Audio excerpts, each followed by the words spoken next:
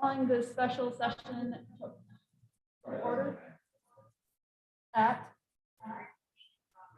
8:05.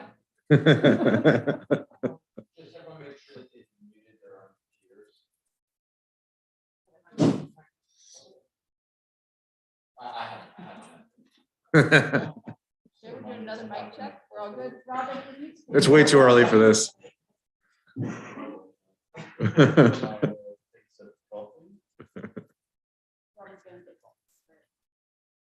We're good. Okay. Let's see here. All right. So board member Cole. Board member Cluth. Board member McCall. Present. Vice President Clerk Gardner. Present. President Monica. All present. thank you, Robin. Let's do the flag salute. If everyone please rise and join in. I pledge allegiance To the flag of the United States of America, and to the republic for which it stands, one nation, under God, indivisible, with liberty and justice for all. Thank you, everyone. Moving on to approval of today's agenda. Is there a motion? So moved. Thank you, sir. Is there a second? Second. Jen?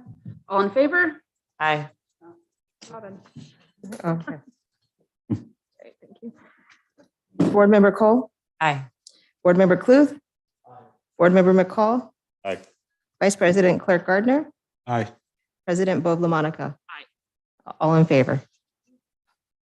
Okay, moving on to public comments. Seeing none in the room. Robin, do we have people for comments online?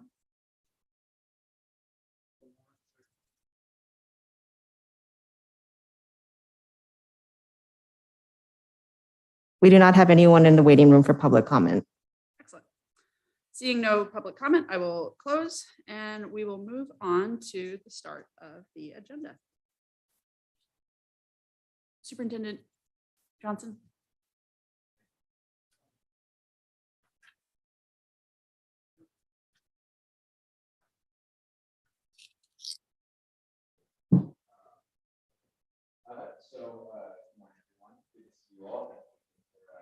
Workshop. We have a packed agenda today, so forgive me, I will be the person that moves us along to make sure that we are able to cover everything. And of course, this is just an ongoing effort in order to make sure that our school district stays great. This morning, we have a very special guest. I'd like to introduce Rich Tomae, former superintendent in large school districts and small.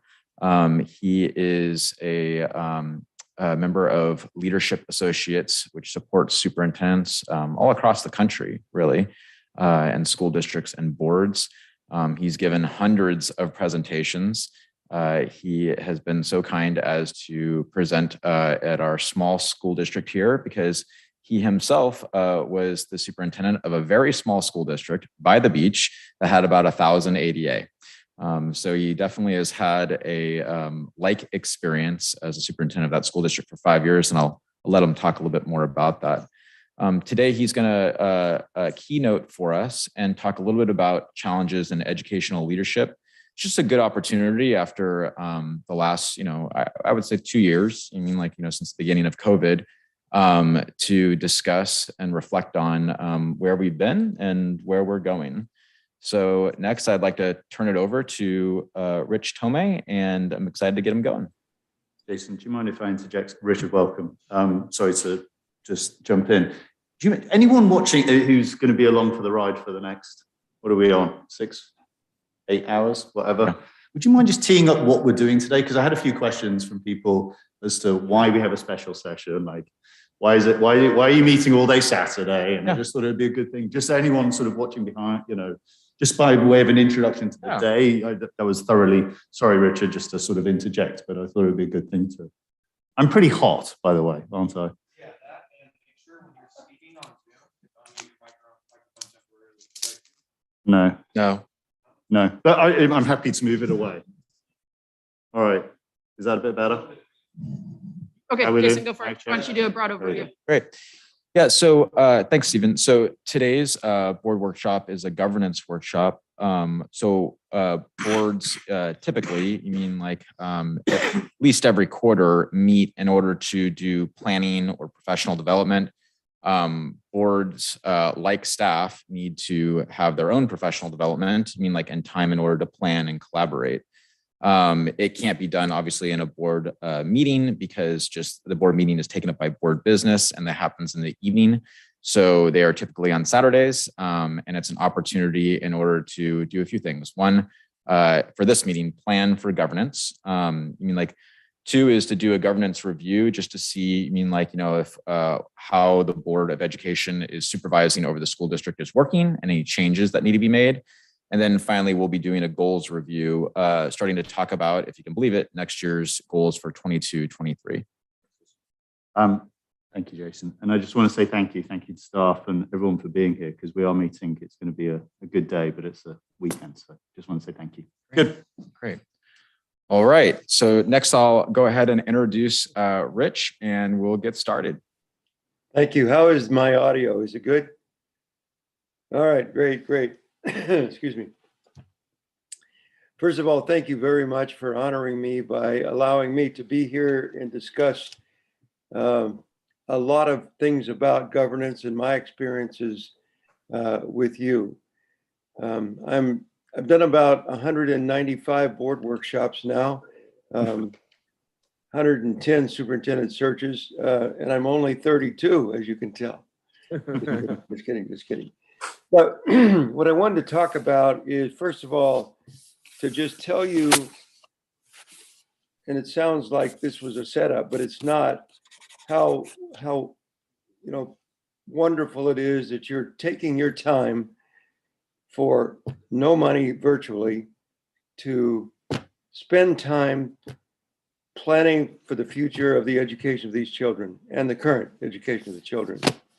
It's a noble venture, and you've entered into it, and you are just, to be thanked for that. And it's not like being a member of Congress where, you're always fighting about large political issues, but you have political issues, and you also have issues around education. That being said, just thank you for your service, because board members are among the holy grail, in my opinion. So to begin with, I'd like to talk a little bit about being in a small school district. And by the way, please stop me at any time to ask questions. The whole idea was just to be interactive. And ask questions. I was superintendent in several districts, but one of them was Cardiff School District down in San Diego County. Fortunate to be right by the beach like you are, and fortunate to have a small enough district where it was, you could know everyone, all the teachers, all the parents, all the PTA leaders, everyone. In my district, I had an interesting polarization of long-standing old Cardiff residents who had formed a quote-unquote town council, unofficial, and a whole new breed of people who bought their homes at a higher price and wanted to see kind of a modern, moving forward school system. The issues there were highly political because of the old versus the new. It was always a big challenge. And for me, the wonderfulness of being in a small district is you can know everyone. And the other side of it is that you're like in a fishbowl, because you have such a small school district that everybody knows who you are. These things you already know. So in this morning's hour or so that we have, I'd like to talk a little bit about my experience, a little bit about board members, and answer all of your questions, if you have any, about Brown Act, about Robert's Rules of Order, about conflict resolution, about all of the things that are important so that you maintain your quote unquote teamness. Because as you know, any one of you individually has no power in your district, but collectively you have a lot of power. So you can move mountains. You can say, we're just going to do art education and that's it. Right? You can do whatever you want, really, as a school board, and Jason and his crew have to follow that. Excuse me, I caught a cold a couple days ago. It's not COVID, thank God. Anyway, I don't think it's transmittable over the internet, let's hope. So I already had COVID twice. I had it in March of 2020, and I had it about 3 months ago. No fun, no fun. And it kind of stays with your chest. It's an interesting thing, as people have told you. So the first thing I'd like to say is that when you're in a position like Jason's, in the position I was in, you find out early on that you have to be careful where you spend your alliance, right? Obviously, the board is the boss of Jason, the one person. And Jason is the boss of the other people. Although you approve employment agreements and, unfortunately, termination, all of the things that have to do with employees. But he is the boss of those employees. So it is so critical, so very critical, that you talk often, like you are today, about being a team, about your protocols, about how you agree to disagree on matters, because if you all had the same opinion, you wouldn't have to have a board. Just go ahead and let Jason run the place, right? But the idea of a governance team is that you bring your experience, your knowledge of the community, your educational background, your intelligence, and all that is critically important to a school district. You bring that to your leadership forum, if you will. And the other thing that I always mention to boards is that you're kind of like the Supreme Court, and that you don't want to weigh in on matters that are ultimately going to end up with you as an appellate body. So quite often I've seen with boards where they will get involved in a minor issue. Ultimately, it turns into a lawsuit. Ultimately, it turns into something more major. And then it ends up with you making the final decision. So you are like the Supreme Court in that regard. You make the final decisions. You make the final decisions about Jason's recommendations. So what's absolutely critical is that that governance body stays together. I don't know if you have polarized, and I assume you do, some interest groups that will, I've got to answer something really quickly. All right.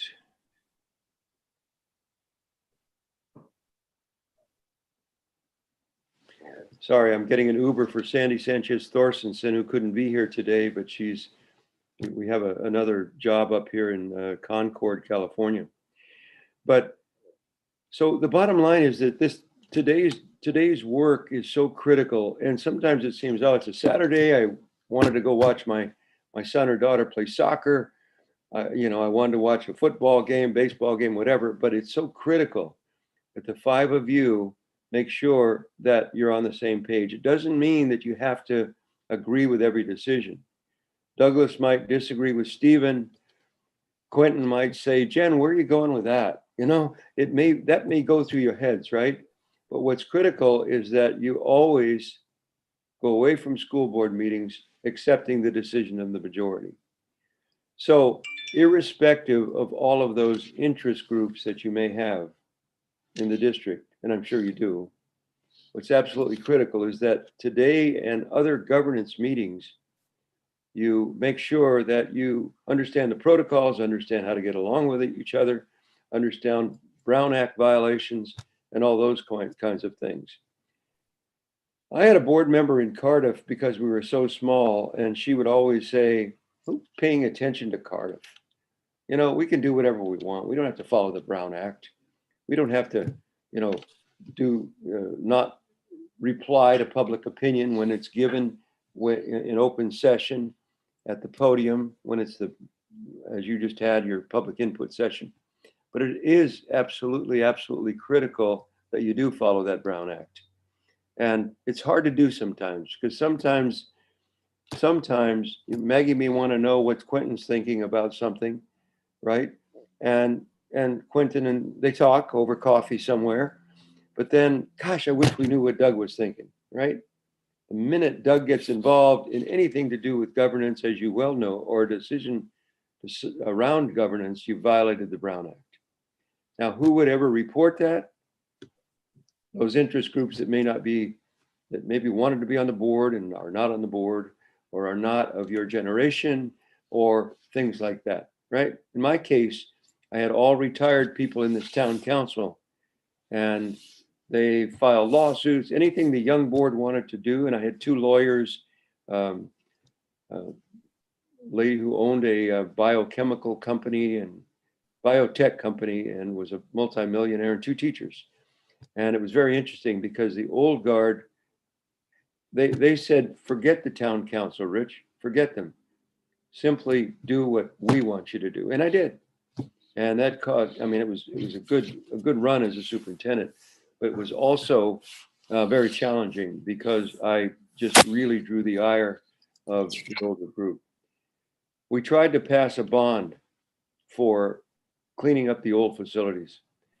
And what the gentlemen and ladies in the town council did is they got all of the older people together. They came down on a Friday morning with their pickup trucks, ladders, tools, came up to the office, probably 40 strong, and said, you don't need a bond, Rich, we'll fix the schools. We can fix those old windows that don't open. We've got craftsmen here. And I said, you can't do that, gentlemen. It doesn't work. And ladies, it doesn't work. You can't just come here and start working on a school district property because, I don't own it. I can't give you permission, right? And the board's taken no action to empower you to work on their facilities that they hold in trust for the citizens of Cardiff. But that's the kind of thing that happens in small school districts. And so the key that I'm trying to get to is there will be people that will want to, in your tenure as board members, that will really, really want to run the place, whatever the interest group is, right? Jason is your first line of defense. He's Walker, the Texas Ranger. He's the guy that's going to step out and say, you can't do that. And, but he needs your backing for sure. And he needs to know how to get that. With regard to board meetings, my first board meeting with my Cardiff board was 22 minutes. 22 minutes. They'd been running 22-minute or 25-minute board meetings for years. And they said, Rich, we don't bother with the details here. That's your job. So when I would bring up an item, like I wanted to hire a music teacher or a counselor, or, refurbish the field, whatever, they would say, read and understood. Next. So that's how you get a 22-minute board meeting. They're not great board meetings because you don't want to just read and understood. I mean, it was kind of easy for me, but man, did I have some liability because I needed the board to weigh in so I knew what they really thought. Because if it went south on me, and things can go south, as you well know, man, it was on me. So that was my Cardiff experience, but it was wonderful because, I was the guy that served the beer at the yearly Cardiff Chamber of Commerce Fair. I was the guy that, whenever we had a PTA meeting, I wore the clown suit or the gorilla suit or whatever the suit was, because you're part of a small school district and they know who you are and they walk into your office frequently. Jason, I don't know if that's your experience, but that was certainly mine in Cardiff. A very tight, close-knit community that really wanted their school system to be part of the broader chamber and the school district. So moving out to my close to 200 board workshops, I'll tell you a couple of highlights.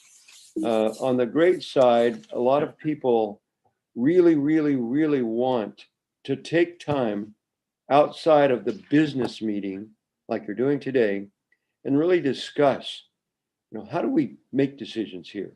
What do we really want from Jason? What are the goals that we really want? All of this has been so tough, and I'm so proud of this board and boards that put on the masks and continued the work during COVID. I mean, what a crazy time that Jason and you all are going through with COVID. You certainly have people that don't want to wear masks in Hermosa Beach. And you certainly have people that say we have to. And now the governor is saying we have to, which is going to spawn perhaps people coming to your public board meetings, your regular board meetings, and raising a fuss, causing a lot of problems. But in fact, you have to follow the law and you have to protect children. I've worked with 3 school districts on creating their back to school checklist. And what's critical is that it's never right. It's never right for everyone. You know, I have 3 children and I certainly, they're older, but when they were in school, I would have had a strong opinion about wearing masks because I wouldn't want my children to, one of my daughters is, you know, susceptible to a lot of things, not the healthiest body. And so she would have certainly been in danger if she'd gotten COVID. But anyway, that being said, proud of you for dealing with COVID and going through all of that. To the board workshops, at the very worst board workshops I've had, and they all happen out in cowboy country, I've had to break up fights between board members who say, for example, Stephen says, Douglas, you've been doing that to me for years. I'm sick and tired and FFFFF. And then Douglas gets up and says, let's take this baby outside. Big and tough. Here's big and tough old Rich, right? And old Rich breaks up the fight. You know, I say, you guys, I can't break up the fight. You guys are big cowboys, but I can call 911 quicker than anybody. And you don't want to spend a night in jail. And you don't want to go home and tell your wife tomorrow morning that, you know, you're gonna have a trial. So think it. And they sit down and then they use another superlative. And you know, that kind of thing happens. So that's the worst. At the very best, people really embrace getting together offline. And it is offline because you don't have a public watching you. So you can say, and you can also kind of, it's not an evaluation of Jason, but you're looking at your whole district, and your whole district has a culture, and your whole district has a direction it's moving in, despite COVID. It may be that you want every child to learn to read by 3rd grade.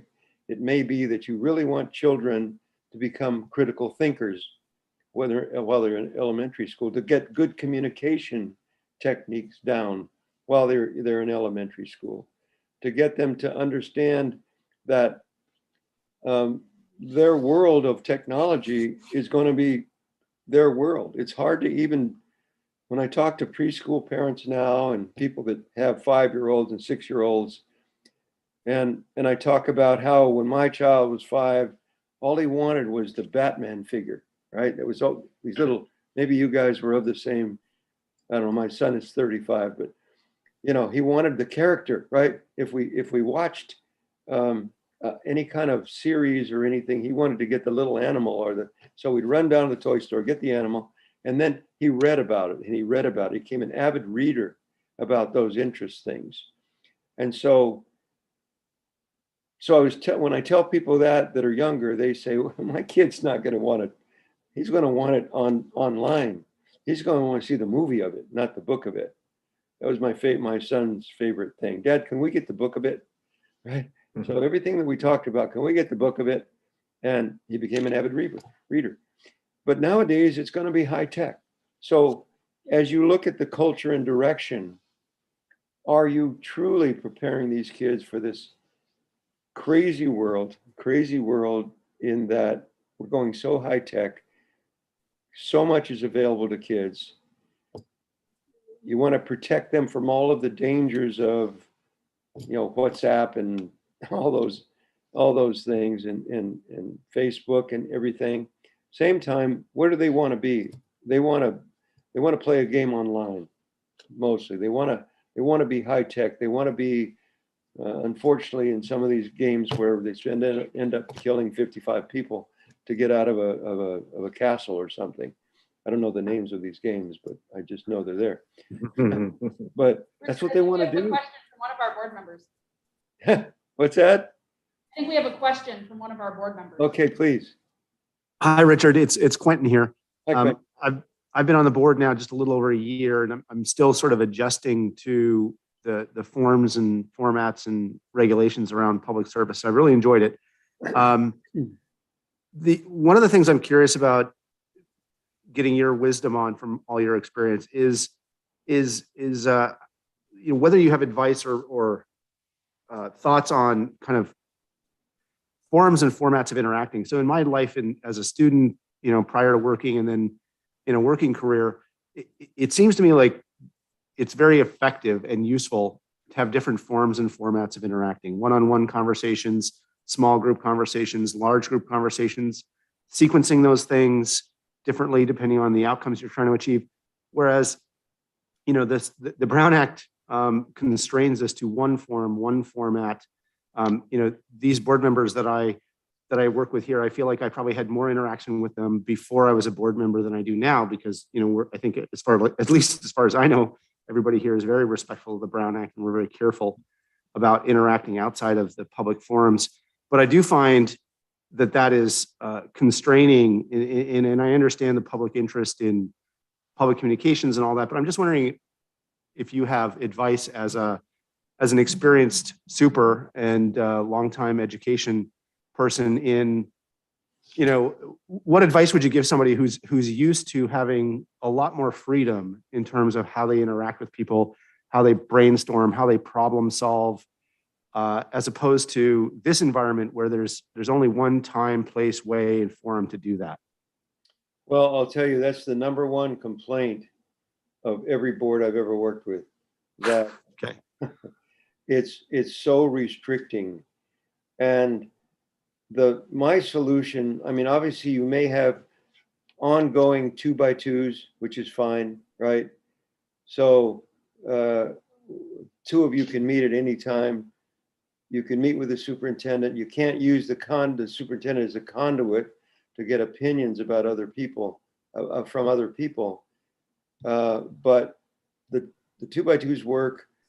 The other thing that I did a ton of was quick ad hoc meetings with key communicators on the board, who could then either call a special board meeting about the issues or somehow allow Jason to put it in a newsletter or communicate what the issues are so people could weigh in. But that is a problem, because three of you can't talk. And three of you could go down to Starbucks or whatever your coffee house is in Hermosa and talk about things before, right? Before you were board members, and now you can't. But don't let it limit you to not talk to each other. And there's a phrase in the Brown Act that says that what you cannot do is come to a collective decision as a threesome. And it's a big thing. The point being that if you don't come to some collective agreement on what you're going to do as a board, you're technically not violating the Brown Act, right? So what I know boards do, especially in small school districts, is they do talk around issues, but they don't get, for example, let's say Quentin and Stephen have an opinion, and you really want to weigh in with Jen on where she's at about it. You can talk all around the issues, but not say, well, it looks like Stephen and I are on the same page. How about you, Jen? Because if she's on the same page, then you've got a collective agreement about a school district matter. The Brown Act's, the major purpose, right, is to make sure the public is in on every decision. And that is, hears about it in a public session and all of that. But I can tell you that just don't come to any collective agreement about anything. And you can go a long way, you really can, with discussing things. So that's been my suggestion to people. And, and you may have the watchdog or watchdogs in your district. Most districts do.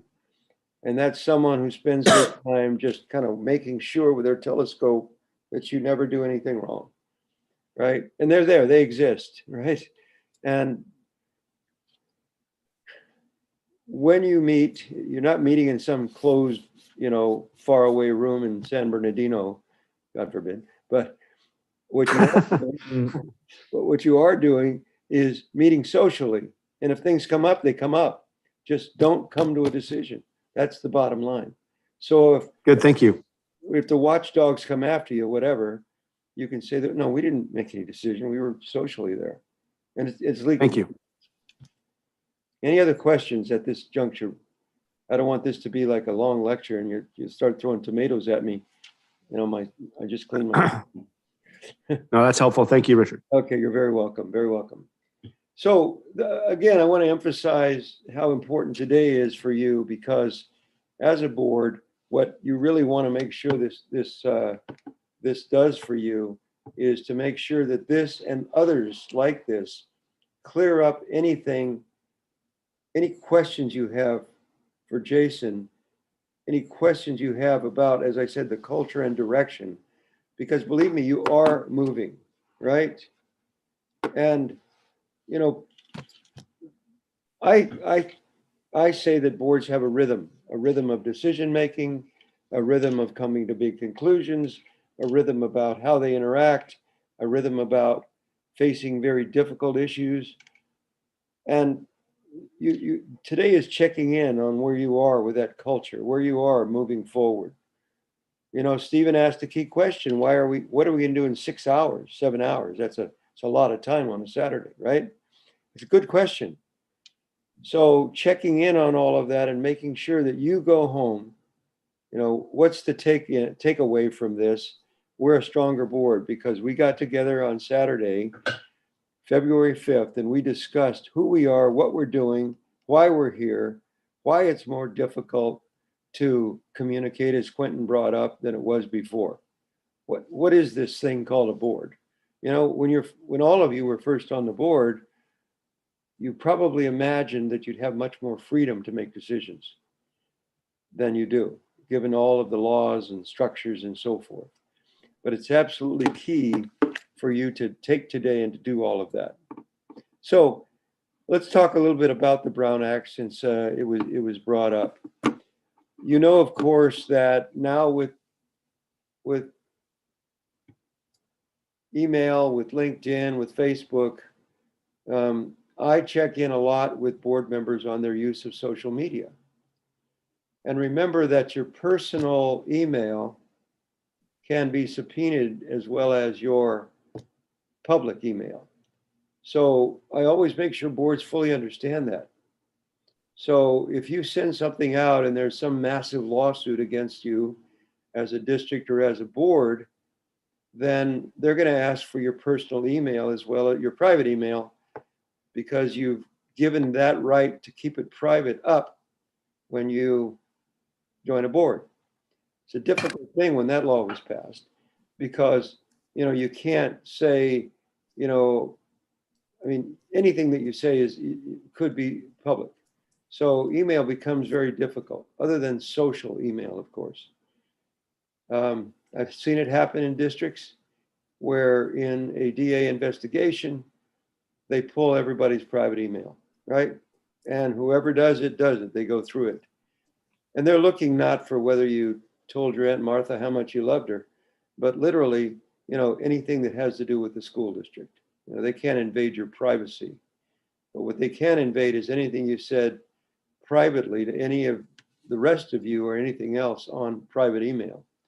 That's a very invasive law, in my opinion, but it is there, because you may want Douglas to check with a couple of teachers that about how they feel about stuff or whatever, right? Well, and that's fine, but it could be made public. Everything could be made public, and it's happened in so many districts that I know, and one that I worked in, where they attacked the board furiously. The public did, because they approved something like 27,000 square foot district office, which now they're leasing out parts of, but they had the bond money to do it, and they built the office instead of repairing schools. So that wasn't smart. I wasn't there at the time. I was superintendent somewhere else, but it wasn't a smart decision. They still call it the ivory tower. And it is, it looks like an ivory tower. I won't mention the district to protect the names and the reputations of those individuals. But point being about today, again, check in with that rhythm, check in with all of that. And back to the Brown Act, check in with how you do the Brown Act. What you can and can't do, how far you can go, right? Because, the violations, when they do occur, do something as kind of a first step, very critical. They record your closed sessions. So imagine talking about how you really feel about a teacher not doing his or her job, and you're being recorded, right? Or maybe you're talking about something you want Jason to change. Imagine that being recorded. It doesn't go real well. It really just doesn't. And so, the Brown Act is pretty simple. I don't know what book you've gotten. There's a CSBA book. There's one by several law firms. And there's a book that speaks about the Brown Act and everything else. That's another book that I use. But what do you use generally to understand the Brown Act, Jason? We typically rely on ALR's Brown Act guidance, and then we also I've read the CSBA book as well too. We've also several of us do CSBA training and stuff. Good. So you understand. We talk about it regularly at our governance workshops. Yeah, that's beautiful. Very, very good. And let me ask you this: 2 of the northern districts I work with have real problems with Robert's Rules of Order. It's a small town. They've got a school district of about 1,200. And what happens is, this is their neighbor that comes up to the podium, right? This is a friend, a fellow farmer, somebody they've done business with. Come up to the podium and say, I want to ask you board members in public session, non-agendized item. I want to ask you board members, how you really feel about us thinking about a new school, because it's going to cost us a lot of money. We really don't need a 300 student middle school. Why are we doing that, right? And let's say it's somebody that Jen knows really well. And he points to Jen and says, Jen, you and I exercise together. We go to bar, whatever you do, or Pilates, or we same cooking club, whatever you do, right? So I'm going to ask you to just be open, and you have to say, I can't comment. I mean, does that hurt when you're talking to a friend? It does. But that's what you have to do. A big mistake people do is speaking from the podium in that public input session, speaking about addressing an item, because the big rule there is that you don't have the other person's opinion. I have a question. Please, Jen. You don't need to mute, John. Yeah. Go ahead, Jen. You're good. Yeah. Did you have a question, Jen? I can't. I think she's muted. Come a little closer to your microphone, Jen. Yeah, Jen, you're muted also on your computer. Can you hear me now? Yes, that's good. Okay, so what's your experience in how you kind of help the public understand that Robert's Rules of Order are in?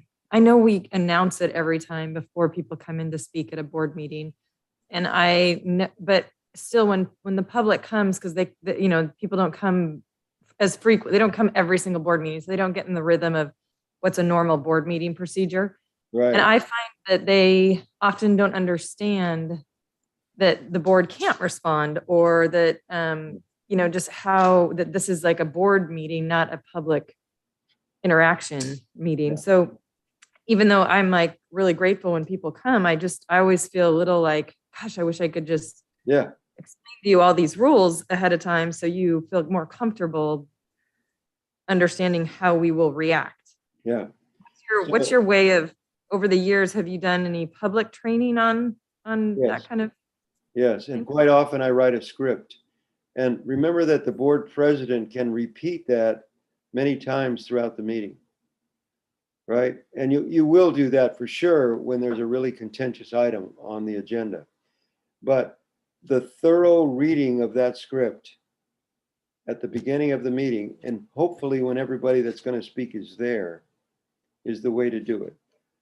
And you don't have to do it apologetically, but the law demands that we cannot respond to you when you come to the podium during this open public session, right?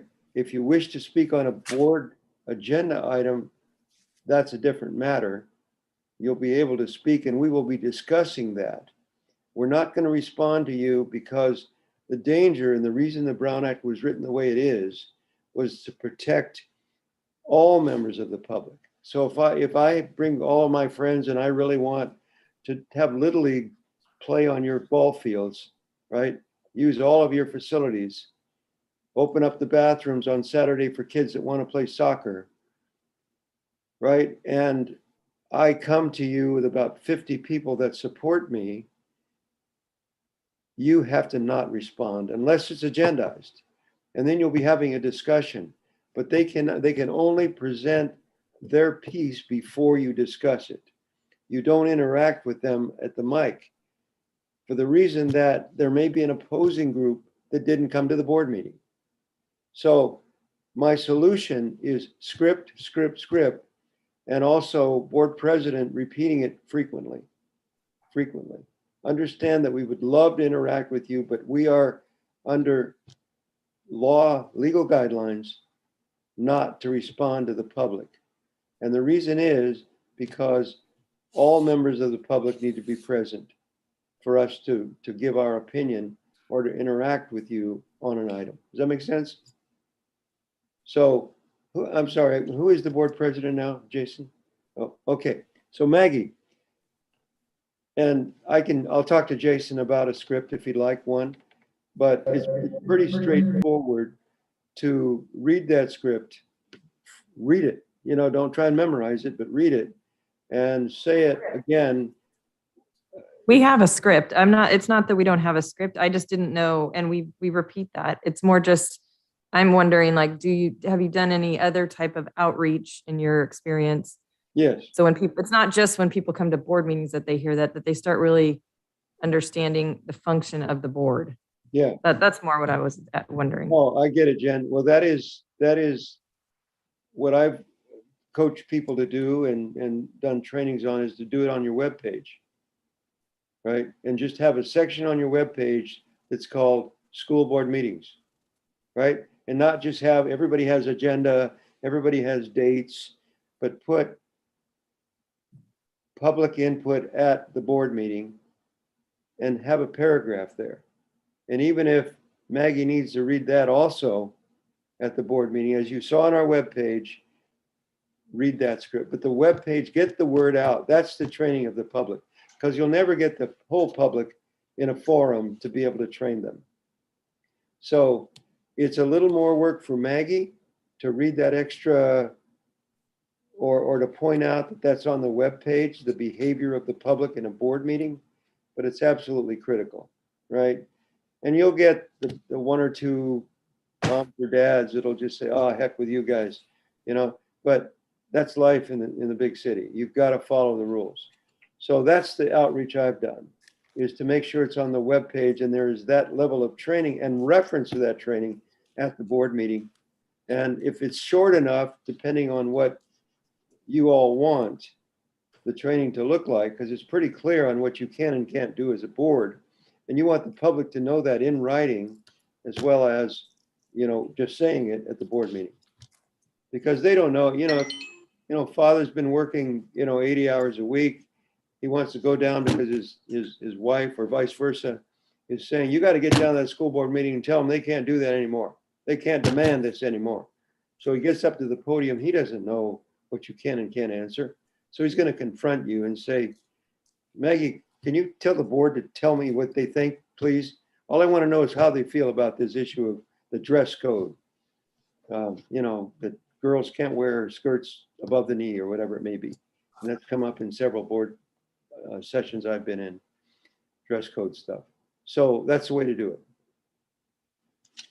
So I'm going to look at my notes with Jason real quickly here and make sure that I'm covering some points that we wanted covered.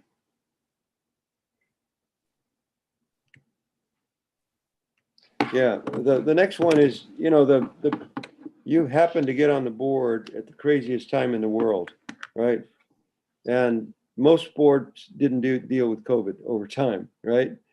Most boards didn't deal with declining enrollment. Most boards didn't deal with having to reframe the budget all the time because of the number of kids coming to school. To deal with all this surplus money from the federal government, what do we do with it? Do we put it away and have a larger contingency fund? Or do we hire more teachers? Or do we buy more technology? Most boards never had to deal with this. So now, here comes this avalanche of money. It's not an avalanche in Hermosa Beach, but all this money. And then there's going to be a cliff in 2 years, as I'm sure you're aware, because the federal money won't be there. And the state, even though we're saying we have a large surplus, it never seems to filter down to schools in the way that we want it to. So your unique challenges as a board are just that. They're very unique to where you are today as a board member. Every board that I work with is dealing with the same things. Some boards spend most of their board meetings now hearing people complain about masks or coming back to school or staying online. And Richard, quick question for you on that. Have you seen a best practice on respecting the public's right to participate and respecting the board's allocated time to do meetings, on putting set timeframes of we're doing 30 minutes or 45 minutes in public comment, and then at that point we're closing public comment? Yeah. Have you seen that be a good practice, or is that excellent practice? Do you have a big clock that they can see? We time public comments, like people have an allocated time to speak, but on the overall agenda setting, we don't normally put time limits on things. And so I'm curious if allocating time limits off of agenda items would be a I've seen some great practices, and you want to make sure that the public understands that. And for yourselves, I really advocate having a clock right there in front of the board president, right? Maybe one that's as big as a laptop that they can see from the audience. And, it's a one where if you have 3 minutes per public speaker and 20 minutes for the item, you hit the clock. And then they get the message. They get the message that you're timing them. If it's unofficial, if you tell me, Rich, you have 2 minutes to answer this question and I don't have a clock, I'm going to kind of guess. Right? And the guesses are always longer than you want them to speak. So I think that's one way to do it. And it's really the board president that needs to enforce that. Or who is the clerk this year on the board? Douglas. Good. Yeah. So then Douglas needs to be the enforcer and say, thank you, your time is up. I mean, I have to do that when we're doing interviews all the time.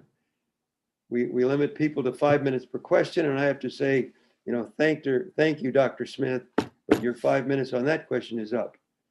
It's not rude when they realize that's the way the game is played. I see Stephen has his hand up. Stephen, did you want to make a comment? I was just going to make a comment, and Jason, keep me straight on this one, because our board policy is actually 20 minutes per subject. Yeah. Which is only which is just over 6 or 7, whatever the math. Now, on our last meeting, we had far more than that, but we didn't enforce it. We didn't sort of restrict it. There was a lot of concern around a particular one topic. Yes. But we let it ride. Now, there could be the eventuality, Maggie, or board, that we have 50 people outside, or sort of wanting to make comments. And I guess then there becomes the issue of, I think we've amended our comment cards to say, what is the topic you're talking about? Are you for, are you against? And therefore, but in managing that in the moment and being able to go, okay, well, I'm going to take the first 6 people, first 3 people on this side and 3 people, I a had bit never of- heard the 20-minute limit. so You know, that's- but it is, am I right on the 20-minute? I believe there is a limit. I can check our board I mean, policy. technically in our board Got it. policies, but Yeah, no, I we guess have my it. point is we've not enforced that as a board. We've always just let it run and go. But I think it does, you know, it does call into question, should there be an eventuality where things are extreme in the public comment? How do we manage that and be judicious, or do we listen to it all? I mean, there's certainly, I'm aware of other boards that have, you know, sat through the night in order to listen to every public comment. So but I just wanted to mention that in terms of our board policies. Well, I think that's absolutely critical, Stephen. And my suggestion would be that, first of all, you realize, and every board needs to realize, this is not a public board meeting. It's a meeting of the board in public. And if you had a corporate, whatever you do for a living, and you have a topic and you say on the budget, we're going to spend 20 minutes on the budget, 15 minutes on new personnel, sales, 30 minutes, whatever it may be, right? You hold to that mostly. In a public board meeting, it's really important that you realize that you're giving them the privilege of participating. You set the guidelines. So Maggie should say on public session, we'll be allowing input on this subject for 20 minutes. Each speaker is limited to 3 minutes, or whatever you allow, let's say 3. And we want to let you know that if you have something that's already been said, please just let us know. Raise your hand from wherever you are when your name is called and say, Joe has already said what I was going to say, or whatever. Because quite often they're repetitive. As Stephen said, they're the yes or the no. I want Little League to play on the fields, or I don't want Little League to mess up our fields so they're good for the kids in school. And so that alleviates the repetitiveness. But, you know, it's like with children. If you say you do that one more time and you're going to your room, and little Mickey does it one more time and nobody sends him to his room, what does Mickey learn? It's not really a rule. He doesn't enforce it. So anything that you don't enforce becomes, you know, it's either, if it's not mandatory, it's optional, right? So I have a question about that. Please. I have a question about that. Is that, You Am I can just leave muted? them on. No, hello? Leave your, Is it on? just leave your mic on. Yeah, it's just I'd probably have to look at more data on this, but I am not sure I agree with that rule, the 20-minute rule. Yeah. I'm just not sure that's how I'd like to govern. So I appreciate what you're saying, and I understand that is potentially our board bylaw, but I'm just not sure I agree with it. So What would you suggest if I may instead, Jen? I just think that it becomes, this is just personally how I interact, is that people come, it's such a big deal to even come and sit and speak in front of a board Yeah. in our community, that I just want to honor that they come and I want to hear it. Yeah. So I'm not interested in shutting them down. I think people want to get something off their chest. And I think if you shut them down, it brews and the problem becomes bigger. And I think that's systemic in our government, personally, like at a larger scale. So I'm not sure I'm interested in that. Yeah. Well, just to clarify, the board has never, I mean, in my time on the board, we've never enforced it. I'm just agree. saying it's I'm a policy. So No, I'm just I saying, agree. I'm just like, you know, I'm not sure I exactly. want to like starting enforcing it No, now. So that's what I'm just like, I agree. I'm just encouraging Richard to know, like, that may be something we as a board may not want to do, but I understand what his point is, but I'm not wanting to dwell on that subject today. It's really the board's decision. I'm just saying, if you're going to do it, enforce it.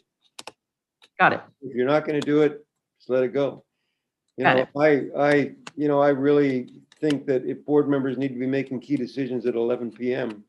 Or 11:30, it gets really discouraging for board members, and that's why people typically have that 20-minute rule that's in your bylaws. Yep. But yeah, you can. I would suggest you change your bylaws whenever you can. Maybe you'll discuss it later when I'm not here, but You don't have to do that, but if you do that, just, make sure that you limit it. There are people that are going for 3 hours now on masks. 3 hours on wearing masks or not wearing masks. I know that you are a tightly knit, strong board. You've done great work. Your reputation is awesome. I know folks from that region and the former superintendents, 2 of them, and they really respect and appreciate this governance team.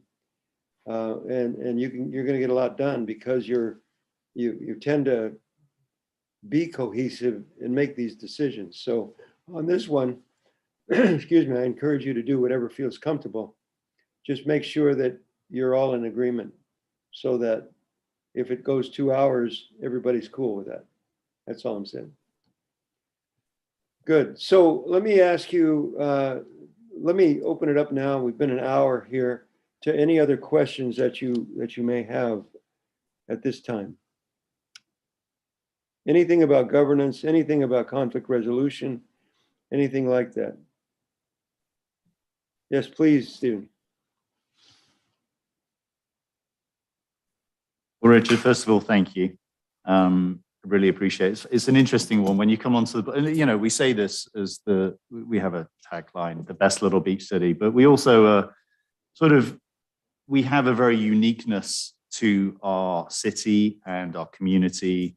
And whenever you go to CSBA or you go to sort of places, and you're always going, well, who are my like-minded leaders and administrators who I can sort of bounce ideas off or get input from? And it's thank you, Jason, for finding Richard, and sort of it's great to know that you've got sort of very similar in terms of a small elementary based school district. Yeah. So that's first of all great. Just to pick you up on 2 things in case anyone's watching and clarifying. You mentioned no money virtually. I just want you to know that as a board, no money absolutely. That's one thing. Yeah. I just to be clear. And also budget. I just want you to be mindful that there has been no avalanche of money. The way that LCFF funding is working, and is one of the lowest funded and absolute lowest in LA district. Again, I just want to caution sort of anyone watching that there's been avalanches of money, and we're sort of operating under. We are not in the avalanche. If that's happening, that's, believe me, we're anyway. I just wanting to sort of pass that. That's good. Well, the avalanche sprinkles because anyway, we could go off on a tangent. Anyway, no, my question, I guess, was around, and I guess building off of Quentin's, and I know that as a engaging our community, particularly a small community and one in modern times, I think I just always refer back to that there's probably a great part of our community that are just super busy. Parents, I mean, first and foremost, they're parents. They're probably both dual working parents or having a lot of commitments. There's a lot of stresses to living, in today's modern world, let alone everything else we've had to deal with, both with distance learning and COVID and all the rest of it. There's just a lot of stresses. We as a district have had a lot of, there's been changes and sort of things have happened just because going through the last couple of years. And it's been hard. And I think that, we'll even as a board be picking up on this later today. We survey our parents and our stakeholders, and we ask them, what are the things you like about our district? What are the things that you think we could improve or talk about? And one of the things we'll sort of pick up on is a survey where our stakeholders were saying, hey, I'm kind of overwhelmed. Like the communication isn't always, like I get a newsletter from the PTO, I get an email from the district, I get this administration, my teachers, like it's hard. It's hard being a parent, but there's also stakeholders and managing the message to our respective community. Okay, that was a long preamble to how do you think in a small beach community are effective ways to communicate and engage, particularly with so much going on? Well, I think you hit the right points there, and critically for the parents, your real stakeholders that take their children to school every day, right? Or put them on the bus if you have busing. I'm not sure about that, but they have to be communicated with frequently and look to one form of communication. Many districts use Parent Square. I don't know if you have that, but it's an online program, and you may have an online program. So if I had children in school, I would look to that to get frequent and informative bulletins about what's going on, so that I'm not a mystery. So I don't have, have to call the school and say, is school open or not open? Are we virtually, or are we coming to school with masks? What's the story? And so I think it is that communication. And the big thing to me, successful boards and superintendents communicate, and communicate more, because you're running a school as a principal, you're running a school system as a superintendent, but you can never forget that your clients are the ones that make your system run. So private schools, in most cases, do it very well.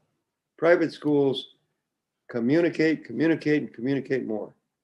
Public schools, and I'm sure you're not like that, but tend to be so mired in state requirements. Teachers have to teach the standards of the state. Your budgeting is from the state, all of those kinds of things. The challenge becomes that parents are kind of left out of the communication loop. So that's number one. So my recommendation is to have an ongoing communique of some type to parents, that parents know it's there daily or every couple of days. They can look at it, and not wait for the principal's newsletter every couple of weeks, but really be up to speed with what's going on. Now, obviously the web page, if you get everybody on the web page and open up the Hermosa Beach web page every day, you could just post things there, which would be excellent.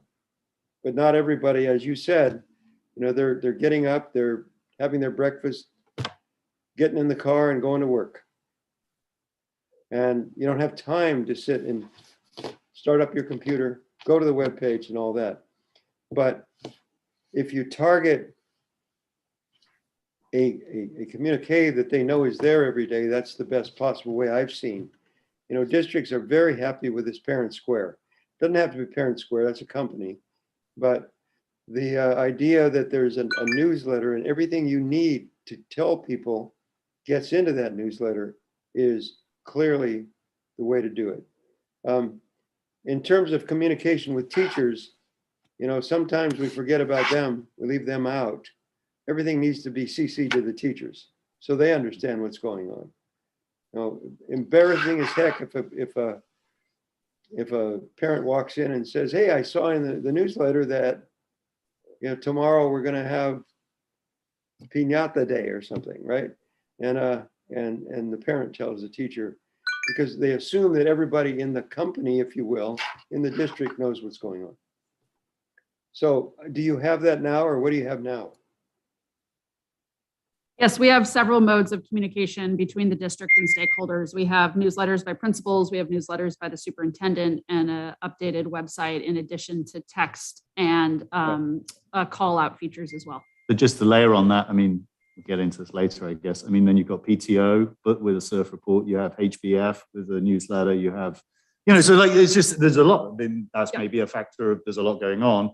And also I credit, Maggie, is opening up, just a forum to be able to chat in a park and sort of reach out and sort of in person, wherever else on a sort of as a president reaching out to the community and sort of meeting sort of offline, as it were. So, I think we do our very best. I know superintendent sort of offers video updates. We do, we sort of put out our communication in as succinct a forum. I think about our board meetings and key topics and, all these things. So I guess there's just a lot going on in the world. And I think there's just, how you sort of do this, but then also manage the message.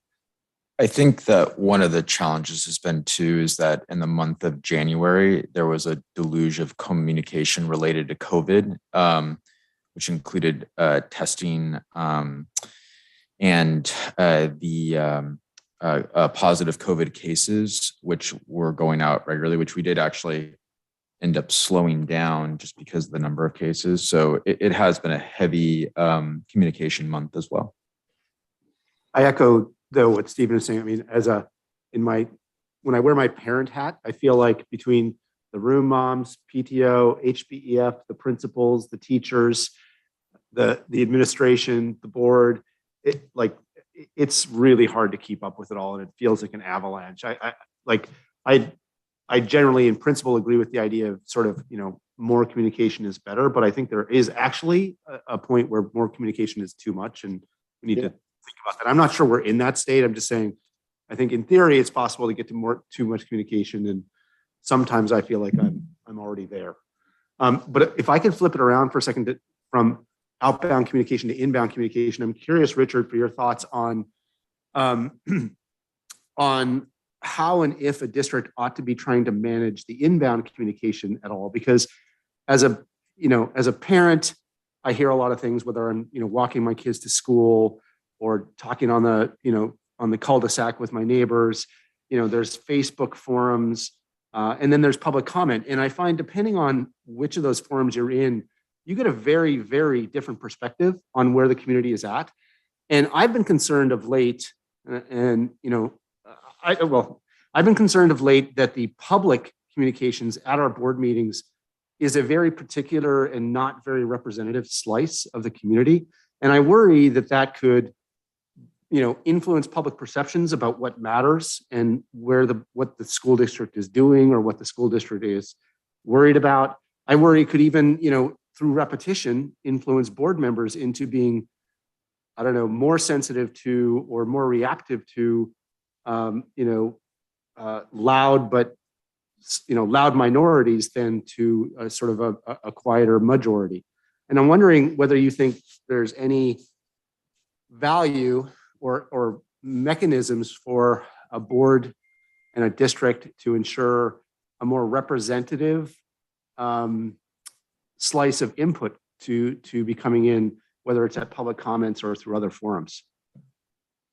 Yeah, I think you typically in every district hear from interest groups. I mean, people that are happy tend not to come and say, just want to let you know what a great board you are and how much we respect Jason and how everything's going well. They typically have something that they want done from you. That's clear, right? And I think the way that I would recommend that a district operate is that your principals and Jason have ears to the ground, doing a lot of surveys and input to be able to feed that up to the board so that what, and they probably already do that, Jason, but so they know that what's going on, where the interests are, where the concerns are, where, a problem is about to pop up. The key, in my opinion, a key challenge of board members is that you're out of a lot of the communication loop. Quentin, when you're walking your kids to school and you hear something from the other two fathers and mothers that are walking kids to school, that's really important, right? How does that get out to other board members? If let's say and it could be positive or negative, right? So the key is that each principal in his or her own little community, and Jason generally, and this is what I had to do. I met with my principals every day just to make sure I knew what was going on, where the concerns were, whether they felt one teacher was getting too close to students, whether they thought one teacher was disciplining too hard, whatever it was, those principals told me we all met at the district office before they went to work every day. I'm not suggesting that, Jason, but certainly now with this kind of communication level, maybe a Zoom, not every day maybe, but what's going on out there at the school? What are you hearing? What is the PTA president walking in and telling you? So then the board, and then you communicate that with the board, because you can communicate anything. They don't have to have any collective agreement on it. It's informational. And then they stay in the loop that way, right? because there are things that go on, and, you know, one or two people getting together and saying, don't you wish Hermosa did what, you know, what Santa Monica Malibu is doing with regard to X, right? Then that spreads to a third person, then a fourth, then a fifth. And then people start to say, yeah, we got a real problem here. We're lacking something that Santa Monica Malibu has. We need it. But if the principal says, hey, talk on the street here is that, you know, we need more crossing guards, or we need to make sure that teachers don't walk out in the street and try to direct traffic, whatever it may be, those issues come up in a small. And those issues that, excuse me, that come up for those parents need to be communicated with the board. I'll tell you, in Cardiff, my biggest issue, we had all these homes on the hillside, right? And we had tall trees.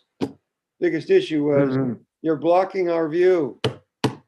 I told Jason the whole story, but I had more inputs about, well, the bond was a major challenge, right? And, you know, the headline said Thome wants a blank check because the press was owned by the older people, and the young people. The board was so offended by that because, yeah, they wanted a bond, but not for a blank check. We want to improve facilities. But the biggest challenge was the trees. And I let the board know every time I got a complaint.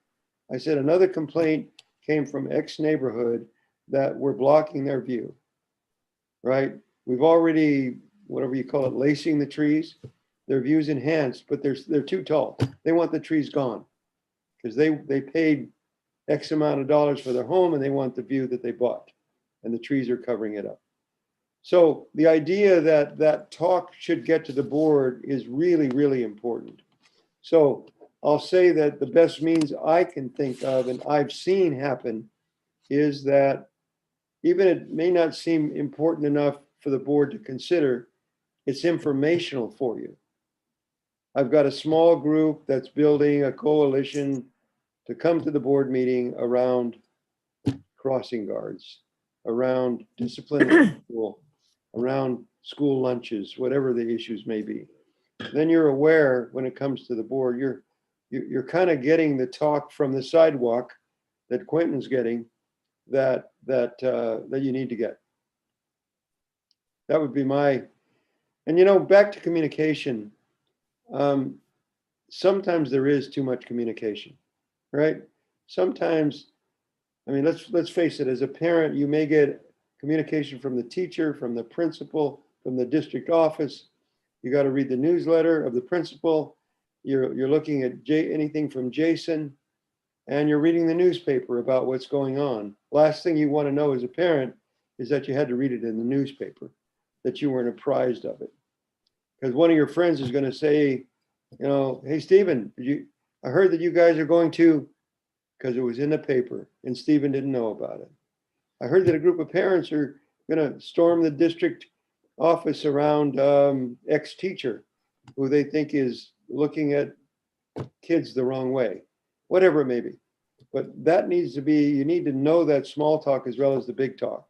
I call it small talk and big talk. It's all big talk. Thanks, Richard. For our team here, I think we have time for one more question before our time with Richard is up, unless there's another agenda item, Richard, that you want to. No, that's good. I just want to ask you, you know, to make sure that in today's session, you think about what you wanted to accomplish when you got on the board. In other words, I'm, you know, CBS, it's a newscast, and I come up to Douglas. Douglas, can you tell us why you got on the school board? And Douglas says, I got on the board because I wanted to improve reading. I got on the board because I wanted more parent input. So would you please discuss that among each other, why you got on the board? And then now that you're on the board, whether you're getting to do any of that, any of what you got on the board for, right? I want to improve, you know, open, like Jen mentioned, openness to the public, to make sure that the board knows, that the community knows that we really want to hear what they have to say in detail, right? And is that happening? And as she said, she doesn't want to limit public input because one of the things she wanted to do was to allow the public to participate. Is that correct, Jen? Somewhat. Anyway, one of the things you wanted to get done. But whatever it is, and then where you are now with regard to your ability to do it. Because sometimes we, excuse me, we get lost in all of this bureaucracy and all of this managing the budget and COVID. And as Stephen said, a lack of money, not a lot of money, because it didn't filter down to Hermosa, probably filtered down to a lot of other districts. But what your purpose is for being a board member. And the other thing is, I would suggest today, is that you kind of sunshine your goals. Look at the rhythm, and when I said the direction the district's going in, is that meeting your goals? Is that what you want to do? Do we need a course correction?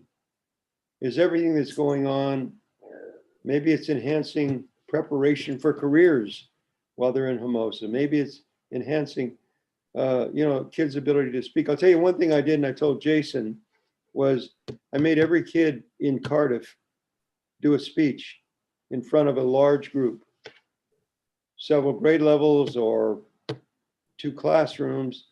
I made them all come up to the mic and do that. Surprising how many districts never have a kid come up and do a public speech. They could talk about their dog, about their family, about a vacation, but they had to get on a microphone with amplifiers in front of and think about your own children. How many of them would just love to do that? And how many would say, Daddy, I don't want to do that, or Mommy, I don't want to do that.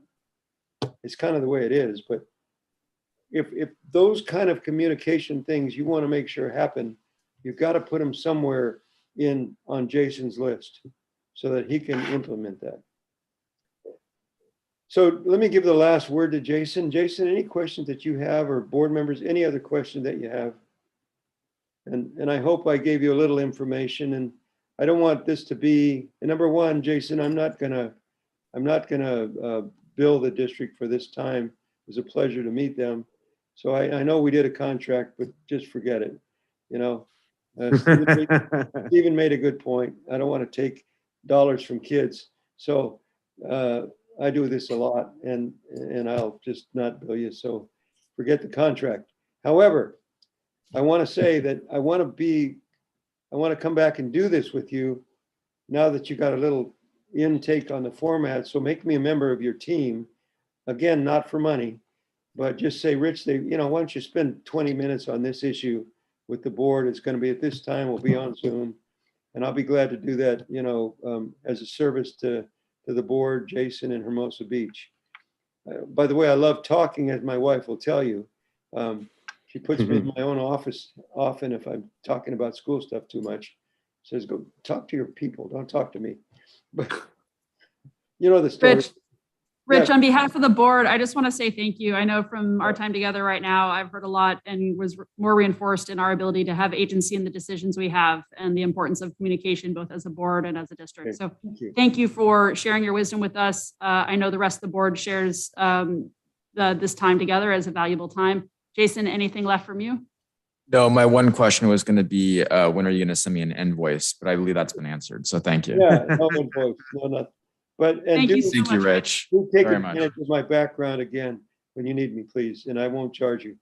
Okay, thank you so much. Thank you so much. Really appreciate your Thanks, time and your Richard. insight. Take care. Bye-bye. Board, I know we have about 5 minutes until Aaron comes on.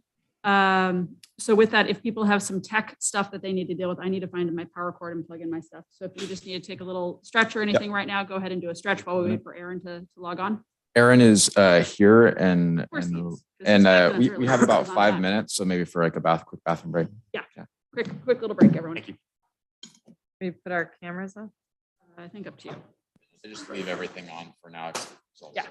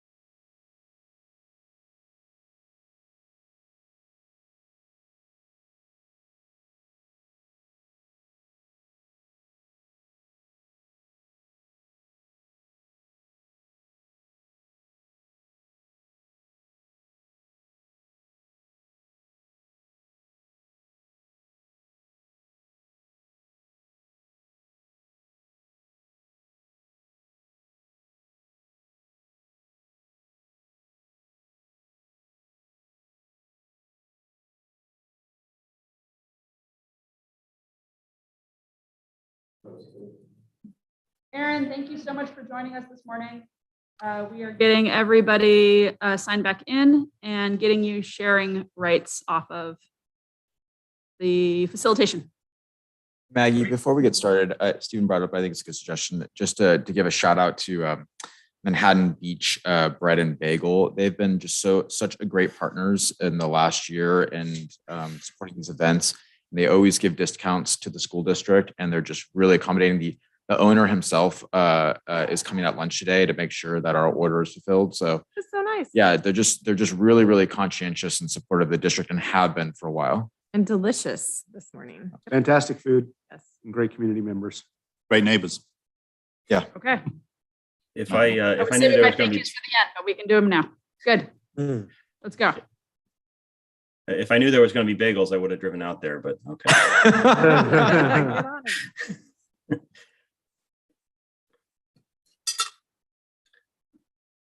All right. So next up, we have the great Aaron O'Donnell. He is one of our attorneys through AALRR. Aaron joined us at our last workshop in order to discuss governance, and he's here back again in order to discuss legal relationships between the board and various other stakeholders, including the superintendent and the public. I'm now going to turn it over to Aaron. And Aaron, thanks again for being with us here on a Saturday. Okay, great. Thanks very much, Jason. Good morning to all of the board members. And thank you very much for the invitation to be here with you this morning. In thinking a little bit about, what we might cover this morning, Jason and I talked a little bit, and what I would propose is sort of a, perhaps more of a free-form discussion. I'm not going to, put a bunch of slides up and try to get through a bunch of slides today. I think perhaps, in this kind of an informal setting where there, Jason, where there isn't, an immediate legal issue sort of, breathing down our necks, so to speak, it provides an opportunity just to kind of talk more, in a more open-ended manner about some just sort of themes that I think might be of interest. And certainly, just to, I can take any questions as well. There are a few different areas that Jason asked me to touch on. And we can certainly touch on any other areas as well, depending on board member, questions. Jason, I can certainly kind of tee it up based on the points that you and I had discussed, or do you want to, introduce particular themes or issues here? What's your preference? Great question. No, Aaron, just to share, just prior, we just had a governance session with Richard Tomae, who talked about, we talked about some public input at board meetings, as well as communication between public and the board, as well as communication between the board itself. So there was just so you have some context of the discussion the board just came out of, that helps to launch forward. But no, I think that you can go ahead and dive right in. The board's in a good place right now to hear this conversation. Okay, that's great. Great. Well, I guess sort of, the general themes that I would touch on here are, the relationship between the board and the superintendent, sort of, from a legal, and operational standpoint. What is the role of the board? What is the role of the superintendent? Also, specifically, I want to talk a little bit about the relationship between the board and legal counsel. That's a question that comes up sometimes.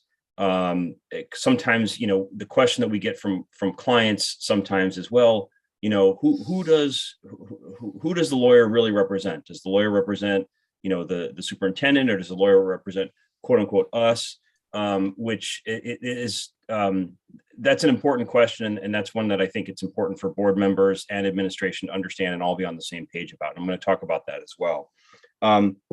And also, and it sounds like, there's already been some discussion of this, but we can certainly, talk about any related issues, from a legal standpoint, or just kind of continue the discussion. The relationship between the board and the public when it comes to, public input, public transparency, and the like. That's, of course, a very important aspect of the board's relationship with, with the community. when it comes to just to go back to the first point, the relationship between the board and the superintendent.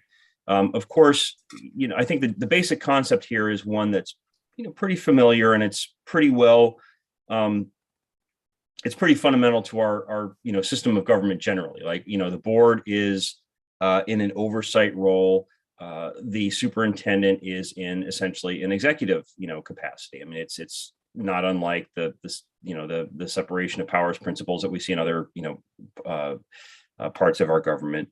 But as a general proposition, I think it's fair to say that the role of the board is to set policy, to exercise oversight, to set the general direction of the district, and of course to represent the public as well. You are all elected officials. You all represent the community. The community looks to you to be responsive to its concerns and its needs. And of course, that's what all of you do. That role is fleshed out, I think, in more detail in some important documents that already exist for the district. Of course, there are bylaws that address this point.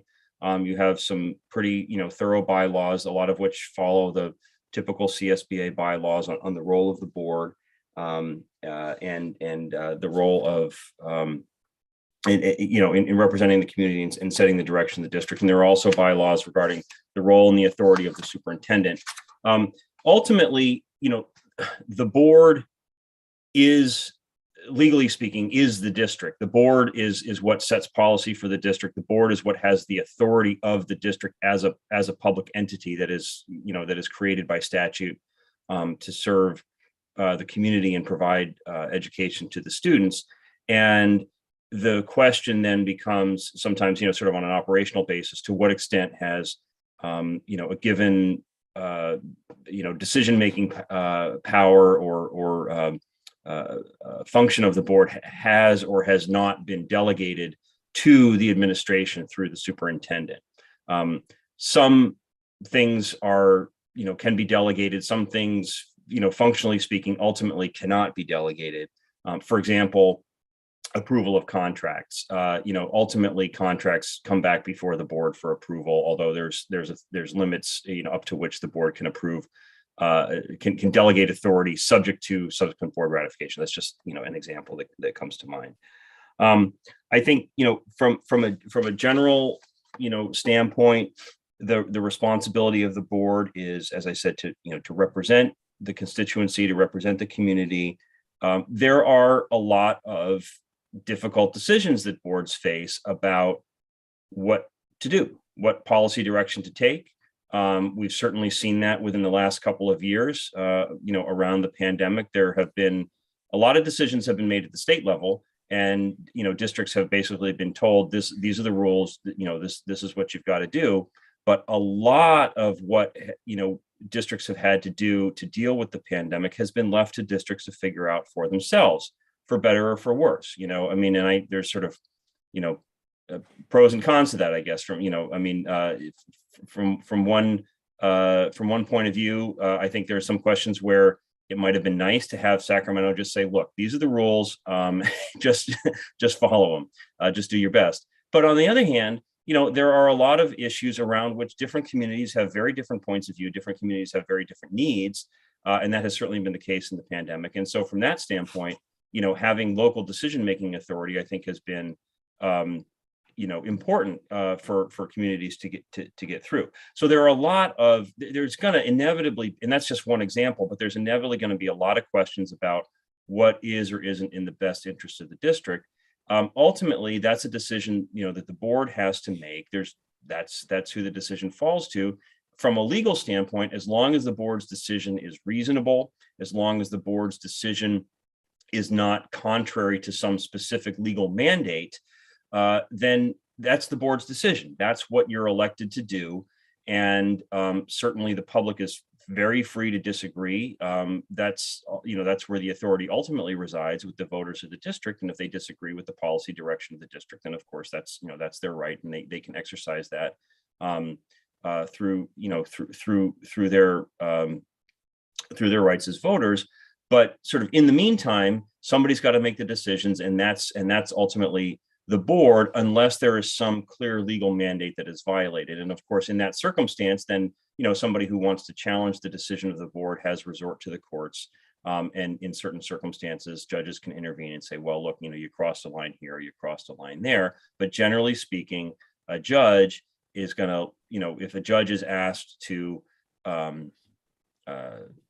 second guess or review the decision that the board has made, the judge's starting point is going to be, all right, look, I'm not here to set policy for the school district. I'm just here to make sure that the legal rules, were followed. And unless there's some legal rule that was not observed, that it's not my role as a judge to run the school district, to set policy for the school district. The board certainly has, within that parameter, and what I'll within those parameters, the board has oversight responsibilities. The board, sometimes we talk about due diligence. Certainly the board has that responsibility. The board has a responsibility to be informed about the district's goals, about the district's finances, about its operations and policies and programs, ultimately so that you can maintain a sound financial footing and provide, the educational services that the community relies on the district to provide. So that's, I think, at a broad level, what I would consider to be, the role of the board from a legal standpoint in the governance of the district. There are, those are the decisions that fall to the board, and I think, on the other side of that coin is the day-to-day operation of the district, and that's really where the role of the superintendent comes in, and the role of the administration. The role of the administration, of course, is to ensure on a day-to-day basis the effective operation of the district, the effective delivery of services. But not only that, because the board in its oversight role, of course, has to have sound information, right? The board has to, the board can certainly brings its own, point of view, its own priorities to the policy decisions that it has to make. But the board also has to be able to look to the administration for, for good information, for good research, for good recommendations. That's certainly, I think, part of the responsibility of any superintendent is to make recommendations to the board on matters of policy and programs and services. So that's, I think, certainly a part of the role of the superintendent. And then, of course, to carry out the authority that has been delegated to the superintendent, by the board through its decisions. These roles are, as I say, are fleshed out, I think, in more detail in a lot of your bylaws. And we can talk about specific bylaws if there are specific questions about them. Jason, you've shared with me, there is I guess a governance compact that the board has developed. And I'm not sure exactly, the origin of the document or for how long you've had that, but from my review, I thought it was a pretty good document. I thought it was a pretty good description of, kind of what the role of the board is, vis-a-vis one another and vis-a-vis the superintendent. So, that's what I think about that. The other thing that I'll say about the role of the board generally in the governance of the district, and you may already have touched on this in the discussion in the previous hour, and I think this is well understood, but it's of course an important point as well, which is that the board operates collectively. Board members individually are, part of a whole.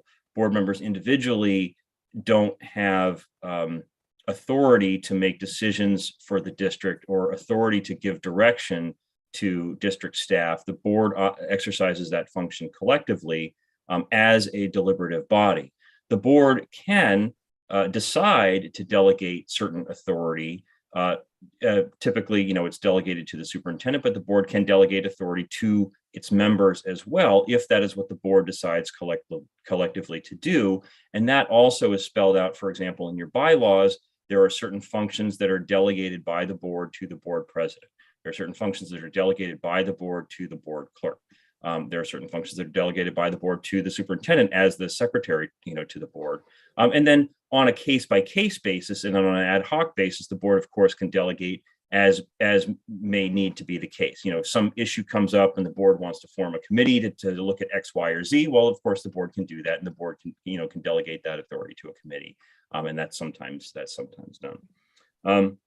So those are just some general thoughts. I think, a lot of that is not necessarily going to be new to you, but I wanted to kind of set that as kind of a, sort of a general context. From there, I'd move into a discussion of the role of legal counsel and the relationship, between the board and legal counsel and the superintendent and legal counsel.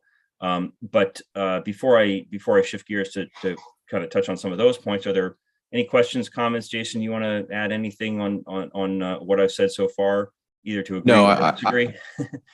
No, I agree, and that's well said. I defer to the board for questions. Quentin, I see you had a question. Yeah, Aaron, Quentin here. Thanks for joining us this morning. Thank you. This may not be strictly speaking a legal question, but I'm wondering if you have advice as our collective legal advisor about how we as board members ought to interact with the public. I've been wrestling with it myself a little bit. There are circumstances where members of the community want to express themselves, maybe want to vent, and maybe don't want to be debated and discussed with. And there's times when they actually have substantive questions and want a response. There's frequently times when people will express points of view. And I wrestle a little bit with how much and when to engage with members of the public. I want to be responsive. I mean, as much as I might shudder to say it, I guess we are ultimately sort of political figures here as representatives of the public. And so I feel at one level, like I have an obligation to sort of be responsive to and be open about my views and say, look, this is what I believe as a member of this board and as a representative of the public. And next time my seat comes up, that should be relevant to you as a member of the public in deciding whether or not you want to keep me if I chose to run again. So at some level, I feel like there's an obligation to be responsive, but I also recognize that there are situations where responsiveness may not be constructive, whether it's because a member of the public just wants to vent and doesn't really want to be debated on something, or whether it's that you find after one or two interactions, your ability to be persuasive is limited and their openness to a different point of view is limited. Do you have any advice for us as individual board members on how, when, and in what way to interact with the public? Excuse me. Well, I would agree with what you started out, which is that's a lot of what you're raising is not necessarily so much a legal question, strictly speaking, as more of a in a sense, a political issue. It's a policy question, right? I mean, these are policy questions, and there is certainly a political aspect to being a board member, because ultimately the board sets policy, and the public, may disagree about policy. In terms of, engaging, the degree to which to engage and when and what setting to engage, I really think that's a matter for the judgment of individual board members and what you feel is the most effective way to communicate to your constituents, as their representative. I certainly understand the point that you're making, that sometimes people want to engage and sometimes they're just stating a point. Like they're not asking you, they're just saying, this is what I think, I really think, I guess, it seems to me that's really kind of a judgment to make in the specific context of whatever it is that's being brought up and how it's being raised. There are some legal parameters on that. For one example, and this kind of anticipates some other points that we may get into a little bit later on, but in a board meeting, right, the public, of course, has the right of comment, and that's a fundamental right, and it's well understood, and it's in the Brown Act, and it's in the board's bylaws, and every meeting has an opportunity for public comment, and the public may come and speak on things that are on the agenda, that the board is planning to talk about, but the public, of course, may come and speak on things that are not on the agenda and that the board wasn't necessarily planning on talking about. Insofar as the public comes and comments and wants to engage or wants to hear from, wants a response from the board of what is your position on X, Y, or Z? If it's on the agenda, you're free to respond. I mean, that's an item of business that's on the agenda. As I think board members probably already understand, but I think it is relevant to this point. If it's not on the agenda, then you are limited in your ability to respond. What the Brown Act says in that situation is that you can offer essentially, a brief comment in response, but you can't. The idea is that public comment should not slide into a debate or a discussion of a topic or an item that's not on the agenda, and that rule exists to protect the right of the public to be present for, to know and then to be present when that particular matter comes up for debate. Aaron, can I pause you right there just to ask for a point of clarification? So let's just play that out. We have our public comment that happens. A person makes a comment that is pertaining to a specific board action item. Although we could respond at that point, the public is still limited to 3 minutes of talk. So it is my understanding, it isn't good to have a back and forth because the public it's not a discussion forum. Is that correct? Yeah, I would agree. It is not a debate forum. That's right. So it is not it's an open forum in the sense that the public, of course, they're free to say whatever they want, and that's important input from the public. But board members are not under an obligation to respond at that particular time. They may, as long as it doesn't sort of slide into a discussion, but they're not under an obligation. It's not a Q&A, right? So it's not, so sometimes on the radio, you hear, what do they call it in England? Prime Minister's question time. I don't know if you guys ever heard that. It's outrageous. It's quite a different style, from what we have here. And every time I hear a clip from it, I find it quite entertaining. But that's not the model of a school board meeting under the Brown Act. So you're free to respond, but you're not under an obligation. Those time limits are important. They exist not to limit participation. They exist to actually promote public participation, in my view, because there's only 24 hours in a day, and everybody needs to have their turn to speak. And those limits exist so that everybody can have their turn, but business also can get done. It is important to make those time limits known in advance and to apply them even-handedly, because otherwise people, I think, justifiably may feel, well, how come so and so got more time than I did? Is it because of their point of view? And of course, we should never apply those rules differently based on the point of view of the speaker. If there is a matter that is of great public interest, there's a lot of people who want to talk on a topic. The board is always free to modify the time limits, and the bylaws state this. The board can say, look, normally we would reserve 20 minutes, but we got a lot of people here tonight, so we're gonna set an hour, and whatever. But that is a decision for the board to make, again, as a board, to decide to modify the time limits. And if there is a modification, then that should, again, of course, be even-handedly. Thank you. Yeah. Oh, looks like there's a couple of other comments. I know Stephen had a question, and then Doug. And I have a question. And Jen, you had your hand up. We actually just curious, as we're talking about governance more broadly, but we have a compact review at 10:45. Maybe this is a question, Jason. Is Aaron staying for that, or if we have questions? No. Okay, so he's more on this. Let's hold off on compact review. We can cycle to the end of that. No, yeah, absolutely. But there's elements within the compact review that I think will come up that are specific to Aaron. So I just wanted to know if I was asking him directly now or later. That was the point of clarification. Okay, so in terms of your role, as we're a small school district, administration, etc. Could you clarify, there may be circumstances where we need to pull in you as sort of, to advise or consult if there's other circumstances? I'm just curious if there's been clarifications around that. I think we have a board bylaw of 9124 or something like that. So I was just curious, we've had instances, where it might be personnel or whatever else, where if we need to pull you in, what is the clarification around that? Sure. Yeah. And as you point out, there is a bylaw specifically on this. It is 9124. And And so this is really like a segue, I guess, into the other, it's kind of the next topic that I want to get into, which is the relationship between the board and legal counsel. So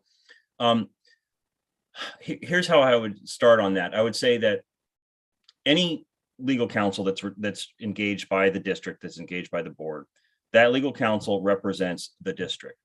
The district, of course, that's a legal construct, just like a corporation is a legal construct.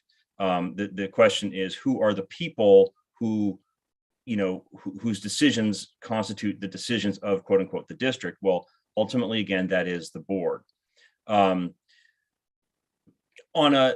a day-to-day basis, typically, it is administration that works with legal counsel in any district, because the most of the issues that come up, at least in my experience, they tend to be sort of day-to-day operational issues. We have a question about a piece of real estate. We have a question about a personnel issue. We have a question about the Brown Act, whatever that might be. And it is administration that's responsible for the day-to-day operation of the district. Now, the board certainly has a right and an obligation to be informed, including about legal matters that may affect, the district at a board level. Just as with other aspects of district operations, individual board members really, I think they don't. They just as individual board members, don't give direction on a personnel matter, for example. Individual board members typically would not be in direct contact with legal counsel. That would be through the superintendent, and that exists for a couple of reasons. One, so that there's, I think, a clear line of communication. It's important for the superintendent to be involved in those communications, so that the superintendent, as the CEO, if you will, of the district, knows what's going on in terms of communications between the board and legal counsel. It's also just, as a matter of individual, board member, authority and responsibility. Again, back to the principle that board members, as a general proposition, the board acts as a collective body. And that way it's important also so that all board members have the same information, right? If individual board members are going to legal counsel, then we have the situation where maybe, different board members don't have the same information about, the legal affairs of the district. And that's, generally speaking, a situation, I think, or a circumstance to be avoided. Now, there can be some situations in which it is appropriate and perfectly normal for the board to be dealing directly with legal counsel. The most common in my experience are number one, if there's sort of like a board governance issue, for example, a Brown Act issue, questions about conduct of public meetings. Those are the kinds of situations that most often where I would end up speaking with the superintendent and the board president about, okay, what's the issue? How do we want to deal with this question that's arisen under the Brown Act? Some issue of meeting conduct, that sort of thing. In most 95 to 99% of the circumstances that we deal with on a day-to-day basis with our clients, the interests of the administration, the interests of the superintendent, and the interests of the board are aligned. And so we just, typically operate with administration, making sure to keep the board informed as appropriate, either administration, superintendent reporting to the board, or us reporting to the board via the superintendent. Sometimes we would do that via written correspondence. Sometimes we might do that in a closed session, depending on the circumstance.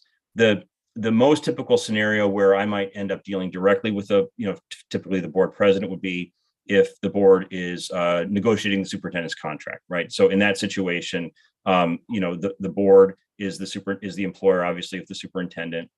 It would be appropriate in that circumstance for legal counsel to work directly with the board president as the representative of the board to say, okay, what does the board want to do about the contract? And then to, go back to work through that with the board president, and then to go back to the superintendent and say, here's what the board wants to do. Or a lot of times the board president will do that directly. In fact, that's more typical in my experience, So that's one situation in which it's more likely that we would be involved directly with the board. But more typically, the day-to-day contact is between legal counsel and the superintendent. Does that address the question? It does. I'd also give you a hypothetical of if there's a personnel matter and, if hypothetically members of the district were coming to the board in multiple. So like, not only are they reaching out to the board president, but maybe they contact Stephen, they contact Jen, they contact Quentin. So suddenly you're getting sort of, hey, this escalation of an issue, which is a confidential matter because it's a personnel matter. I'm just curious how we could use, is that a case for legal counsel? Is that a case for how board members should react? What should board member protocol be? Should it be to, hey, board president, I've received this issue. I believe it's a confidential matter. How should I address it? Because this is something that I think is something that we want sort of clarity on as a hypothetical. Sure. Yeah, no, that's an important hypothetical, and that's a situation that is not uncommon. I do think it's important, when it comes to personnel issues, to respect confidentiality for a few reasons. Number one, in fairness to the employee, or if there's a student involved, in fairness to the student as well, who may be affected by whatever the concern is. Number two, from a liability standpoint, if confidentiality is not observed, liabilities may attach to that, depending on the circumstances. Thirdly, and I guess related to the first point about fairness, the concern that's being brought to the individual board member, somebody, talks to you just out in the community or whatever on an informal basis, that concern ultimately may come back to the board in a more formal manner as a decision to make about a personnel issue. And that could come in a few different ways. The board might be asked to make a decision whether to initiate disciplinary action against an employee, for example. And depending on the nature of the employment, the ultimate decision might or might not be the board. So for example, in the case of a permanent teacher, ultimately the board can make a decision to initiate discipline, but the ultimate decision whether a teacher should be dismissed falls to what is called a commission on professional conduct. Nevertheless, that initial decision should be made fairly and with adequate due process. And so if in that situation, a board member is, I guess, addresses the concern that's being brought forward, let's say by a community member, in a way that could be used, or characterized as prejudging the matter, then that runs the risk that the board's ultimate decision on the matter might be questioned as unfair or, based on or outside the bounds of due process, if you will. So, for that reason in particular, and sometimes, a community member may come forward with a very significant concern, but I think in that situation, it's important for board members to understand, and I think it's important for board members to be able to explain to the community member that, I can listen to your concern, I can take it back to the superintendent so that we can look into this issue appropriately, but I can't give you an answer on your concern right now, and I certainly can't commit to a certain course of action because any decisions that are made, number one, we have to make the decisions, with all appropriate information.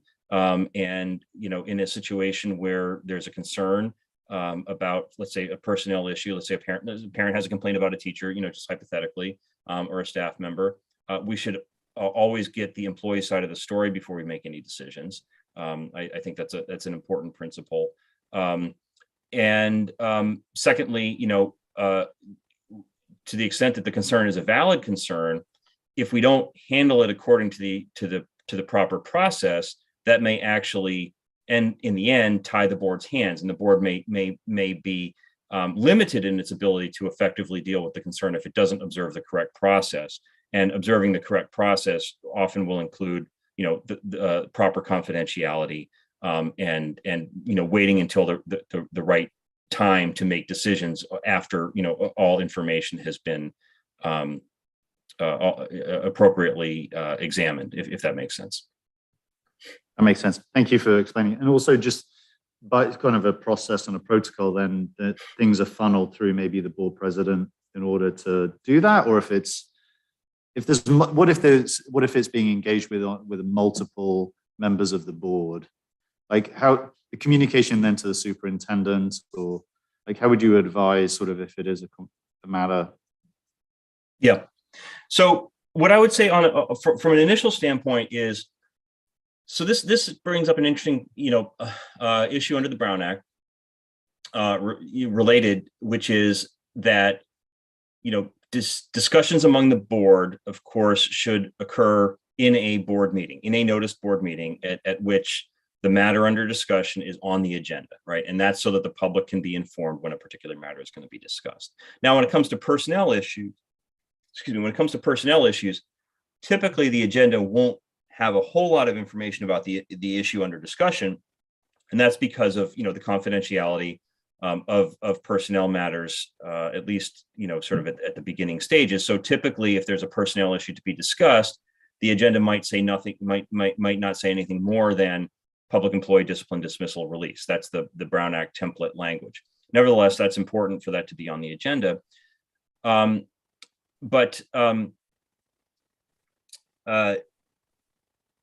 if multiple, if there's a concern that's coming to multiple board members in terms of how that information should be funneled, the other thing to keep in mind is that the Brown Act says that, business should be discussed among a majority of the board only in a noticed meeting. And as board members, I think, are aware, there are rules related to that say that in order to protect that and to make sure that decisions are actually made in board meetings, you can't have what's called a serial meeting where board member number 1 talks to number 2 and says, "What do you think?" And they say, "Okay." And then board number 2 goes to number 3 and they say, "What do you think?" And they say, "Okay." Because now you've got 3 board members, even though they weren't in the same room at the same time, there has been a collective concurrence formed without the public having an opportunity for input and to know what's being discussed. And that applies to generally, not just to personnel issues. But we want to avoid that. If 2 board members talk, that's okay.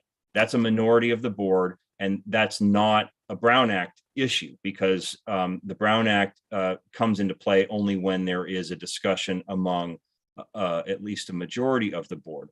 The risk, however, is that if 2 board members talk and then one of them talks to another, now we have, the potential even sometimes for, unintentionally or unknowingly for there to be, an issue under the Brown Act. So what I would recommend as a general proposition is if board members are being approached by the community with a concern about X, Y, or Z, make your superintendent aware. And I would not, as a general proposition, recommend that board members, if they're approached about an issue, in between, the January meeting and the February meeting, that they report that to the board president, because the problem with that is that if you've got 2 board members or 3 board members reporting to the board president, not intending to create any issue under the Brown Act, but if you've got, let's say, 3 board members each going to the board president independently to say, "Oh, this issue has come up and here's what I think about it," even if the board president isn't asking for that input, if that input comes to the board president,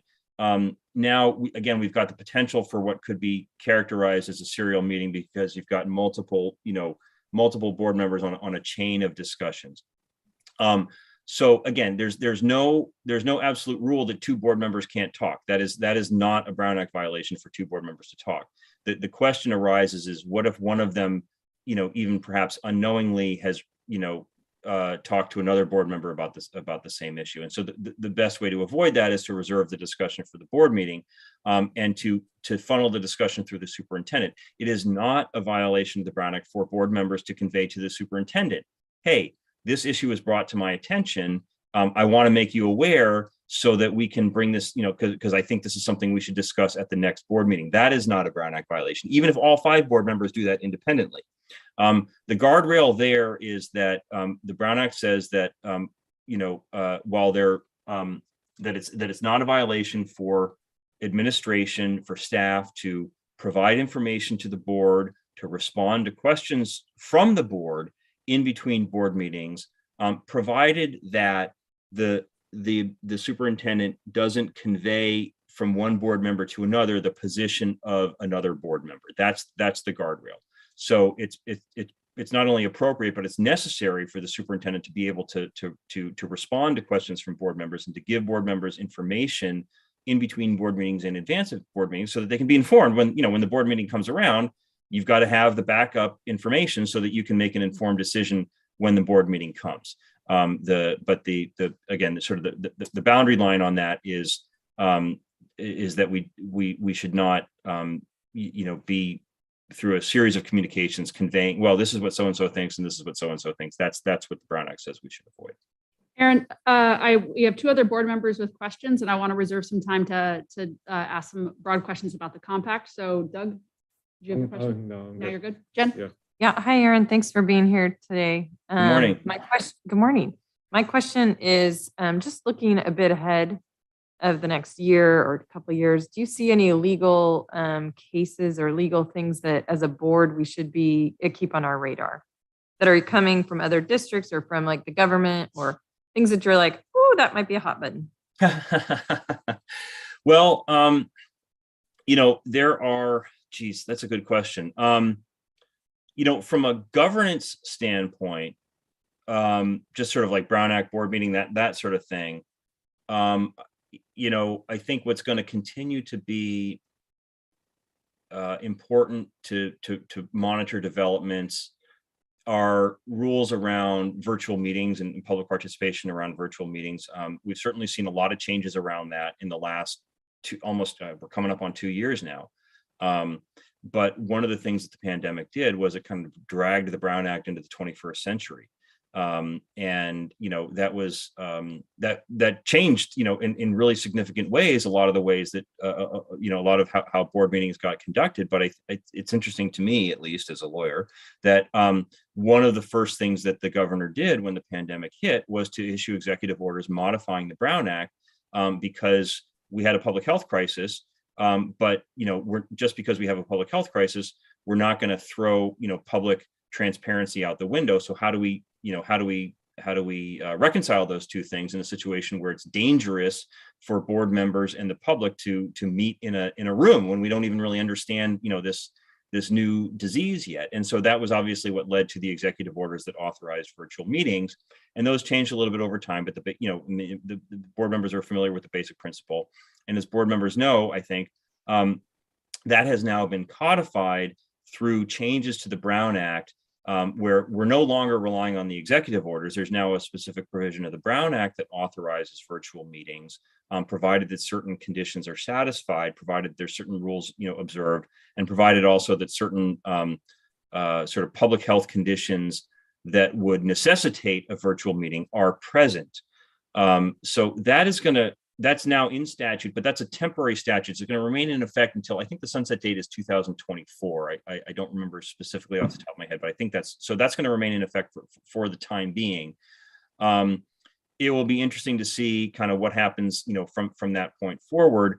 There was a lot of discussion around this in the last legislative session about, how should we change the Brown Act and should we make some of these things that are in the executive orders permanent? Because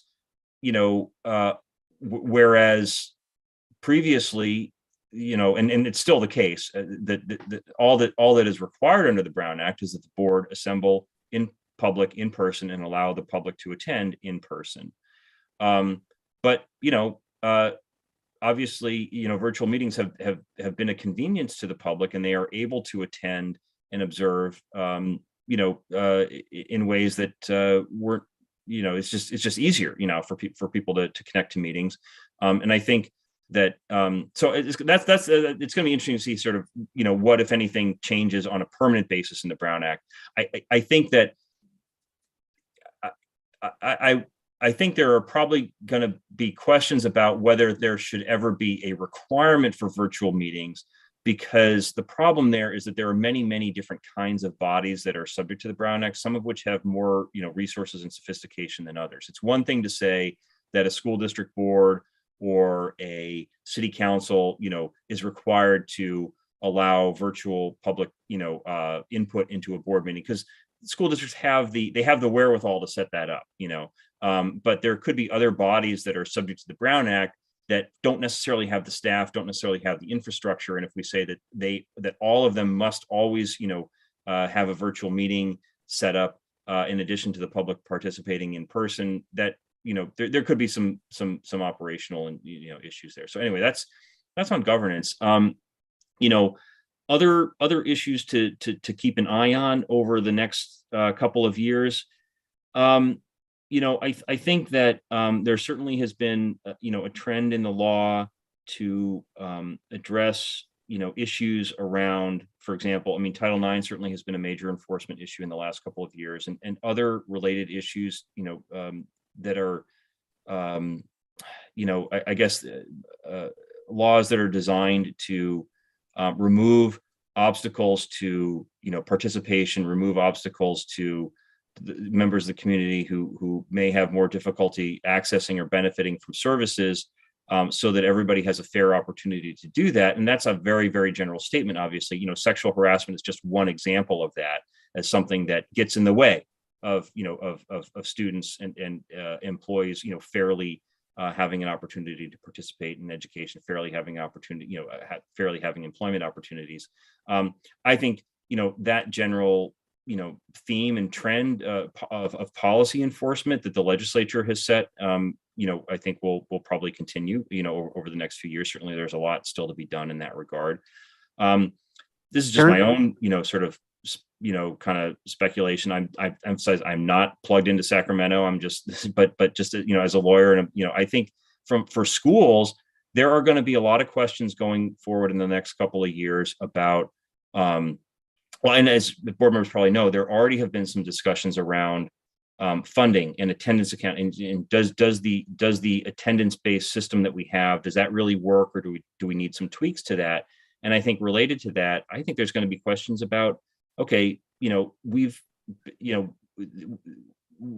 got through this pandemic, but it was really a body blow to a lot of kids' education.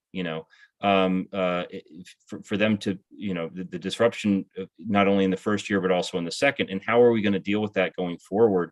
How are we going to essentially get, try to compensate for what has been lost during, some of the pandemic, at least by some students. And obviously that's impacted different students differently, and it's impacted different families differently.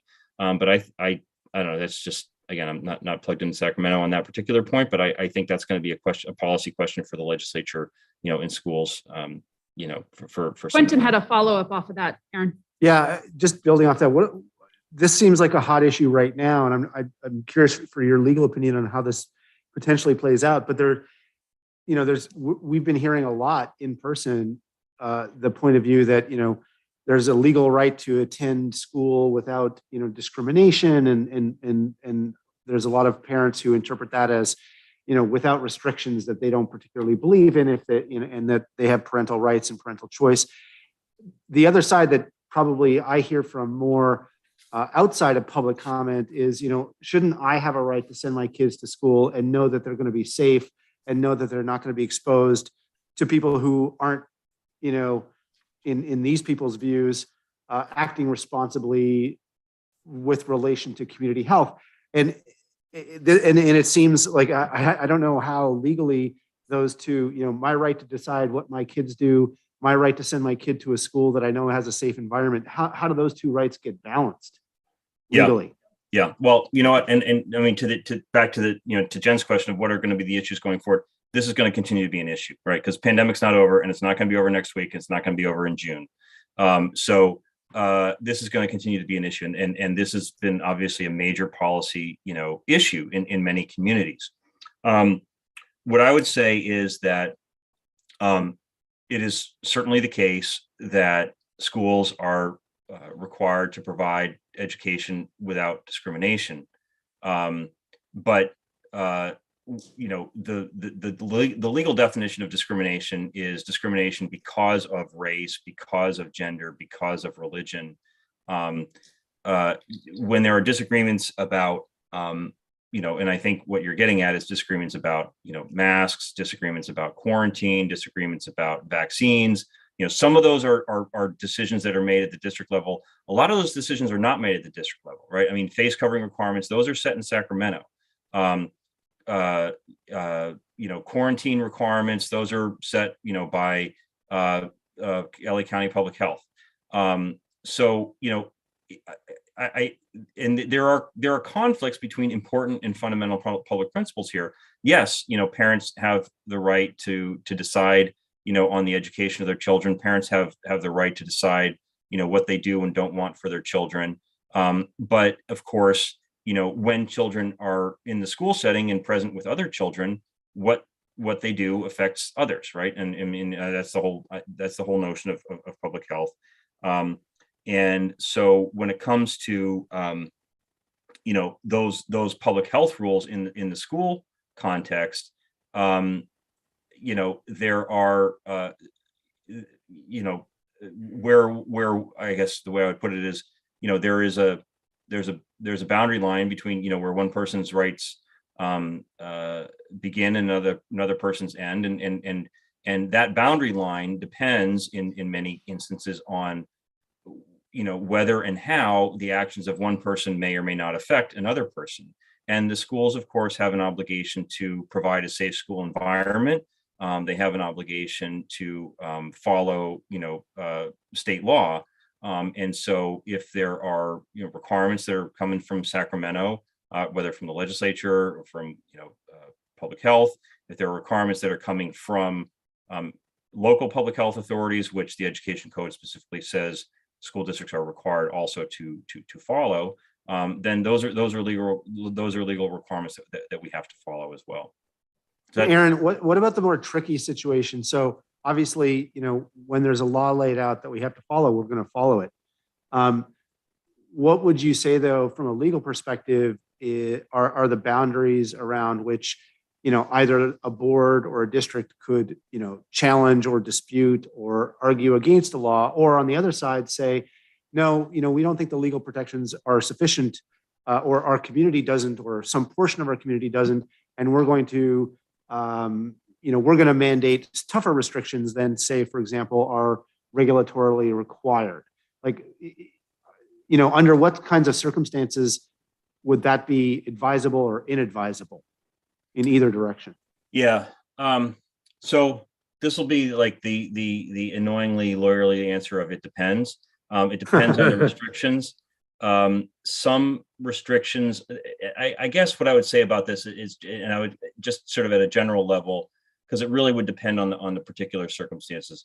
There are some kinds of decisions that are essentially removed from governing board, policy making, because they are set by Sacramento. That is the rule that's laid down by the state legislature, or the rule that's laid down in a regulation is a statewide rule, and it's basically this is the rule. There are other kinds of decisions where there is more latitude allowed for local decision making. The education code doesn't, to use a legal term, preempt local decision making. The education code is not so all encompassing in whatever it says about X, Y, or Z that it allows some discretion on the part of local governing boards to make decisions. There's a general there's a provision of the education code. It's Education Code 35160 that says, paraphrasing, but essentially what it says is that as a general proposition, governing boards are empowered to make any decision, take any action that is appropriate for the governance of schools, that is reasonably appropriate for the governance of schools, as long as that decision is not otherwise in conflict with some other, state or federal law. And which is, seems like a reasonable enough proposition. But, the issue that comes up sometimes is, well, how do we assess whether there is a conflict? Sometimes there could be a direct conflict. If state law says, I don't know, for example, you have to have, X number of minutes of PE. If a board were to say, we hereby abolish, physical education, that would be an obvious conflict, right? That's sort of a ridiculous example, but that would be an obvious conflict. In other situations, there could be sort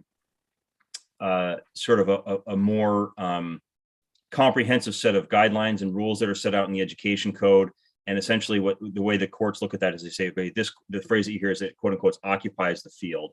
And we're not going to analyze like every little policy or regulation that a board may adopt. We're just going to say, look, this area, this policy area, whatever it is, the legislature has taken this away from governing boards because they have adopted a comprehensive set of rules. So that essentially, whatever those rules that are set in Sacramento are, those are rules that exist, for all school districts, and they apply equally. But how those principles would apply, it would depend on. Yeah, you go ahead, please. Yeah, I want to drag you into the trickier gray area that I think we're being dragged You got into. 2 minutes. Okay, I'll try to be real quick. I guess it's easy when there's like a governing rule that we have to follow. What I'm curious about is we're being encouraged in some cases by parents to challenge rules or to mandate enforcement that goes beyond the minimums that are required. And I'm just wondering, from your legal point of view, where as a district are we kind of exposing ourselves if we were to follow if we were to be contemplating those kinds of things? Yeah. So when it comes to enforcement beyond a rule that's legally required, I guess it would depend on, again, it sort of depends on what is the rule and what is the specific enforcement that's contemplated, right? So I guess I just leave it at that particular level of generality. When it comes to challenging a rule, there are some ways that a challenge is. I mean, there's different ways of challenging, right? One way to challenge is to say, we're not going to follow the rule, and then just see what happens next. I wouldn't, generally speaking, recommend that, because if there is a rule that's been laid down, for example, given the sort of the how this discussion was brought up, if there's a safety rule that's set in Sacramento, for example, a face covering requirement, that's a legal standard. That's a legal that's a legal requirement. And if we don't observe that legal requirement, there are certain liabilities that could attach. For example, if somebody gets sick and they say, I got sick because the district wasn't enforcing the safety rule. Now there would be all other sorts of questions of like, well, how do you know you got sick at school as opposed to at the grocery store? But that's one I wouldn't, generally speaking, recommend challenging rules in that fashion. The board is, however, always free to express its policy views, and boards have, and board members may be aware of this, and in other situations, boards can they can say to the legislature, they can say to Sacramento, hey, Sacramento, we think we need a law about this. You can pass a resolution that says we think there ought to be a law, that says X, Y, or Z. Or boards can pass a resolution that say, Sacramento has passed these laws and we think those laws are a terrible idea. Like boards are perfectly free to do that, and boards do that. That doesn't change the law. It's just an expression of the board's point of view. But that is something that boards can do, and that some boards do. Some do, some don't. Aaron, where do you see this particular rule intersecting with FAPE? Intersecting with FAPE, did you FAPE, say? yeah, because I feel like that's where the conflict's gonna come. Okay. Like parents are gonna be like, it's not FAPE, unless Sacramento says, or unless the government says it's a required mandate to have this vaccine. Okay, that's where the conflict, I think, arises. Right, and that's a very complicated question because it involves, both, issues at both the federal and the state level.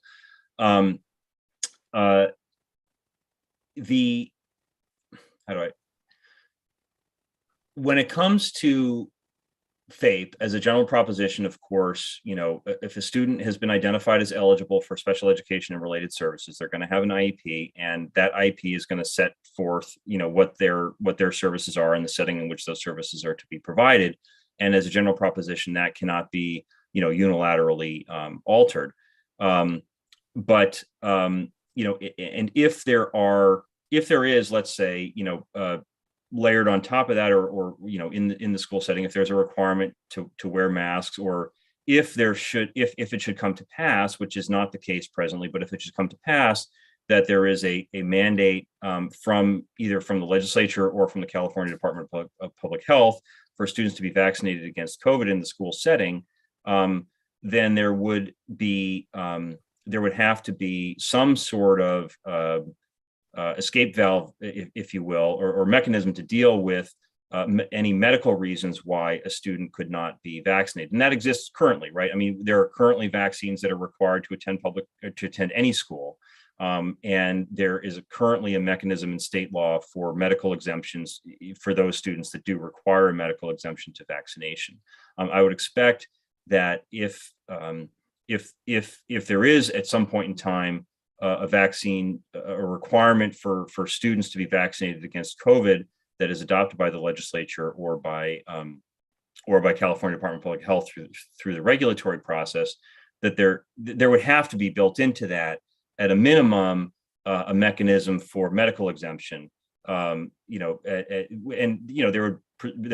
would be rules, as there are now, about how that exemption is obtained and what sort of documentation is required for that exemption.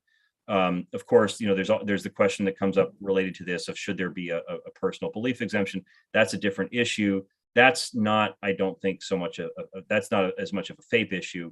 It's, when it comes to FAPE, it's more, is there a disability related reason why a student can't be vaccinated? If that reason exists, then that there really already is a mechanism to deal with that through the IEP process. Okay, we can do hypotheticals with Aaron all day long. It's the best part of law school. I do want to keep us on track. So I know there was a question off of the compact. I have a question off of the compact. Are we good off of governance processes? We can always invite Aaron back to do one off when we have a specific question. I don't want to have to wade too far into hypotheticals on things. So with that, just to do a broad brush on the compact, Aaron, I know you, Jason, and I have reviewed some drafts. The compact started way back when way before I was on. The modern interpretation we have now seen full circle with myself tackling it, Doug tackling it, Stephen tackling it, Jen tackling it, and now it's back on my plate. And it looks beautiful at this point. But I know we always have a chance to revise and make it better. And so you had some legal suggestions off of the wording. Stephen, did you have specific questions off of those legal things, or did you want to tackle a different topic off of the compact? No, I'm good. The legal. I think he's covered the points, I think, yeah. Okay. So I know you made two legal suggestions, just like looking through it. Can you just briefly speak to those, since you won't be with us when we do the compact? Oh, sure. Absolutely. Yeah. I did have just two suggestions. And as I said, I think it's a good document. One is the section under the board's job description. And I kind of covered this also in some of the comments that I made earlier. The section that where that is stated, the board's job description, I think it's a good statement. I think it's fine as far as it goes. What it seemed to me as I reviewed it was that it was focused. It seemed focused more on financial responsibility and oversight as opposed to other matters that are also for which I think the board is also responsible. So I had given Jason some language, and I'm sorry, I don't have the language in front of me at the moment, but it's sort of similar. We have it in a PowerPoint. That's okay. Yeah, we have it. It's similar to what I was mentioning earlier, because I took the language from a slide of some other presentations that I've given, and that is just to broaden the language so that it's clear that the board's responsibility is not only fiscal oversight, which is of course essential, but also oversight over programs and compliance and making sure the board has adequate information to exercise that oversight. So that was point number one. Point number two was much more limited and just more technical. There is in the compact also a statement about, and I forget which section it's in. Refuse to discuss underneath code and ethics. The code, okay, yeah. So yeah, it's matters. about the setting in which the board discusses confidential matters. And I'm paraphrasing, but in the compact, there was a statement to the effect that board members will not discuss confidential matters, at home or away from the district office. I'm paraphrasing, but what I said to Jason on that point is I understand the sentiment, and I think the sentiment is correct, but the statement as written seemed a little bit too broad for me to me, because presumably there may be situations in which a board member might participate in a meeting telephonically from home. There would be a closed session. I don't see a problem with that. Board members presumably will have discussions with Jason, telephonically in advance of the board meeting to get briefed on, issues leading up to the board meeting. Presumably they'll be having those conversations from home or maybe from, a private office at work. So my suggestion there was simply to say that I gave some, and I don't have the language in front of me, but it was basically to say that if board members are discussing, confidential matters, that they will make sure to do so from an appropriately confidential setting in which others cannot overhear the discussion. Okay. Any questions for Aaron off of those revisions?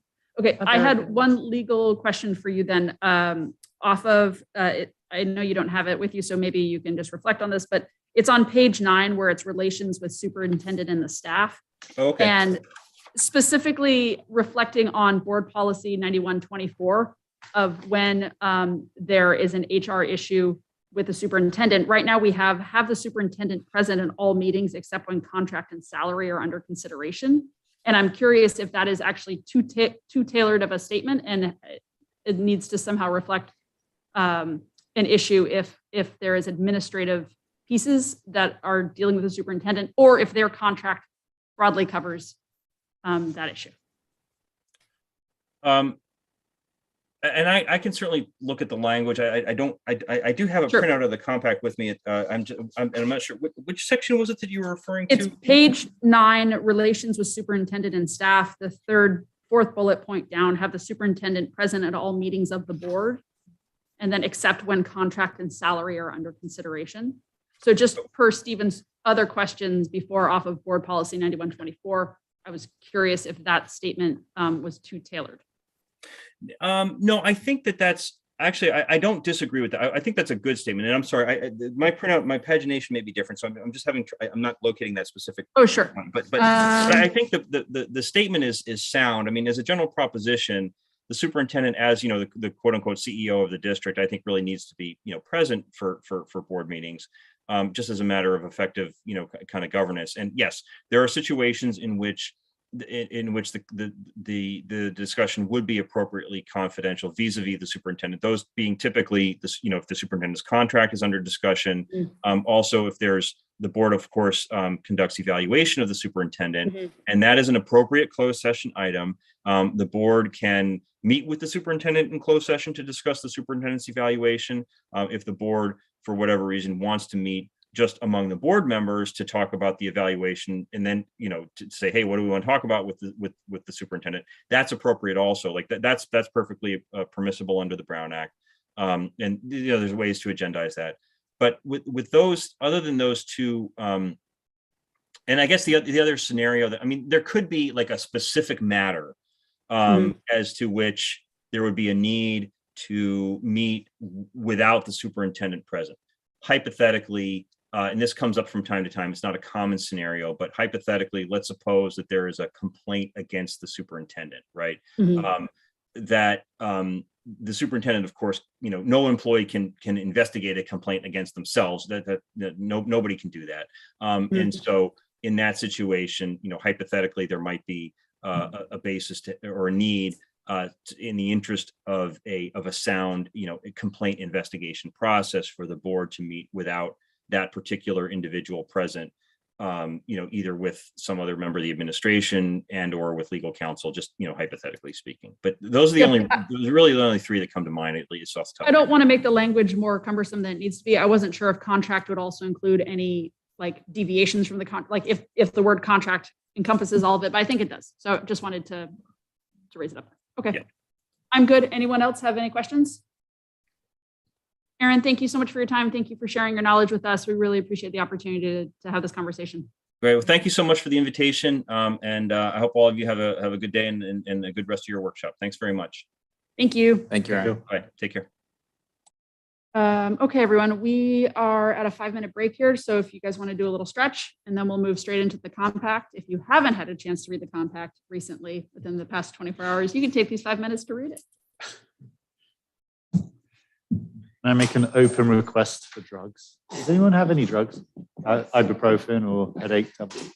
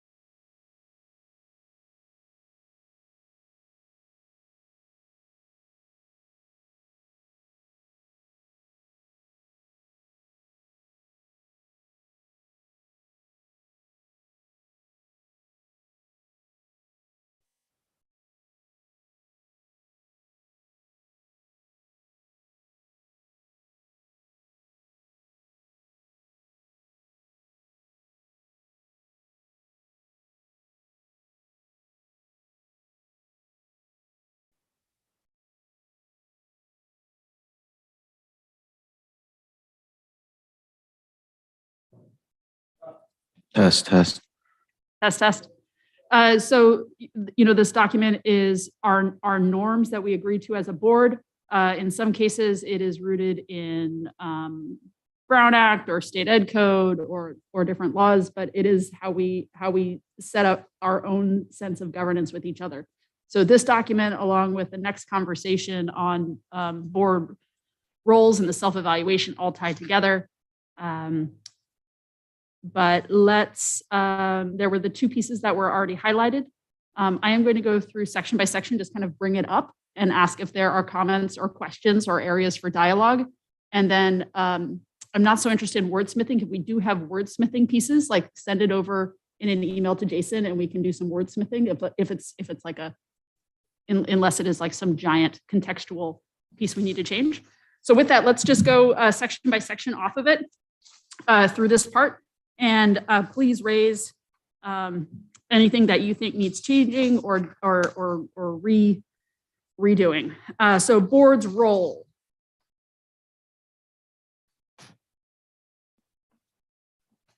I did like the additions that Aaron suggested.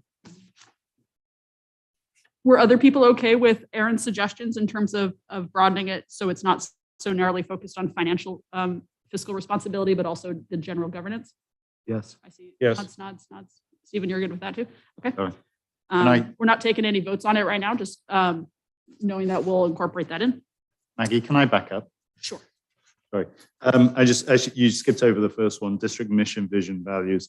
I just wanted to flag that we discussed as a board, I think, at a meeting in summertime last year, 2021. I put a motion or information to the board for the board's consideration in terms of re-wordsmithing the mission, vision, values. No, I'm not to get into it. Okay. I'm just mentioning it because we tabled it as that's a whole process, that's a whole thing. Yes, it could be something we could consider. We put it sort of in a parking lot. If I recall, it was Doug and Jen were kind enough to take the ball on it, but we, hey, where are we going to go with that? So I would just like to say, it's something that I think I would like to consider that as we look at this from sort of left to right in terms of our governance, whereas it is something that is published on all documents, agendas, it's in the schools, it's wherever else.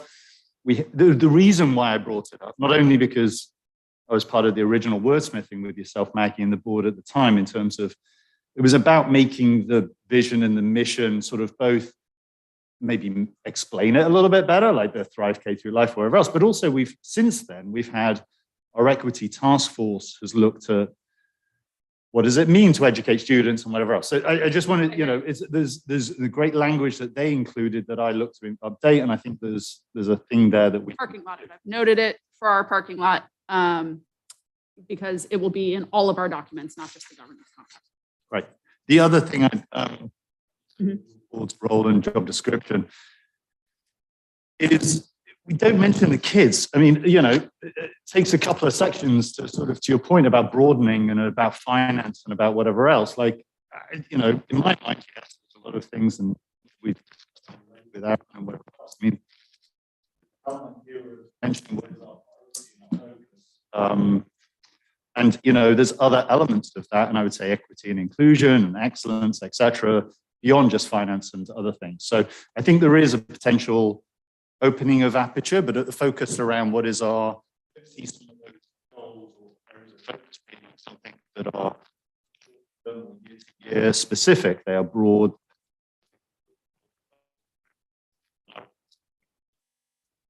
So you're saying that the wordsmithing you would like to see in the board's role is adding in the district goals, which are on the previous page. Goals, just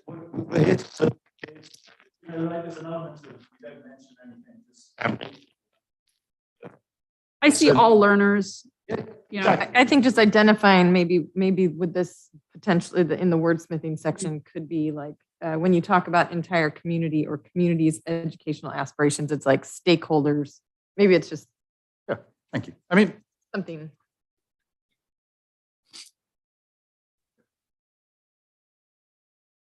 Stephen, you can send proposed language on that to Jason if like there's a specific sentence you want to have us like add in words off of students for it. Okay. Any other edits, thoughts off of board's role? Moving down to job description.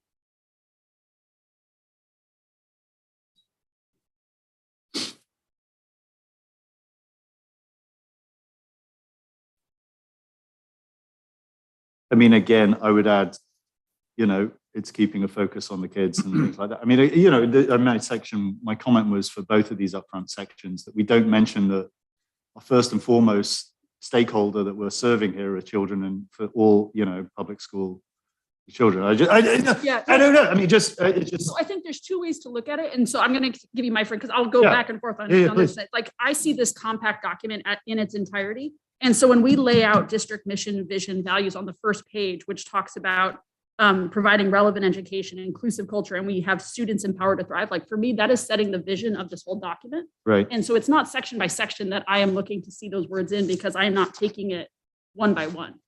So like that's one way to look at it, or it's every section needs to have that same language in it.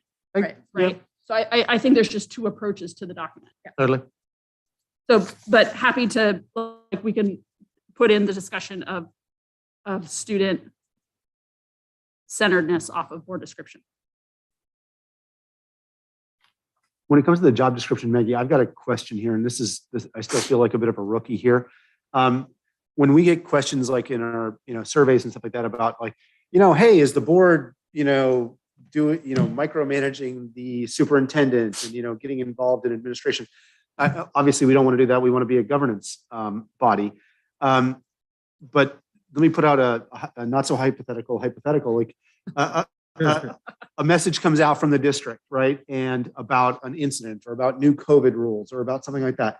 And all of a sudden, we as sort of community representatives get a lot of information back from community members going, hey, wait a minute, what does this mean? I didn't understand that. What's going on?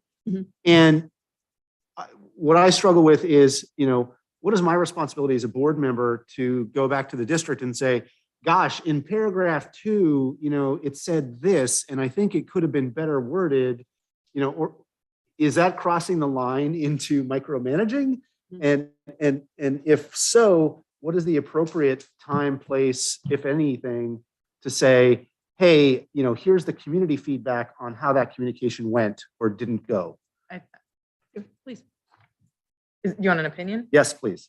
I think then to me, it'd be like, I think when we get things ahead of time, I think a lot of times we get like, this is going to be sent out to the community ahead of time, weigh in then. But then if you're getting feedback after you receive something, I tend to speak directly to Jason and just say, hey, I just wanted you to know this is one way it was interpreted. And then I think all he can do is build it off, go moving forward the next time. But I think it's great to give him the feedback each time. But I wouldn't say like, I think I would change these, I'd wordsmith it. I would just be like the general feedback. That's at least how I approach it. But because the struggle I'd have with that, Jen, is that like, if, the general feedback is paragraph 2 sucked, if that was the general feedback or, some version of that, if I was in Jason's shoes, I'd really want well, what do you think we should have done? And that's where I feel like we're at risk of sort of crossing the line into, line editing things, which feels like not clear. governance. I think just as a manager of people, like you probably could give some more specifics, but not to the point of micromanaging it. I think it's just how that's just so giving specific guidance, giving more detailed feedback is not crossing the line. I'd bring Jason in on this, Jason, like in terms of how you feel like I think there's the bigger rule of we have a board norm of like individual board members not giving direction to the superintendent. That being said, offering opinion on how something was delivered or received is valid. Sure, you're always welcome to provide feedback. Okay. But does that feel right to you? Well, I guess I just see these two norms as potentially being in conflict quite frequently, to be honest. I would just say you're always welcome to provide feedback, and you also should recognize that that's your role. You provide feedback and direction is given at a board meeting.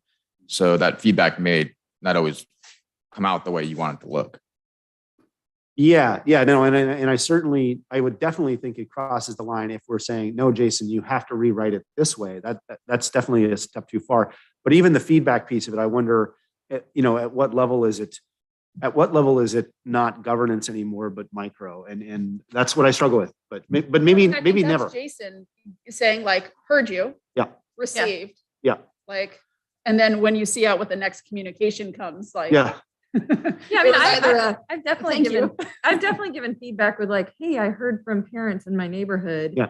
This is their experience with when a COVID situation happened. I just want you to know that's what I heard. Yeah. So then he can take it and go, I hear you. Let me think about that and moving forward. That's just how I handle it with him. But that's how I'd recommend. From the south side of the room here, Doug, Stephen. Any thoughts on?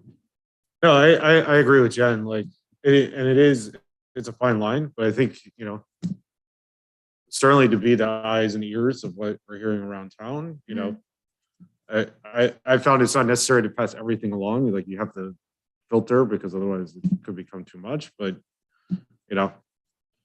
just giving that, here's the word on the street, I think he appreciates and is helpful. Yeah, I agree.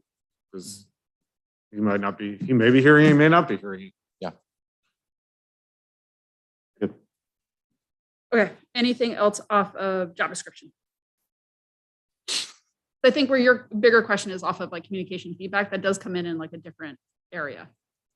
Yeah, but it could be, I mean, the communication is just sort of one example of where we as board members might have opinions on how something was executed. It could relate to something that's going on in our kids' classrooms or something like that, right? And I'm constantly, not constantly, I am not infrequently sort of wrestling with, where do I talk to Jason as a governance person versus as a parent, and when is my feedback kind of crossing that line and not governance anymore? And I want to make sure I'm not crossing that line. And it feels to me it can be a little bit of a gray area. Yeah, I'll let you know.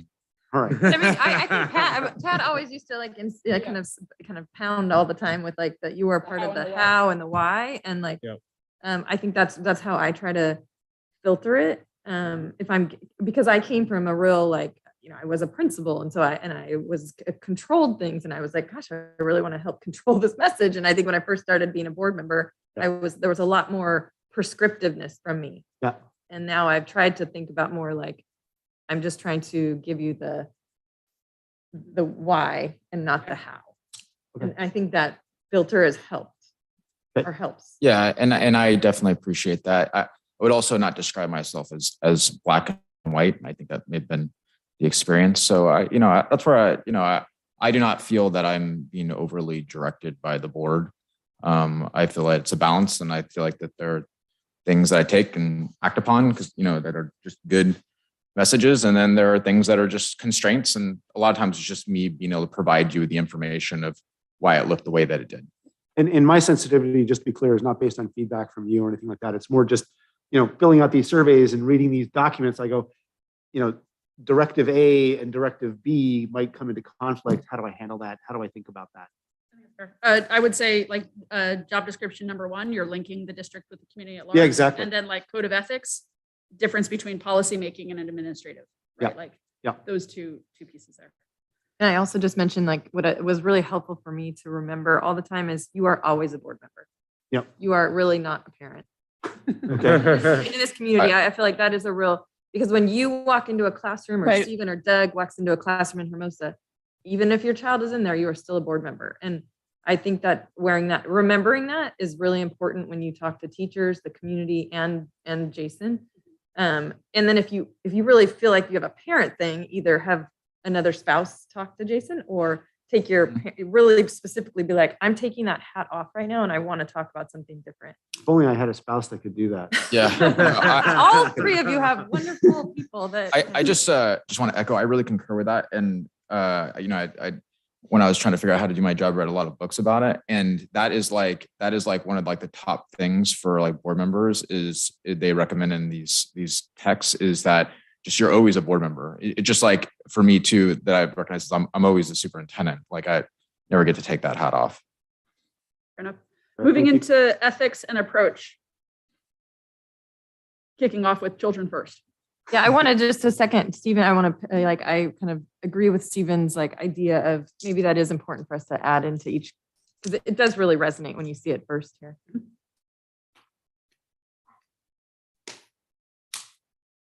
Anything that feels unnecessary off of ethics and approach, or that you're really glad about, curious with?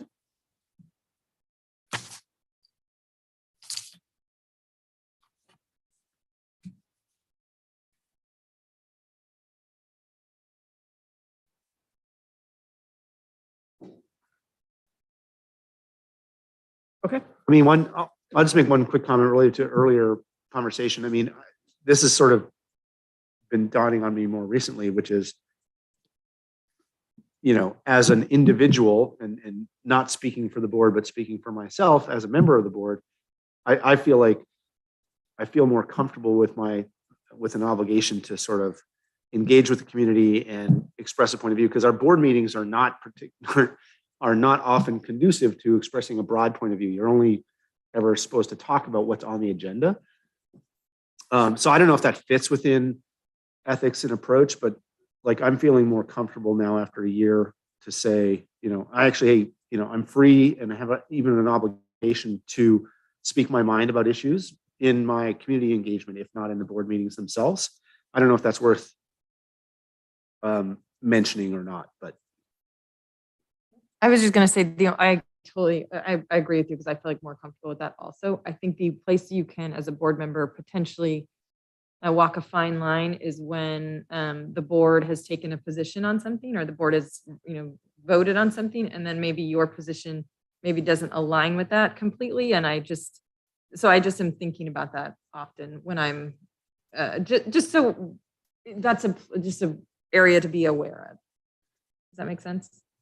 yeah, I'm curious, and maybe this is where maybe it fits in the ethics section. Like, what you know, if we talked about more explicitly political bodies, you know, the fact that you're on the losing side of a vote doesn't mean that you're then obliged to suppress your opinion, right? Are we saying that you know, If I may Please. chime in, no, you're not. But one of the purposes of like the governance trainings and such is to get the board to a place aligned with its vision, mission, you know, and our goals, that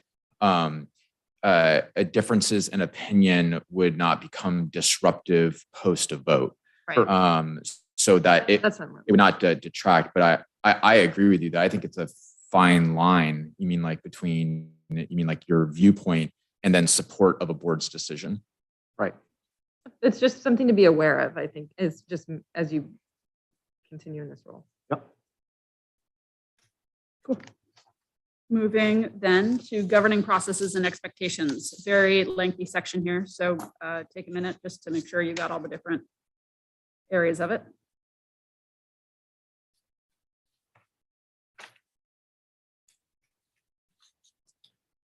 I'm just going to make comments that this is building on years of input and crafting and a lot of really good stuff. So I just want to say thank you, because there was a lot of foundational stuff done. So I have no comments on this section, but I was just going to fill in with time that it's pretty brilliant all around. If there was one thing I would think about in terms of like our fiscal role, that again, I don't know if it necessitates a change to this compact, but within the structure section, I wonder sometimes about whether or not we can build our capacity to think beyond the next year. That you know, thinking about the long-term direction, you know, we want to adopt long-term goals that aren't going to change year to year. We've talked about that, I think, as a group. And I think along with that, ideally, we would build out a sort of a longer-term fiscal vision that says, you know, this is what we're aiming to accomplish from an enrollment and a financial point of view, to the extent that we can. And Jason, we've had conversations about, you know, the district's understandably limited staff and ability to do complex, interesting scenario-based financial modeling. And I don't want to, you know, I don't want to impose on the district, you know, things that it can't do. But you know, I do think that'd be something I'd like to aspire to, is sort of a little bit more capacity for longer range planning. Brenton, if I may, on page 10, under goal setting, board expectations of superintendent, great minds think alike. I was going to suggest similar sort of thing under that point. It could be a wordsmith. So Sure. Anything else off of this particular governing process's expectations? Okay. Moving into board president role, level of authority.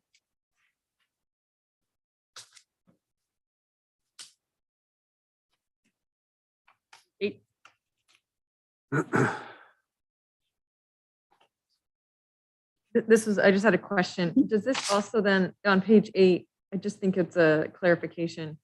It's just that section 1 through 7 are the board president roles. And then the next section, relationship with other board members, is that the board president's relationship with other board members? Or is that? Yeah, I think that's that a really good point. Board members' relationships with other board members. Yep. We can work on that. I also just have a question off of formatting for me. It bothers me that some places are numbered and some places are bullet pointed. Does that bother anyone else? To me Yes. too. I wasn't gonna mention it, but yes. Okay, I'll work on that. I'm sure that was just a. I have a small build or Yeah. consideration. I don't know if this even needs to come into the document because I think the primary one is the board president, but we have recently taken action, or we took about vice president clerk and whether, like, what does a clerk do? What does a vice president do? What do they do together? Like, if I'm signing up to be vice president clerk, what does that mean? Like, I don't know if we need to sort of clarify that. I know there's certain legal requirements for a clerk type signature as much as. So that's interesting. We took it out. That was. So once upon a time, that was in the compact. Yeah, don't know.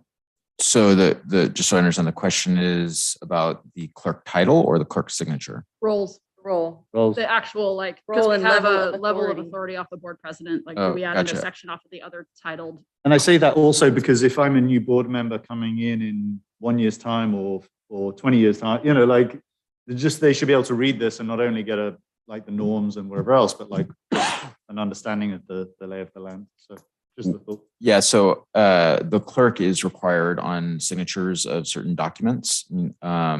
And that's actually why we have to call it the clerk as well also too. That's because that's the ed code. The clerk is also under this board, the kind of like stated next in line for the presidency. Short of that, it's maybe reflective of the vice president of the United States, just kind of like a symbolic role. But your point, we could have the officer position in here as another bullet point. Sure. It's one sentence. Yep. Yeah, it doesn't need to be much. Yep.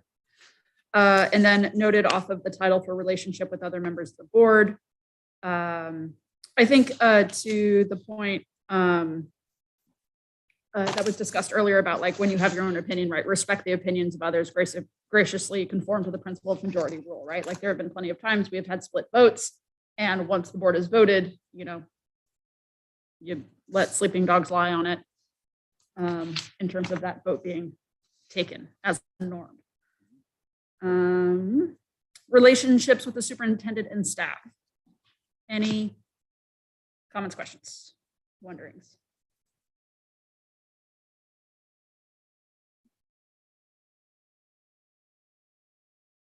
Quick question, the always having your board hat on, does that extend? So I try to be, work through Jason on pretty much everything. Is it never appropriate or ever appropriate, for example, to say, reach out to a principal and say, hey, great job on this, or directly, or should that always funnel through the superintendent? I would recommend that any communication with staff that I'm CC'd on, including positive communication. All right. I just want to share, I have done it that way, and just comes back to be like, hey, do you mind just letting me know? And so it just is a not through Jason, but in my original thing on the board, I got reprimanded a couple of times. Okay. Only takes a couple. But direct communication is okay, just as long as you're looped in. Yeah, and I obviously in your case, Quentin, like for you, the exception would be, you mean like for your child's teacher, you mean like, or matters related to your child. And I do agree that as a norm, unfortunately, sometimes if your spouse is able to address things, Yeah. I mean, like that does help because it is very hard to shed that hat. Doesn't mean that you can't be a dad. It's just hard. Is there any situation, Jason, in your experience, or maybe other people's experience here, where the staff would appreciate hearing from the board, so they feel a little less distant, where they would like to, where that feedback would be actually useful? Because I feel reticent to do that for all the chain of command reasons, but maybe we should be doing that more often, just to let the teachers and the staff and whatnot know, we're supportive and appreciative of the work that they do. So there's ceremonial opportunities. I mean, like, so for example, at the holiday party, I mean, like, in order to have that interaction would be good opportunities. And then also we typically do site visits, and we've, made it a point under, at least I can only speak to my administration, to visit frequently. That just was suspended to just the board president due to COVID. Yeah. Can I just add that one thing I did, and I think I told you I did this, but like I've written thank you notes or sent a just a quick thank you note. Hey, thanks a lot for letting me visit your classroom. Just letting Jason know that happens. But yeah, Jen sends me a carbon copy of the note as well I too. do not, but it doesn't say anything other than thank you. I mean, I think graciousness and thanks is always welcomed. Board committees. Excellent. Board member development.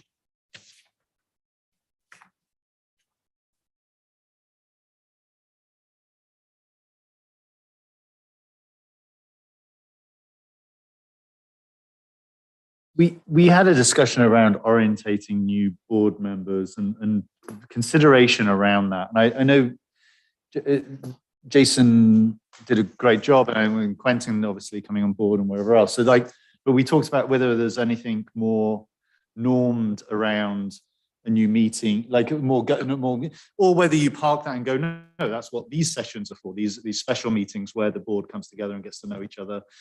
We heard from a member earlier today about why do I want to, what are my personal values and wanting to help on the board. So yeah. I just wondered if that was something we wanted to build on in the document. We talked about it in previous sessions. What would you add? Sorry? What would you add? Well, effectively orientate new members is a little bit open. So I guess, it's whether you build any sort of more rigor around that. We had talked about, if memory serves me right, about designating like a meeting or the workshop to some strategies for the board. And or it's an agenda item in a regular meeting, but I don't know. I mean, we also said, well, we do a really good job and we have sessions such as these. And so orientate is sort of probably a nice succinct way of saying all of that, but I just worry about putting anything in here that we can't, Again, it just comes to, if there's anyone who's new, right. What's my expectation as a new board member? Oh, right, that's what board president does. Oh, I'm going to get orientated, and this is what's going to happen. So just a thought. I would just be curious to hear from Quentin just about his experience being a new board member and just anything that he thinks could be improved upon. I mean, I thought I've done it once. Yeah, fair. You're an expert. I thought it was great. I thought you were very thorough and very accommodating, and there was a lot of time devoted to it. And some of you brought in staff and other people when appropriate. So I felt, very well taken care of. I don't know, Stephen. If I may, that was a different under a superintendent, different superintendent, different times. And my point is what is the norm around this that we as a board expect any new members? Yeah, I think what Stephen is saying is, do we want to formalize it? What was your experience? I can only relate to bringing in Quentin. Thrown in at the deep. No, it was great. I think that was fantastic as well. I think it's just a bit. I think you had a lot of sessions. Like you said, you had staff. You probably sat down with your leadership team or whatever. We did, and I read it in a book as well, but we did individual meetings. We did individual meetings with various members of staff, including principals, leadership team, and then Quentin and I did every other month. So we kind of built it in, and I will say it is a major commitment on the board members' time as well too. Yeah. And thank you for that. Well, also, we don't orientate. It assumes that you know the campuses. I mean, there's also hey, you're going to do this. No, I don't know. I don't know how extensive, but I just think it is something to potentially think about as a norm, so that it's thoroughly and publicly also orientated around the community knows, hey, we've got this new person coming in board. Obviously, they've been voted in, but there's an element of what are they looking to, drive? What are their values? What are their background? And publicly talk to that if that didn't happen in the process earlier. So. One recommendation, I think it's okay, whether it goes in the compact or not. Yes. But I think it's okay to discuss because that's what we're here for.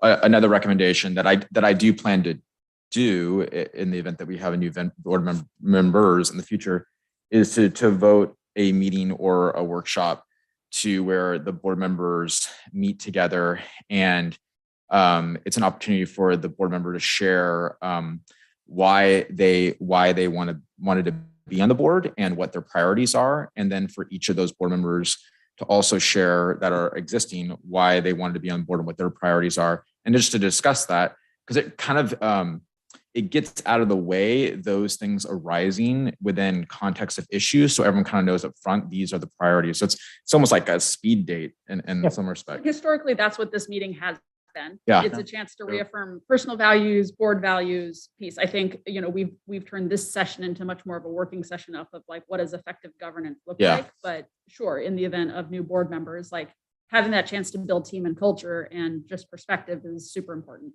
If I were making a list off of things, and this has been previously suggested, but to your point, Stephen, like it could encompass a facilities tour. It would be a sit down with the budget manager, and it would probably include a governance binder that has the calendar, the LCAP, the committee structure, and our norms.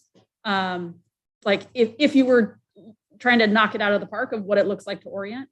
But I think there's also the other side of it is like the public's going to elect somebody that they think is going to know the best way they have a very deep knowledge or understanding of the district, which is why they've stepped up, or they also have some sort of responsibility of how they go about getting knowledge that people are putting trust in that process. So I think it's a both and. Yes, but Maggie, there's been instances where people they haven't been challenged in elections, or they're appointed by the board. So there's different ways to serve on the board. Yes, it's through a fair and a public process, but it's just, again, it's not on our agenda today to talk about our values and other things. And like that's, I'm sure it will come through as part of the discussion around goals and other things later on. But I think it is just about making sure that it's sort of it's clear and upfront and everyone's on a level setting.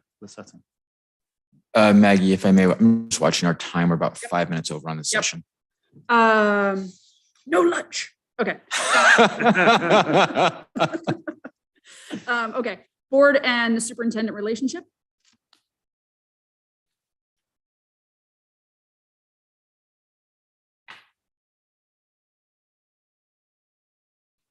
I think you had a comment earlier, Stephen, about something on here that you wanted to add. It was related to the long-term financial goals. But yeah, that's and so. What page are we on? We're on page 10 and 11. 10, So 11. financial stewardship, develop a financial plan that meets state requirements, maintains a balanced budget, promotes innovative, rigorous programming.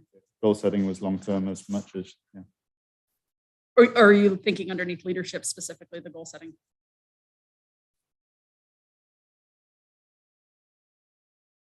I was thinking under goal setting, but that was open. Quentin, did you want to dive further into that? I'm just putting the idea out there that, it would be, and again, I don't have a lot of specifics in my head around this, but a longer range view than we typically see in our financial planning, I think would be nice. I mean, I think there's some regulatorily required financial reports, and we theoretically kind of look 2 and 3 years out. I think in my experience, my short experience, those 2 and 3 year projections aren't particularly reliable and useful. And so, and again, within the constraints of what the district can do, it would be nice if we had kind of a 3 to 5 year view that was really of a high enough quality to guide decision making.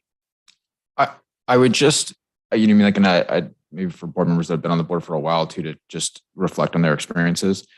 I would just say, like, we want that also. Educational funding may not work in such a, I would say, linear way.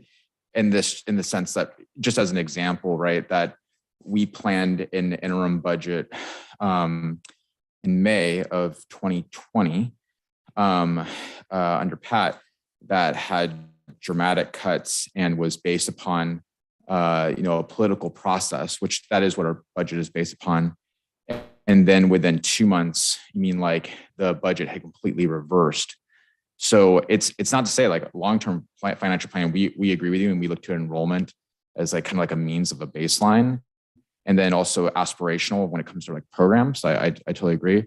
I do think that is one of the challenges, not a barrier, but it's just one of the challenges, just that it is a political process, our budgeting. Yeah, and the uncertainties around, government legislation and government funding are something that we can't do anything about.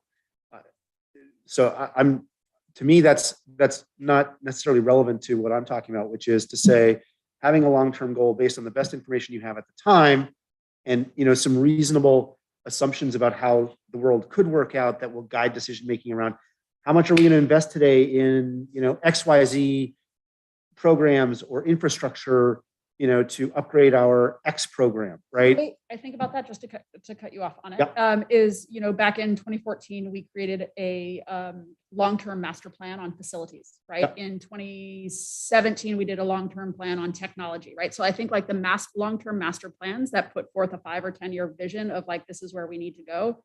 And then it works into how it supports our LCAP goals and how the goals of the superintendent. Like for me, that is that matrix of like master planning, which I think is your point. Yeah. And then acknowledging these other, we have to make it tie into the LCAP, Yep. right, for student achievement. And we need to make sure that the SUP understands that like those two things are all aligned. Like that is the piece, but like the long-term plan is where we go, Yep. right? Because then we can continually refer back to it. Like, so for me, like we have a long-term master plan on technology. Unfortunately, it's unfunded. Like, Yep. it drives me crazy. So maybe it's something like just continuously annual, like just kind of sharing that. Cause I think I've even forgot. I was like, oh, right. We do have that master Yeah. plan for that. Oh, and I'm like, I'm not telling you about that, or we're But just I not think talking about it. we've also internalized, or like with this long-term master plan is Measure S, right? Like, and it's in all of our documents, right? Like Right. we got to do financial stewardship off measures. Like we've Yeah. all internalized it, but we do have a 315-page master plan that got approved by everybody, that like went through a very public process. So like, I think that's where some of this stuff goes in terms of like, how does the process of it work? And I can share that with the board, and I have had an opportunity to review it. And we are actually building a plan for facilities and long-term planning based upon that for the potential dollars to come in the state from the state bonding, which we'll talk a little bit more on Wednesday night. And then I do agree and concur. That's a good way of thinking about that. The long-term or multi-year plan from a programming standpoint is the LCAP, which I do believe you're sitting on that committee as well too. I am. Thanks, Maggie. Any other thoughts of like, because I think there's like the facilities plan, there's the tech plan. I'm trying to think of what other like plans that we have out there, like safe routes to schools, an annual one, safety. Yeah, the safety master plan is another, and Annual, right? Like Is there, let me ask as the rookie, sorry if I should know this already, but is there like an overall strategic plan? Because those sound like very topic specific. Mhm. And what I'm thinking of from my private sector context is, hey, here's the 5-year plan for how it all the works together. business, right? And we don't know exactly how we're going to get to this endpoint, but like that's, this is an endpoint that we're aiming for. And here's what we're going to try to do to get from A to B. That guides a lot of decision making. Yeah. When in my experience, and I don't necessarily see us having that kind of conversation here very often. Well, Yeah. isn't it always around these goals? I mean- So if I may, so that is the HBCSD district goals. I mean, like that Goals are different than a strategic plan, I think, in my opinion. Yeah, that's fair. So when we develop that off of, a 5-year plan. I mean, like now, as far as the details of that plan, I would be happy to sit down with you and show you like our working documents, like the equity and inclusion strategic plan, because we break each of those goals down. I mean, like they're just typically staff documents, and the board, is governing at that 50,000 foot level. But when we adopted those goals last year, a big push, and I will push us today as well too, is to keep those, relatively consistent. I mean, because Yes. like they're 3-5-year Agreed. ambitions. I want to save goals for our goals section. Yep. on data analysis piece, like I think we can like come back to that, but I think your point taken is like we have goals. Maybe what you're thinking of is a larger vision statement, which is different than the vision here of all students empowered, but like there could be something that is some sort of guiding document on it. We can Yeah. noted. Any other thoughts off of this last bit? Because we're going to do a rapid change here in 1 minute. Relationships. Anything off on relationships? Good. Excellent. Thanks, Jen. Then with that, if you do have wordsmithing things, we will send them to Jason. And then we will approve this at not this Wednesday's meeting, but what month are we in? March's meeting. Okay. Everyone good with that process? That's amazing. Okay. Shake it off. We're going into board self-eval. Here we go. Jason, do you want to move the slide? Yes.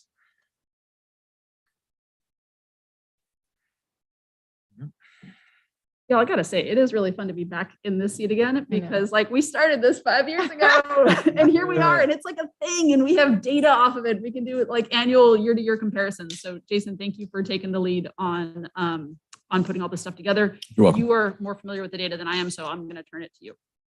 Thank you, Maggie. So first, I want to thank you all for participating in the board self-evaluation and appreciate your time.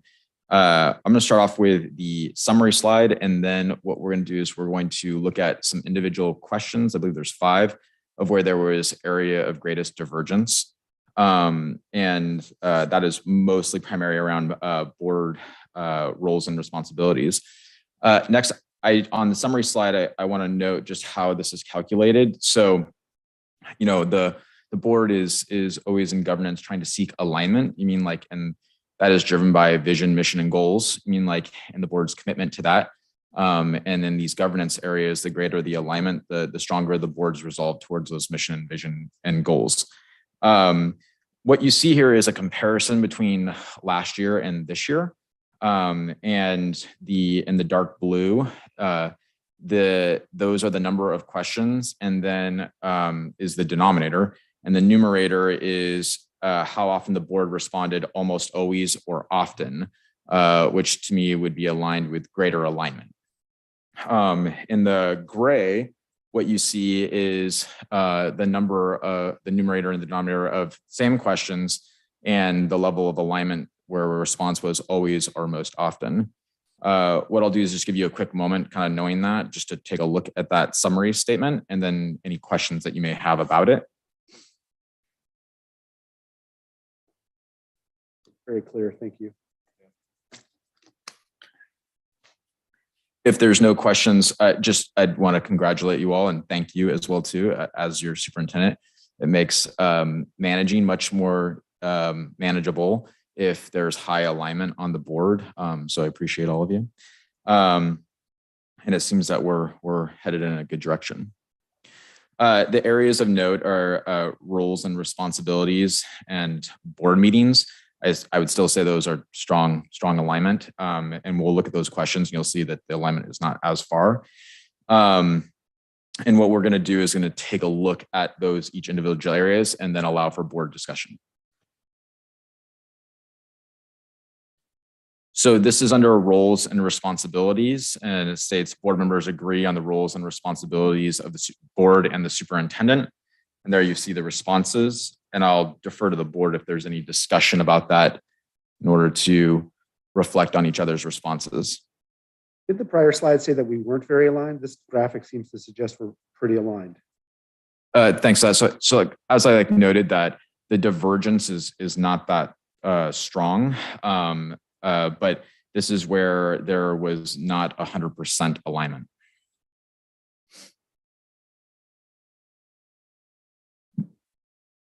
I think it's just great that we continue to look at this board governance compact, because I think this really helps us get recentered every year as to what our roles and responsibilities are, and just, not being in person all the time. Sometimes, for the last year and a half has been just more challenging, and it's because Zoom's become the norm, or call, it's just, so anyway, I think we're on the right track. I don't really have much. I just appreciate that we've clarified even just how our role is when with if we have personnel issues and like who to go to. It's like we've just really worked on clarifying a lot of those things. So Can I just ask sort of, I apologize, a dumb question. On the prior slide, roles and responsibilities showed as 2 out of 5. And on this slide, as I read it, it's 5 out of 6. So there's multiple questions in one area. Okay. And so those are the questions that would demonstrate always, almost always, or often, you mean like as all of the responses. So I do concur with you though, that that the alignment is very high, even on those questions where there is not necessarily complete alignment. If I may, the only thing I'd call out is if there's ever, I know obviously it's blind here, but if there's ever an area where superintendent, you feel there's an issue, like we're asking for board input, but you're one of the segments on this piece of the pie here. So if there's something here that you feel that if you put less often, rarely, or not sure, then I just, I'm sure you will when we get to that section. But my point is that, in order for the governance that we have that. So I joked with Maggie about this because I said I felt like the last time it was like, oh, okay, that's interesting. Jason? Yeah, totally. Yeah. So I believe that I responded almost always or often on this. Yeah, so I think we did a deep dive off of roles and responsibilities today, looking at some of that. I think some of these where it might go into less often is questions, honestly, about like what is direct administration versus giving an opinion. Like I think there's like that gray line on that. So I would offer up anybody who has like a direct question off of roles and responsibilities right now, if there is an area that you want to put on the table of like, I don't understand when this happens, let's put it out there. Yeah, and Medicals. I'm good. Yeah, and I appreciate that Quentin has brought up some pretty tangible examples today as well too. I think that I do believe that is more helpful for this discussion to put those things out there. All right, I'm going to move on to the next. Area. The board gives direction to the superintendent only at board meetings. Jason, can you provide some clarity of giving direction, what that means? Yeah, that's a great question. I think that it really, so each dynamic with each board member, I will say is very different. And I do think it's a very like relational in nature. I meet with most of the board members on a pretty regular basis. So to me, from my perspective, direction is, you should do this. Like that's, and that can come in very small forms or that could come in a very large form. So that's my, idea of direction. I don't know. Is that too broad? Would we be violating the secret ballot process to ask if you were on where you were on this dimension? Because I mean, I don't know how you interact with the other 4 board members, but I'm curious whether you feel like we're doing things right. Thank you for this. This again reaffirms my Jason. I know, I'm like, okay, so tell us. So I believe that I also responded almost always or often. My response last year was, I think almost always or often, or I think I said other last year I think I've shared with you here. I think it really it's just really dependent on the dynamic with the board member. I've never been made to feel that I couldn't say no. So that's been my understanding, or to redirect where like, hey, that's got to be back to board meeting. That happens pretty. I can't really remember a time where I've said, well, that needs to be taken to a board meeting. Right. And I think that's probably for board members to internalize. Like I have lots of opinions. I share all of my opinions with Jason, like understanding that I am sharing my opinions and that he can either take that advice and counsel or not, dependent on, where the board lies with something. I think it's more of a board understanding of what you think your power is and acknowledging that we don't have power without a collective open vote. Sure. You want to change your vote now, Quentin? No. Oh, okay. Do I get to say, how did you all respond? I mean, Yeah, I'm curious, is anyone that did respond with the less often, are there feelings that we need to clarify? I would agree. Because if that's the gray, that's sort of a grayish area that, Mhm. that feels to me a bit worrying, a bit murky that two people are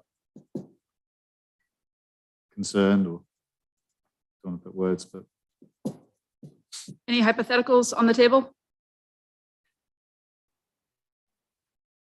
Okay. I think we've just gone over our board compact, acknowledging what our norms are. So I feel comfortable, like if we were to take this vote again, it would probably end up differently. That's a good point. I think that's a really good point. Okay, moving on to slide 15. Individual board members do not attempt to direct the superintendent.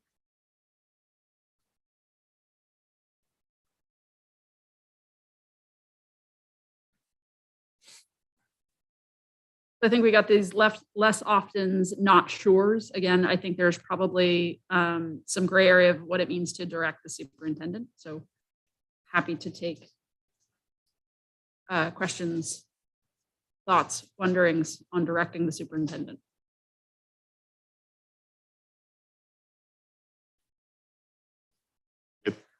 I'm good. I think I was the not sure because I don't know. It's an odd question because I don't, unless we witnessed other people directing the superintendent, it's a hard question to answer for anybody other than yourself. I'm just wondering if the question is more about, do you feel an unfair bias that there's an attempt to not direct, but I agree. but persuade or something, you know? I totally agree with Jen. I do think just, you know, honestly, because like some of us have access to, you know, like, or you just read the news to other board dynamics. So I think something to keep in mind, and Maggie, if I'm mistaken, I think this is a CSBA survey or and that I do think sometimes a challenge for this particular board is that these questions are very much geared towards all of California boards. And there is, you know, a range of division. You mean like on boards and so sometimes it's hard, but yeah, I think it's based off of the perception of individual member direction. I absolutely have friends on 2 other boards here in LA County who are like, I cannot trust my board president and the superintendent. Like they are colluding on district business behind closed doors in terms of contract allocation and like district resources. Like, so like it is absolutely present. I don't like, but I think this is, to Jason's point, a broader piece. But you definitely see some folks signing contracts, doing all sorts of ethically curious moves. So I guess the question would lie on those that chose less often. Do people feel that we need to have a different orientation on how individual board members work with Jason? I mean, I guess I could just speak to how currently I work with board members for context. That's helpful. So that time I inserted myself into the Jason. Okay. So for most board members, I meet, aside from the board president, I meet with them every other week. And so that was either somewhere between a 45-minute and an hour meeting to discuss board business. District and board business. And then the other meeting is devoted to a prep for a board meeting, just to review the board agenda, and make sure the board member has all the information they need about board agenda items. I also have individual communication with board members. So that ranges, and it really is dependent on the board member. Some board members, if they need to discuss a matter, like they will contact me by phone. Some board members will send me emails, and some board members will send texts. And typically my preferred mode of response is to call a board member back in order to discuss the matter, unless it's just simply like a yes or a no, or this is the situation. So that's typically the dynamic, and it range. Usually, if a board member reaches out, it's an issue based, and 9 out of 10 times it's an issue that was raised with them from a community or stakeholder. Yeah. Any follow-up off of Jen's questions off of this, off of bias or Forgot the last verb you used. Persuasion. Are there any policies that we want to raise? I'm seeing head shakes, so I'm just going to say we move on. Great, let's move on. Board meeting length. So this is a different section in the questions, and it says related to board meetings. And in this case, the question is the board confines its meeting to a reasonable length of time. I'll acknowledge that we've had greater on this. It was 3 out of 7 last year, and we're at 5 out of 7 this year. I feel that the board has done I know like in the last 2 years, obviously with COVID and everything that had been decided, there was a lot of information to distill, but I feel that everybody in this room has done a much better job of, I think at one other meeting we talked about, not everybody has to give the thank yous or the same thoughts over and over, and everybody's like, I feel there's been a real concerted effort here. Yep. The board meeting still may be long. It just is what it is at times, but I feel like it's less on us doing things that aren't necessary, if that makes sense. So I want to concur with you, Doug, and then just thank you, Jason, and the Yeah. staff for just like being like, whoop, we got 8 minutes, a limit. Yeah, I feel like you put a limit on the board presentations, and I'm just like, yeah, totally. thank you so It's much been- because Yeah, we've been working with our staff. The rule is no presentation should be longer than 10 minutes, short of like, stuff that has to get through, but like 10 minutes, and then the board can ask as many questions as they want for however it's long. been very helpful. Yeah, no, it's been an full team effort.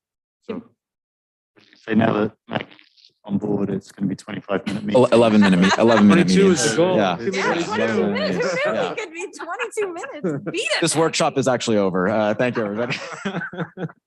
But no, joking aside, or not maybe, I think just also an appreciation that we as a board, we meet once, our regular meetings are once a month. And I mean, or any public member watching, other boards typically meet twice a month, if not more so. I mean, it's sort of, Right. We judiciously sort of fit a lot in. I know that's why we sort of talk about our start times and other things, because we have a lot to cover. There's just a lot of ground typically to cover. So I just applaud and thank you. That a lot of that comes in how it's managed with the superintendent and the meetings and the agendas. But again, I'm just always mindful of that we accomplish in one evening typically what other boards look to accomplish in 2 evenings. So we are just brilliant. So there we go. Good point. Next slide. Sorry, my apologies. There is a good relationship between how long the board spends on an agenda item and the importance of the item. I would love hypotheticals if people went into less offens or specific examples for the less often folks. I'll give one. So, and I don't think this is, and I think this is on us, not a district, not comment about the district, but I think we probably, this is a trivial example, probably, but I think we spent a lot of time talking about the calendar, for example, when I don't think there was a lot to be said at a governance level. I didn't feel bad about it. I thought, we were interested in talking about it, right? And sometimes we'll be interested in talking about something, even if it's not super important, and we'll end up talking about something that because it's interesting, rather than because it's super important. So we're breaking our own norm there a little bit, but I think it does happen every once in a while. Fair enough. Any other It's funny, specific? it's like in public comment to me has been about, the calendar has been, that was yes, we as a board discussed it, but also it's interesting that The most text I've received. the in most past 2 conversations I've months had in the were on last 2 or 3 calendar. weeks has been about the calendar. Oh, really? Yeah.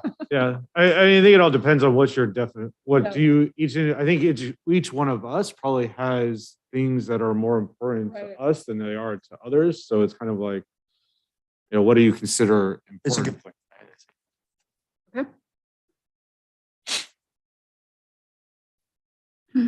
Any other comments on this?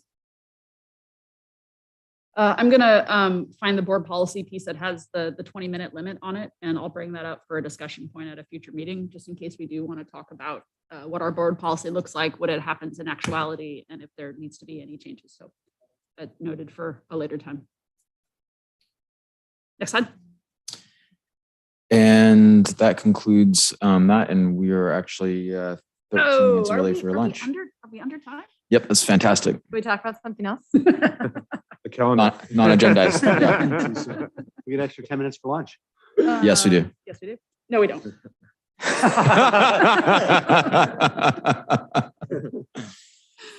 Okay, so do we want to have Robin, Jason, what's the process here for our lunch time? We're going to go ahead. We're going to take a lunch until 12:30. And what we'll do is we'll pause the meeting. And I do think if the board is okay, I think we capture the 10 minutes and I agree. it either Leave gets it up. allocated or it gets removed from the tail end. So it'd be 12, we're 10 minutes early right now off the schedule. So it's either we 12:20. start back up at 12:20. sure. Yeah, Yeah, that's fine. Fine, do that. Sounds great. Okay. Staff loves it. I just made a motion. Does anyone want to second that? Second. All in favor? All right. Aye. Aye. Okay. What do you need? Just in terms of lunch, what is the process? Oh, Robin, do you mind talking us through lunch? And let's go ahead and turn off our microphones. Yeah. Cool. So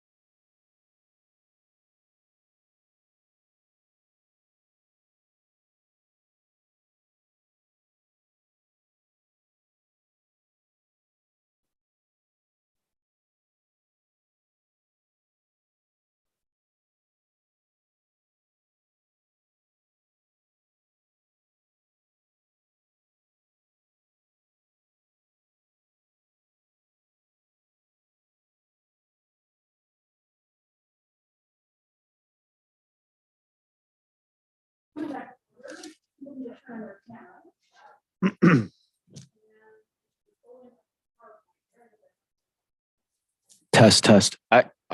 Peter, is our microphones working? Hello? Test. Hello? Test? Yeah. Test, test. There we go. Yep, there we go.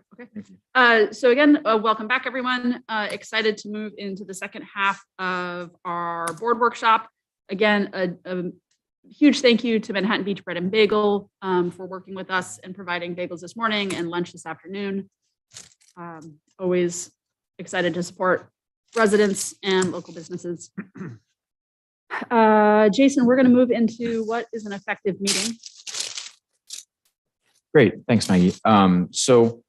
What we did here is we were looking at kind of like a high level, and there had been discussion in our prior workshops about just making sure that our meetings are running efficiently. And I think we've had some discussion already about just how the meetings have gone. You've seen that in the board self-eval. Also read in a book was about asking board members directly and having them discuss what are qualities of an effective board meeting.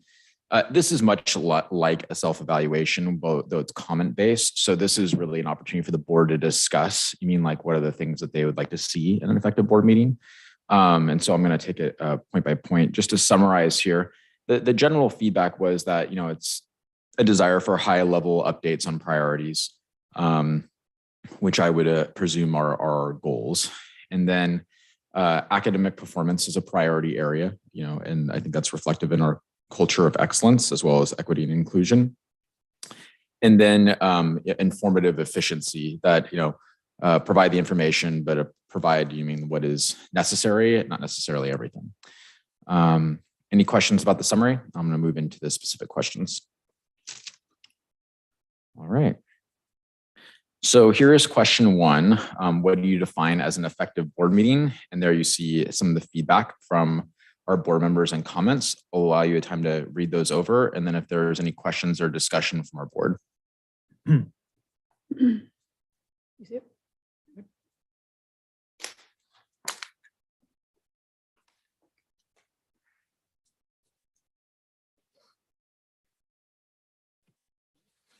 I'll just respond. I so appreciate having the complete board presentation summaries ahead of time, because I do think it makes an effective use of time when we do our check-ins with you to ask for questions or follow-up information. So thank you for making that happen.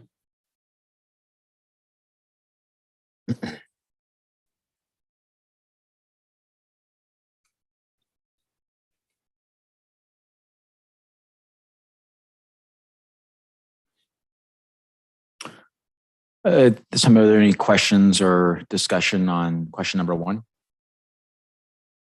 I guess I would say one of the point, I think I know which one of those bullets is mine, but it'd be great to, there's a lot of what we have to do is about conveying information. We have to, we want to be a conduit of important information to the community. To the extent that we can go beyond just sort of conveying information to sort of drawing out the so what's and the insights and the important points to be discussed, then that's something that I think will make meetings more engaging for the public, as and obviously for board members as well. But so more of a focus, and I think, and I applaud the district and the staff already for I think heading in that direction with summaries and shorter presentations and more time for Q&A, but just want to continue to underline the emphasis on, getting to the nub of what matters and the insights and the so what's, as opposed to just sort of, here's reams of information that we're mandated to share. Thank you. Other comments or questions from the board? I have one. Just when it's opportunities openly reviewed, I think it's sometimes interesting. Obviously, the staff, superintendent, there's a clear direction and a proposal put to the board, but sometimes there are options considered, and so sometimes it's also helpful to know, okay, there were some options, or this is the way we could look at it. But the reasons why we've not gone in this direction over other ways. I mean, that's not necessarily like we always need 3 options and we'll choose the best option. I appreciate that a lot of thinking goes into things, but I think it comes into that sometimes if there's the right scenario where it's just talking through the thinking and how you get to a definitive proposal as opposed to potentially there being alternative proposals or considerations. And I guess that's in there. Maybe that also comes under question 2 in terms of more consideration, but I just had that and be curious if the board has a similar thought on that. Open it up to the board. I would say I feel like that's a board responsibility. Like if you want other, if like we get presented a option from the superintendent or the staff and you want a different one, whether they they could, explain us their process. Mhm. But I think if we want to deep dive into something like that, maybe it's a little more on the board or yourself individually to like look into that issue and bring it back. Do you know what I mean? Like Mhm. that's how I see it. I'll give you an example if Yeah, it maybe makes give me it an more is calendar, which is something that gets negotiated with the union and other things, but there's often options around the calendar and how they were formed, but as opposed to not having an option and just going, well, this is what's been done. It's like, okay, great. I could see there was thinking involved in that, but here were some options and this is where or is another scenario might be. Sorry, just on that one, I do believe we did provide calendar options. No, absolutely. This year. So, so it's just, and that was just a tangible example. So yes, but maybe not in the year prior. So again, it's just circumstances or where things are up to. It's just, opportunities openly reviewed. It falls under that for sure. We're good. Any other thoughts about effective board meetings?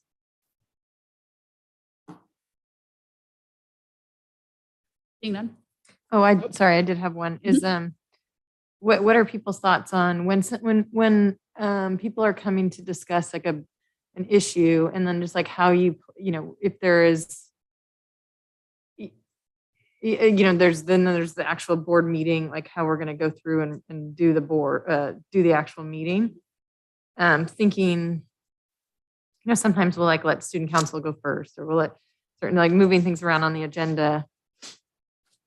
I'm just trying to be sensitive to like our constituents that are coming to board meetings and being respectful of time, but also knowing that balancing that with like we do have our own meeting agenda as well. So I'm just putting it out there with like Counter hypothetical, you have 3 different stakeholder groups off of 3 different agenda items. Do you completely overturn the agenda to accommodate stakeholder groups that happen to want to see in there?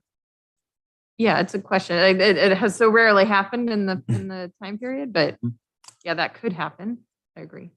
If I may, Jen, something that's maybe a challenge to make that decision in board meeting as well is that the agenda, is prepped over the course of a month, and I can tell you that the order is sometimes done intentional, just for the sake of board presentations. Sometimes inform action for the board to consider. And I think this does kind of come back to that, what Aaron said is that the meeting is, is for the board that's conducted in public. So it's just really important that like that order is adhered to, so the board is making an informed decision. I think that's a really great point. Maybe that's just something as a board we verbalize and consider and like share that with the audience as they arrive. So there's not such like outward irritation and anxiety, or I would say more irritation that gets then it clouds, I think, what we're really trying to do. It's a good point.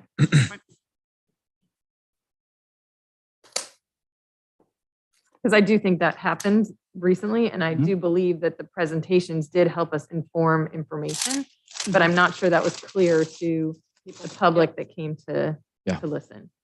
Yeah, and if it was called out, I think they were very reasonable people and probably would have seen that logic as well, but just weren't made aware of that. That's all. If there's no other discussion, then I'll move on to the next question. So this is a question of what would you like to see under more consideration, whether content or format? And there you see your answers there. And I'll turn it over to the board for discussion and questions. I really, when I read the slide, I'm thinking of Doug's comments of like every board member holds something a little bit probably more tightly than others in terms of what they prioritize and value. So I think like all of these things are all important and they are like all within the purview, but they also like speak to the different interest areas of board members, right? Outside of like topics, I'd say, is there anything else at board meetings like issues of, I don't know, not substance, but like, is there more reports, more presentations, less presentation, you know, is there anything structural, I guess, outside of topics? Because I think, you know, the board's doing its duty off of its reports to get the academic information and assessments that we need to make decision. I think we're getting enough information to do our duties. And so all of these things are just going to come in the flow of the governance calendar, whether it's LCAP or budget or facilities.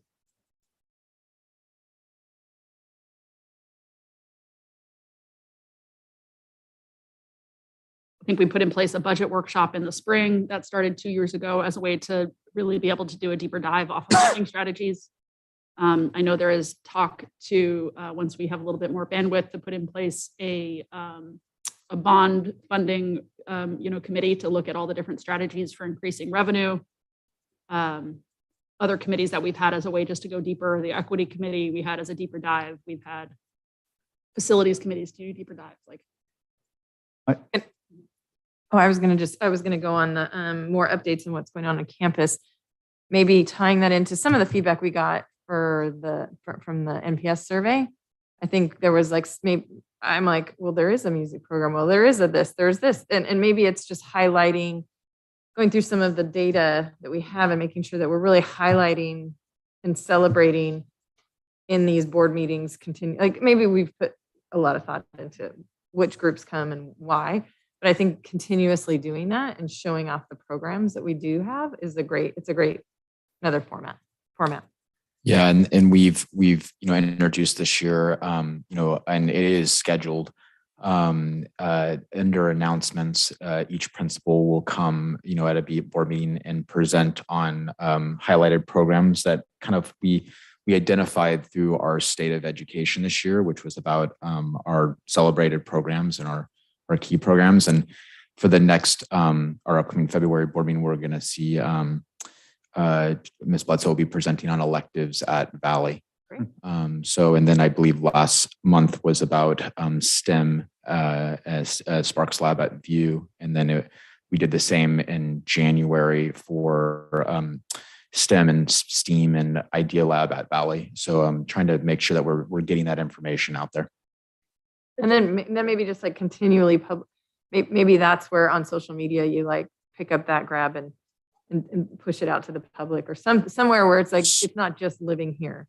Yeah, no, that's great. So we have our 5 pillars of communication on Instagram, and one of those pillars is about communicating programs. And we've had an internal discussion with Eileen about particularly during an enrollment period about focusing on messaging our signature programs, and so pivoting a bit. So we'll follow up again, and just to let her know that the board is invested in seeing that going forward. we just hit a milestone on social media, right?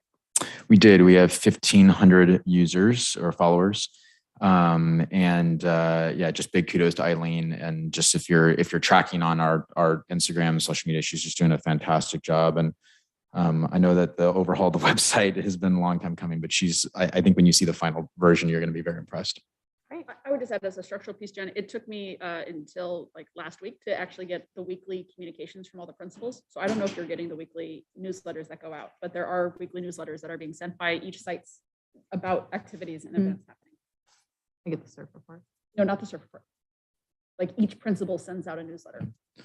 In addition. In addition. So I did not know this existed. This is the deluge I was telling you. Actually, could we ask that gets sent to the boards, like our board alias emails? Would that be appropriate? Yeah, we can start to work on that. Okay. I'd just like to build on, just to mention that I really appreciate that we have that student voice in the meetings up front. I just think it helps ground us, and I really enjoy hearing from our student leaders.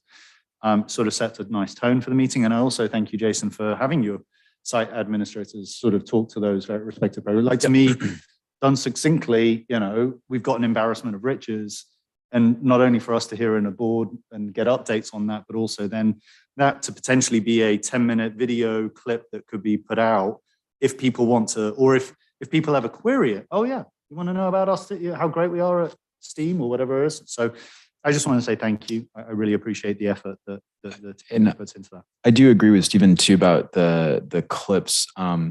We just recently reutilized the State of Schools clip about our programs on our Kinder website. And we've been for parents. It's just like coincidental you brought this up. I just had a parent ask about our signature programs. And so I sent them the link of the State of Schools presentation, as like an informative. So it was helpful. And just a quick question. My assumption is on the new improved website, like those weekly newsletters by site leadership will be part of those websites. Like, will those be archived, those newsletters, as a way for folks? That's a great question. We're not there yet because it would have to be uploaded. That might be a little bit of a logistical bear. So we'll look into what that might take. Okay. Can I just also the district updated its email templates and other things, and I just want to again applaud the team that those are now really easy to see on your mobile device and things like that. So it took a while. There was an investment of time and effort to get those things right, and they make a big difference to parents digesting the stuff. I wanted to pick up on one thing that Maggie mentioned, and going back to Quentin's point about goals. We do have a budget workshop. I get that that's the lens that it's the looking at numbers and spreadsheet, and balance sheets and whatever else. It is also, in my mind, it's also a lens through which to then, how are we approaching our financials through the goal setting and whatever else. So it's not myopic to just a budget P&L review. It's, in my mind, it's also looking at our board district goals and how we're looking to achieve those things in short-term wins versus long-term wins. So I just thought it was worth in my mind mentioning, because that's an important meeting again as we go through, and we spend a lot of time to go through our review on things. So. Anything else on question 2 here? More consideration stuff. Just, I'm going to question for Jason. Just like, you probably talked to us enough that you could guess as to who made these comments, to the earlier point about them being very personality dependent. But do you have any questions? Like, are there any in here you're going, what the heck is that person trying to get at? Because it may be valuable for you to know what folks are missing if it's not obvious to you already. No, I feel like that I understand the board's dynamics and such, and I think that this is a good space in order to clarify. Okay, let's do next slide. Sorry, I got one thing just under the funding strategies. It feels to me that there's always sometimes, it was even in the MPS survey, there's some existential questions as to why does the district exist? Why don't we just, this is picking out specific questions by some stakeholders going, would we be better served X, Y, or Z? Is there a different funding strategies? Other districts, Beverly Hills, there's, I'm blanking on the way. Basic aid. Thank you. And, those things getting reviewed and points in time.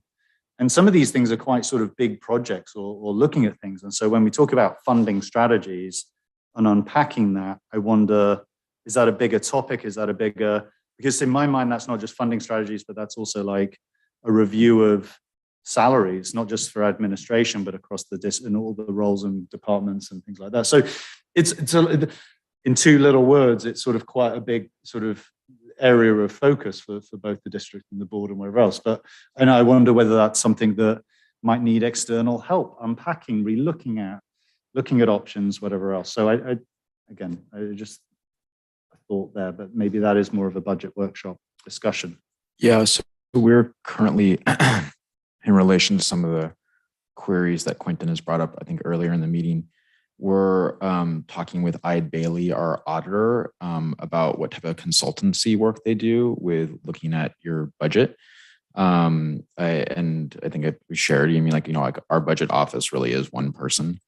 And they, Paula's working in the kitchen, on certain days. So I would say that that is something that we're looking at because of the interest from the board. And the budget funding from the state has wildly changed and swung, in many cases unpredictably in the last 3 years. Not to say that, and that's speaking about California funding and education, it wasn't a stable piece to begin with.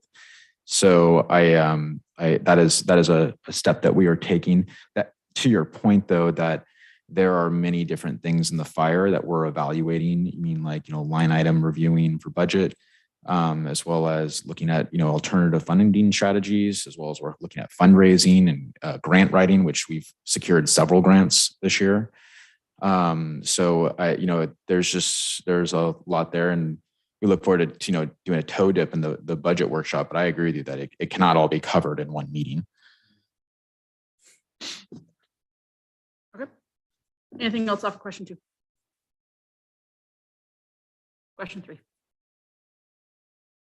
So question 3 is, you could say it's like a strengths question, but it's the question is, what do you find most effective?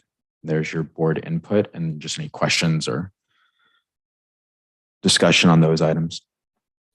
Anything missing off of this board?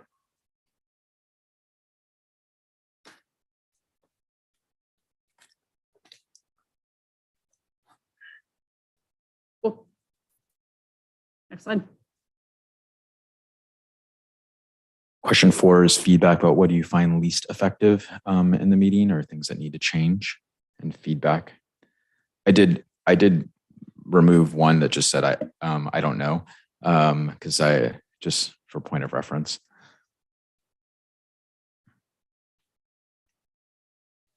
I feel like we've hit this topic a couple times today. Yep. Good. Yep. Next. Oh, Now we're man, ready did for we data finish early analysis. again? We did. So we are currently 15 minutes ahead of schedule. I'd like to just take then just a few minutes because this has been like, I'd like us to put a bow in like on this topic of effective board meetings. Like we've looked at our board survey information. We've looked at our compacts in terms of like norms we've agreed to, gone into this survey piece of it. Like, do people like now is the time. If there is something we are missing on making our meetings more effective, like this is the time to like put it on the table and like let's address it. Or like we've now allocated 2 hours to like thinking about effectiveness and efficiency in meetings. And I think the balance on that is like public's right to be a part of the process, board deliberation and proper assessment of the information, and like the tension between all of that. But what else needs to happen? Maggie, if Jason. Yeah. Thanks. Jason.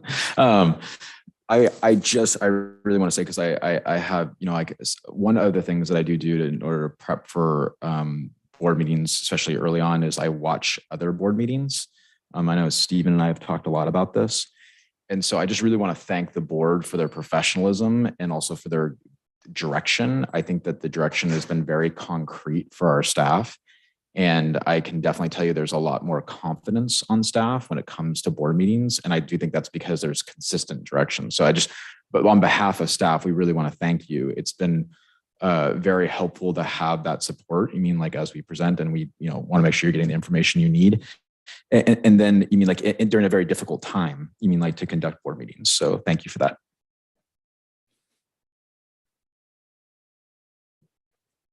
Now's the time, folks. Mine was just sort of in the moment. I think it's sort of, we've run into sort of people with hybrid meetings. Are they commenting on Zoom or not? Like, and we don't know. We know that our technology is working. We know that it is effective and it's working. So likewise, if there's frustrations, that you can feel it sometimes in a meeting, and it's sort of, I think it's just, maybe it's whether it falls to the board president of that time to just voice these things, because we can put it on a board meeting page, we can put it in the agenda, we can put it, these things are sort of, but at the end of the day, sort of sometimes these issues are quite emotional as much as sort of heightened sort of stress and anxiety. And sort of sometimes maybe it takes a voiceover in a meeting to say, the board is not able to, this is not a point of discussion at this, this item, so that's just trying to sort of, as we navigate these things, but I think we've done a great job as a board over the last few years navigating those things. Yeah.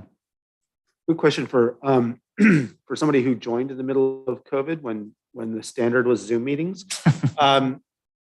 Do we anticipate any changes in format and as Omicron hopefully relaxes and there's less to worry about? I assume we'll go back to sitting up there. And I mean, do we expect to, like, I assume that using your laptop as a camera wasn't the norm prior to COVID. I don't know. Yeah, What do we anticipate? Jason, go ahead on that. I also have some thoughts and questions. Yeah. So some things are here to stay and some things are different. So the reason we're down on the floor today is the board president has, just for the purpose of collaboration and such, the prior meeting was just to create more social distancing space because it is tight up there.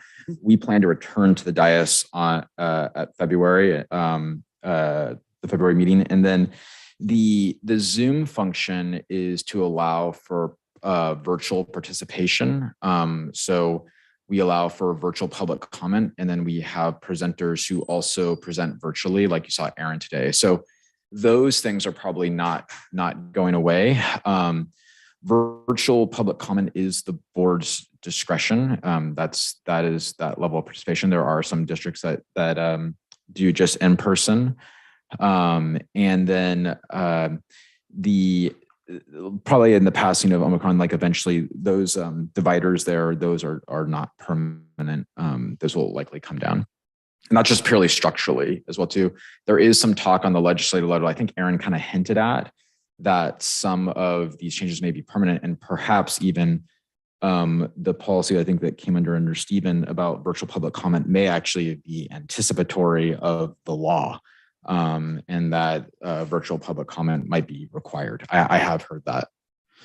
Stephen, did you have a comment? This is very minor housekeeping item. It looks Then like, I have a comment before that if it's just a house. yeah, mine's a house. Mine's just reminding that if the public is listening, or just in general, like as board members, just to remind the public that they can come and speak positively also.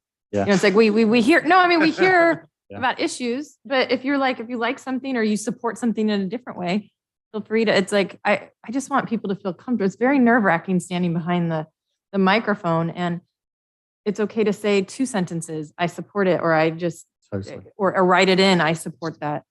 Or I don't like it for some Written reason. public So comment. it doesn't always have to be if you don't agree. So- We also allow, to Jen's point, for written public comment, which is posted on our website prior to each meeting as well too.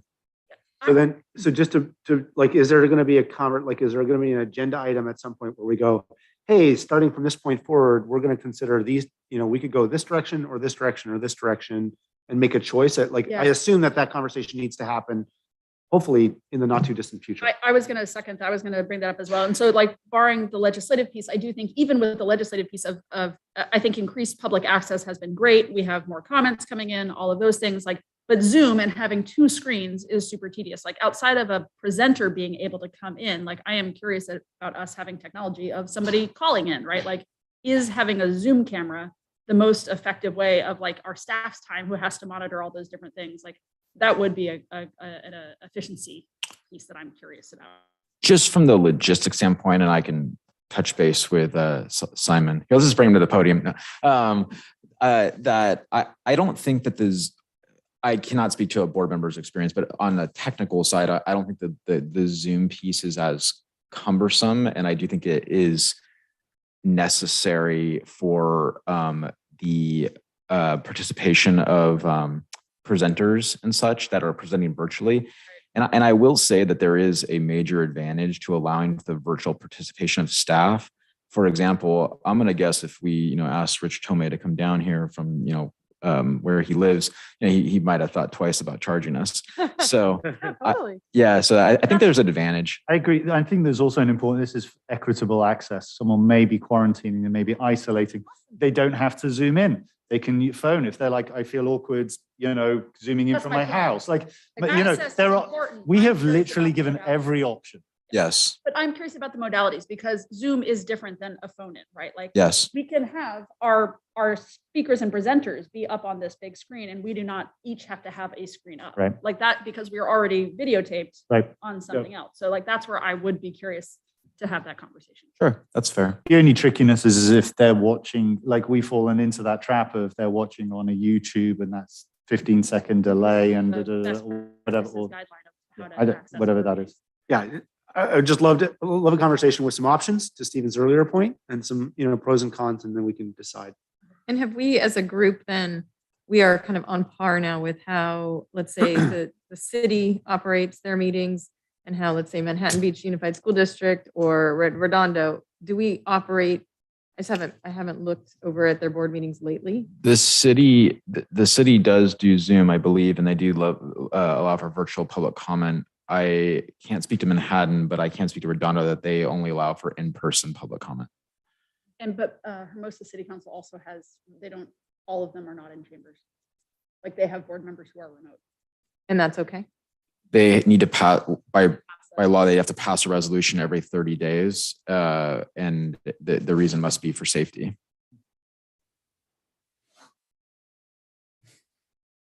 Ready for housekeeping? Housekeeping. Housekeeping. You updated. Personal preference. Well, I noticed that board president, you updated your title on Zoom, and I just wonder if you expect us to, if you want us to put in titles, on this, or if that's something you plan to do, or if we haven't done it before. So I was just wondering if you. I've always had HBSD trustee as part of my Zoom title, and I just recognized today that I should probably put board president because Rich didn't know who he was speaking to. Yeah. That's when I updated Got it. it. Okay. Cool. I think it is a point of personal preference of whether or not you want to put a title on your Zoom, but We just haven't all the way through the last 2 I've years always of had Zoom. it. I have So- 100% had it now for 2 years. Could we use our hockey team nickname if we wanted? Yeah, I was hoping for J Money. That'll offset discussion about budget. I came in as a whole nother person today. I saw that. It was cool, right? Yeah. But I do think it's a point of personal, for me, it's a point of personal preference. I think Zoom etiquette, we've never really talked about that. So happy to spend a minute. Eileen, for our kindergarten session, just recognizing that no one knew anyone, she created board backgrounds that had our name and title in the board background. And so I don't know if the board would be interested in that, but that is, yeah, okay. We'll get that taken care of if I'm ready. We should be able to have it ready for the next meeting. Yeah, because I think it's even helpful. Like I put on the blur behind my background. It's just helpful. It's like not distracting then. Okay, last thoughts on efficiency. I've parking lot access to public meetings as a future title in terms of how we deal with technology. Anything else? Otherwise, staff can assume they are doing a great job and we're going to continue at it. If you're looking for an example, there's that background. It's on the Zoom. Nice. I like it. That's cool. Where? Up there. Jason's. Oh, exactly. That'd be great. Okay, cool. I could give you one with like cows and goats and camels. Okay, let's move into data analysis. I got you 4 minutes. Great, thank you. I feel awkward right now having it up because no one else does. So I think you should keep it. It's much Keep better. it. I think it Than, looks it's great. much better than the white. all right, loud and proud. There we go. All right, thanks. So next, we're going to move on to our data analysis portion. So for format, I'm going to introduce just the overview. And then my recommendation, like our last meeting in June, is to kind of allow for free discussion, and then we'll reference whatever data point you want to go to. I'm just going to show you the organization of the data. But I would much rather have the board have time to discuss rather than presenting the data. So the data is, these are the data points that we looked at also in June for our June workshop. This is not the only data points for these areas, but they are a highlight or like kind of the most recent relevant data. for culture of excellence, the iReady performance data, that is the iReady assessment that for trimester 2 that was just taken. The data was actually finalized last Friday. When was it taken exactly? In the middle of January. And I want to say it was like the second week after we came back from break through the end of January, which was January 28th, I think was that Friday, if memory serves me right. So you're looking at the most recent assessment. And then the professional development survey, we gave the same survey, made some slight alterations to it. And that was administered in January. We gave it in December, and then we completed it in January 2022. For the equity inclusion, the panorama data, this is data that was taken in December. You have seen this data and had an opportunity to review the iReady performance data as divided by demographics. And then also there's the equity dashboard, which the board has had an opportunity to look at as well. And then the Fontes and Pinnell reading assessment. This is data the board has already seen. And that the next FMP is being taken actually, I believe next week is the window opens. And then in the area of financial stewardship, the Net Promoter Score survey, which was completed for the past 2 weeks in January. And then the enrollment projections, which you saw that presentation also in January from our work with Decision Insight. So now at this time, this is a good opportunity for us to deep dive into the numbers. And I'm going to turn over the board for points of discussion and analysis. Sorry, so are we going through each page? I mean, it's a huge deck. Yeah, I don't recommend that we do that. It's really good. I mean, we should look through it. Yeah. Not that you need to walk us through it, but just My suggestion is that board members, areas of discussion, like highlight the slide and area that they want to discuss, because you all have it on your computers. And then we go to those points for discussion and, talk about either observations and or possible action. So I am just going to chunk it a little bit, Jason, on this. So let's just take iReady. Let me lead people through some of these things here. Are there comments, questions, want to deep dive into anything off of the iReady material? So, yeah, Quentin. I think I know the answer to this, but I want to make sure. When we're measuring, and the measures here are sort of on grade level, on or above, and not, and I don't know, far behind or something like that. Is that an absolute score for so if you've got a second grader, are you judging, is on grade level meaning in October they're at where they're supposed to be in October, or would you not expect anybody to be on grade level in October because they've got most of the year still to go? How you described it the second time is the most accurate. Got it. Okay. So, all right. And great. That's helpful. So you wouldn't expect high scores in trimester 1. You would expect higher scores in trimester 2. You'll expect higher scores in trimester 3. I guess the next question then is I don't know what our goals are, our targets are, understanding whether or not the scores are where we want them to be. That's something I wrestle with. Yeah, so I believe that you brought up in prior board meetings in regard to comparison with other districts' data. Yeah. One thing that I will share is that other districts in our area are not publicly sharing their ongoing diagnostic data. And I believe that one of the reasons, in my opinion, is that it may be misinterpreted by the general public. And the purpose of diagnostic data is for educators in order to support students, not necessarily communicate progress to the public. And I'd heard that before, which is why I didn't harp on it again. I knew that they weren't sharing, so I get it. So that's not the only reference point, right? I would imagine that you as an administrator, your teachers, your staff, probably look at these numbers and can tell better than I can, oh, this is really good news, or this is really terrible news, or we feel good about this, or we feel bad about this. That's the kind of gauge that might be an alternative to how is Manhattan Beach doing, or how is Redondo Beach doing. So does iReady actually have, I think just to add to that, doesn't iReady, I've seen it from another district, that iReady has a predictability measure now, and I'm not sure how much they're sharing that with our district, but they were sharing that with this charter district. they do. They have a trajectory. I mean, particularly, I think it's most relevant by student. Correct. Yes. And so that data is reviewed with our staff. I mean, like, and so the iReady performance is used in multiple ways. So one is in order to create individual goals for students. Two is iReady, and we have a built-in system in iReady that students, after taking the performance data, they can participate in math and ELA work through the program that is responsive to where their strengths and where their needs are. And then also to your point about like the comparison, I think the most important thing, and this is a district goal, is triangulated data, right? In order to really understand not just how students are performing, but the effectiveness of our teaching, you got to compare with multiple measures, because this is a subjective science. It's a social science. Yep.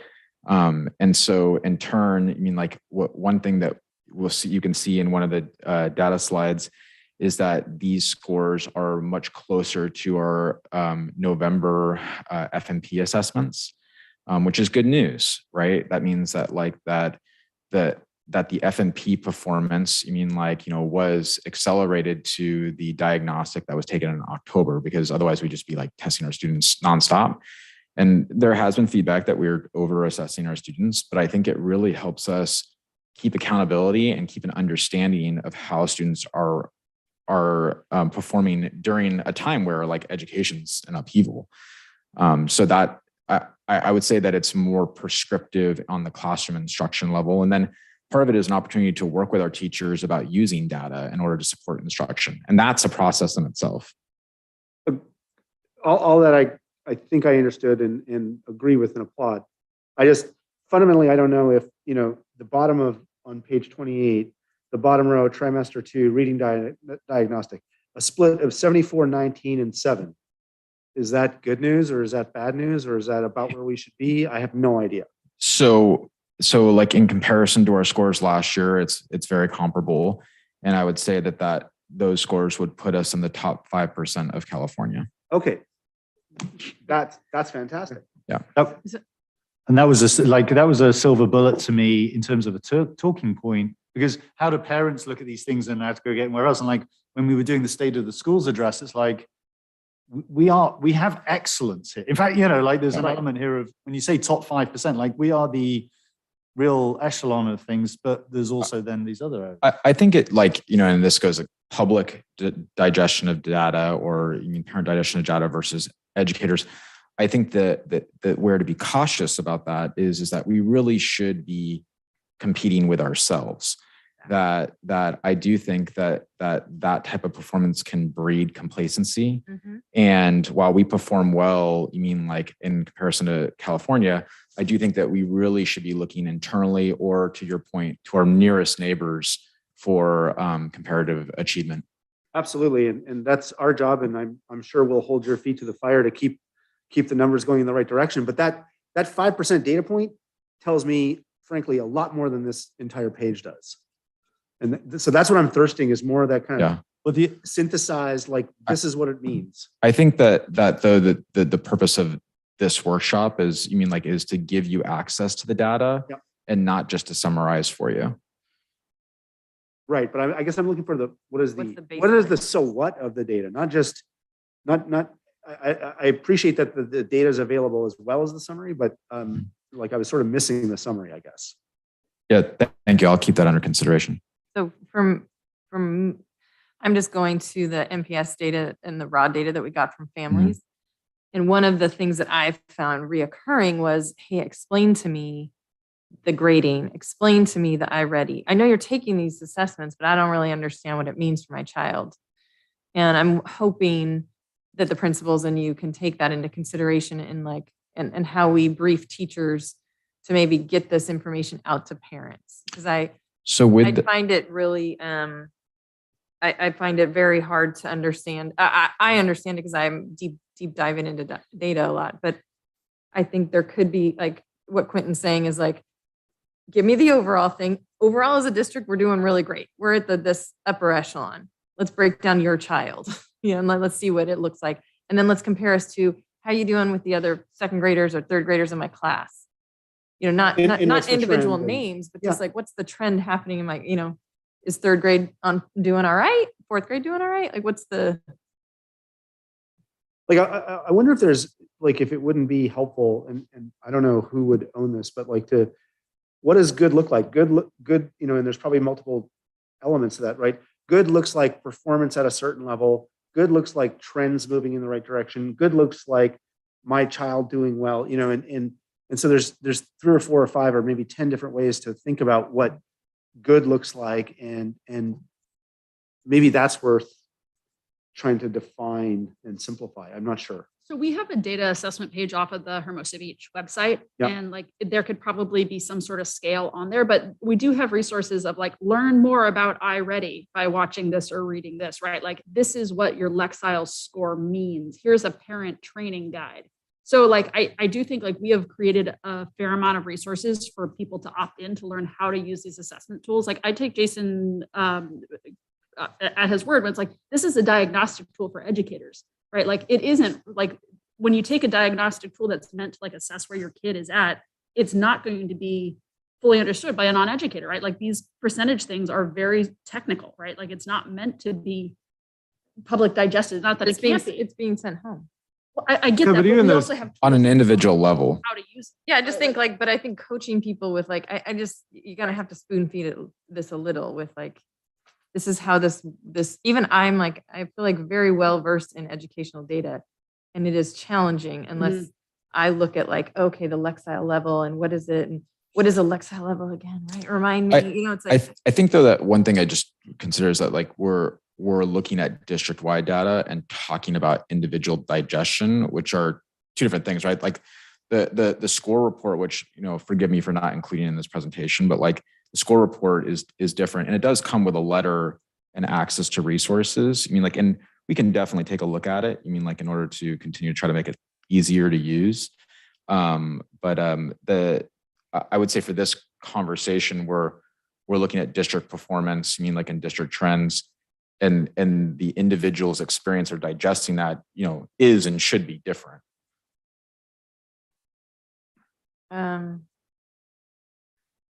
I just think as an individual parent in a district like this, it's like, it would be great if I could also learn the very basics on how to understand an iReady report that comes home to me.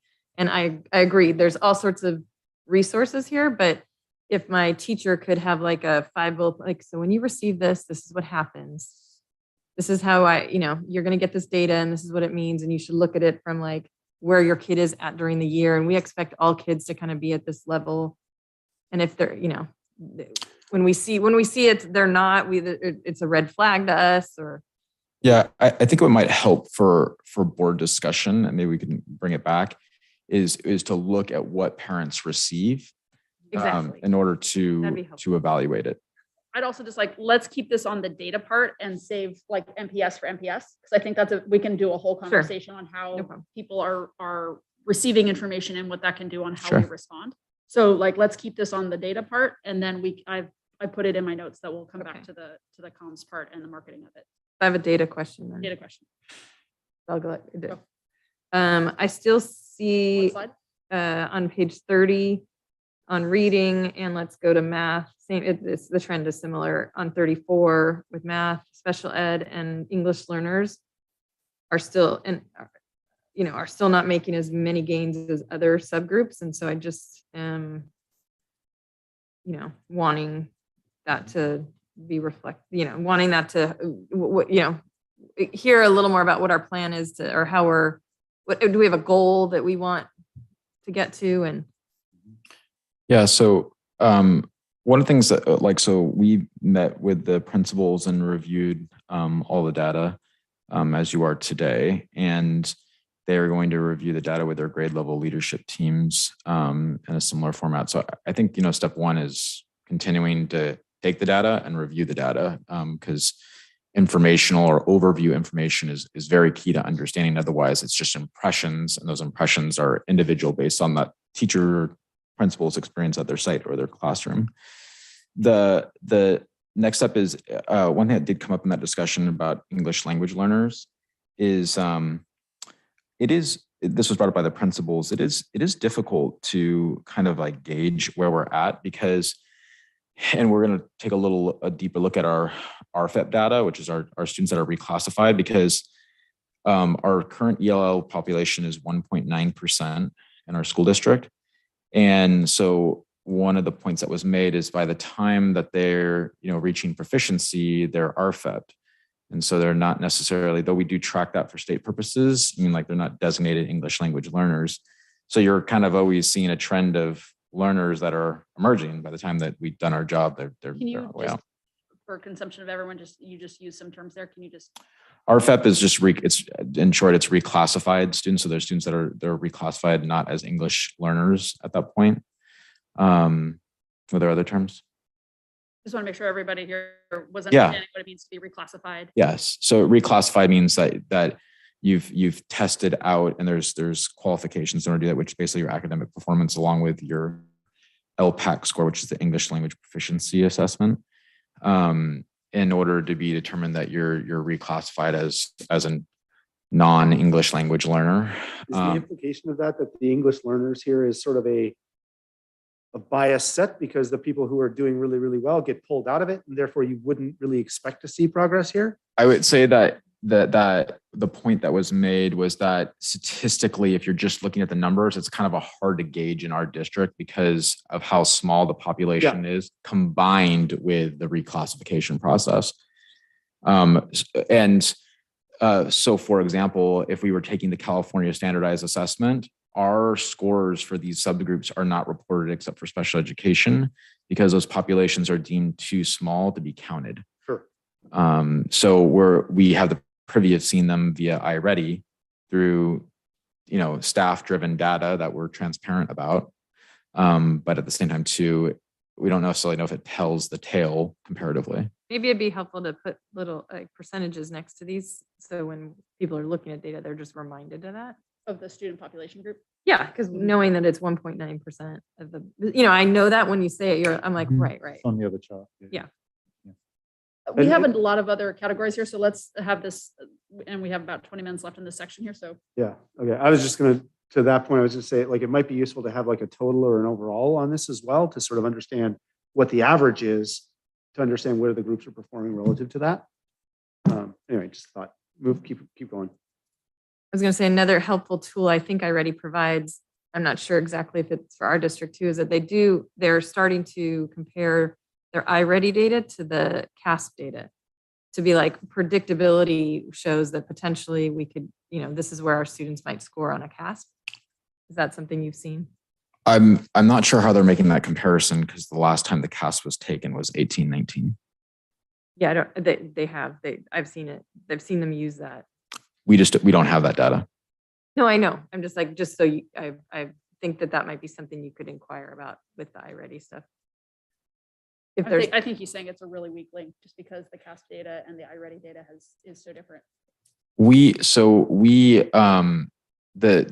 So this district has not taken the CASP in a long time. So, but when we do take the CASP in 22, we do plan, like how we saw the comparison with the F&P to the CASP performance. We planned to do the same process there, and that was part of our triangulated that the district came up with. So that's great feedback. I just ask a clarification: is CASP done on a trimester basis, or is it one time a year? It's annually. It is annual. You can participate in what they call interim assessments, but they are very small measures and they're typically standards based and they're not state reported. Any other questions on this? How much do you anticipate iReady continuing into the near future, long-term future? We've signed a multi-year contract and we purposely did so, recognizing that there may be future limitations of CASP, which has proved to be true, that the state has amended the CASP again for this year, and it's a much shorter exam. It's not going to be as comprehensive.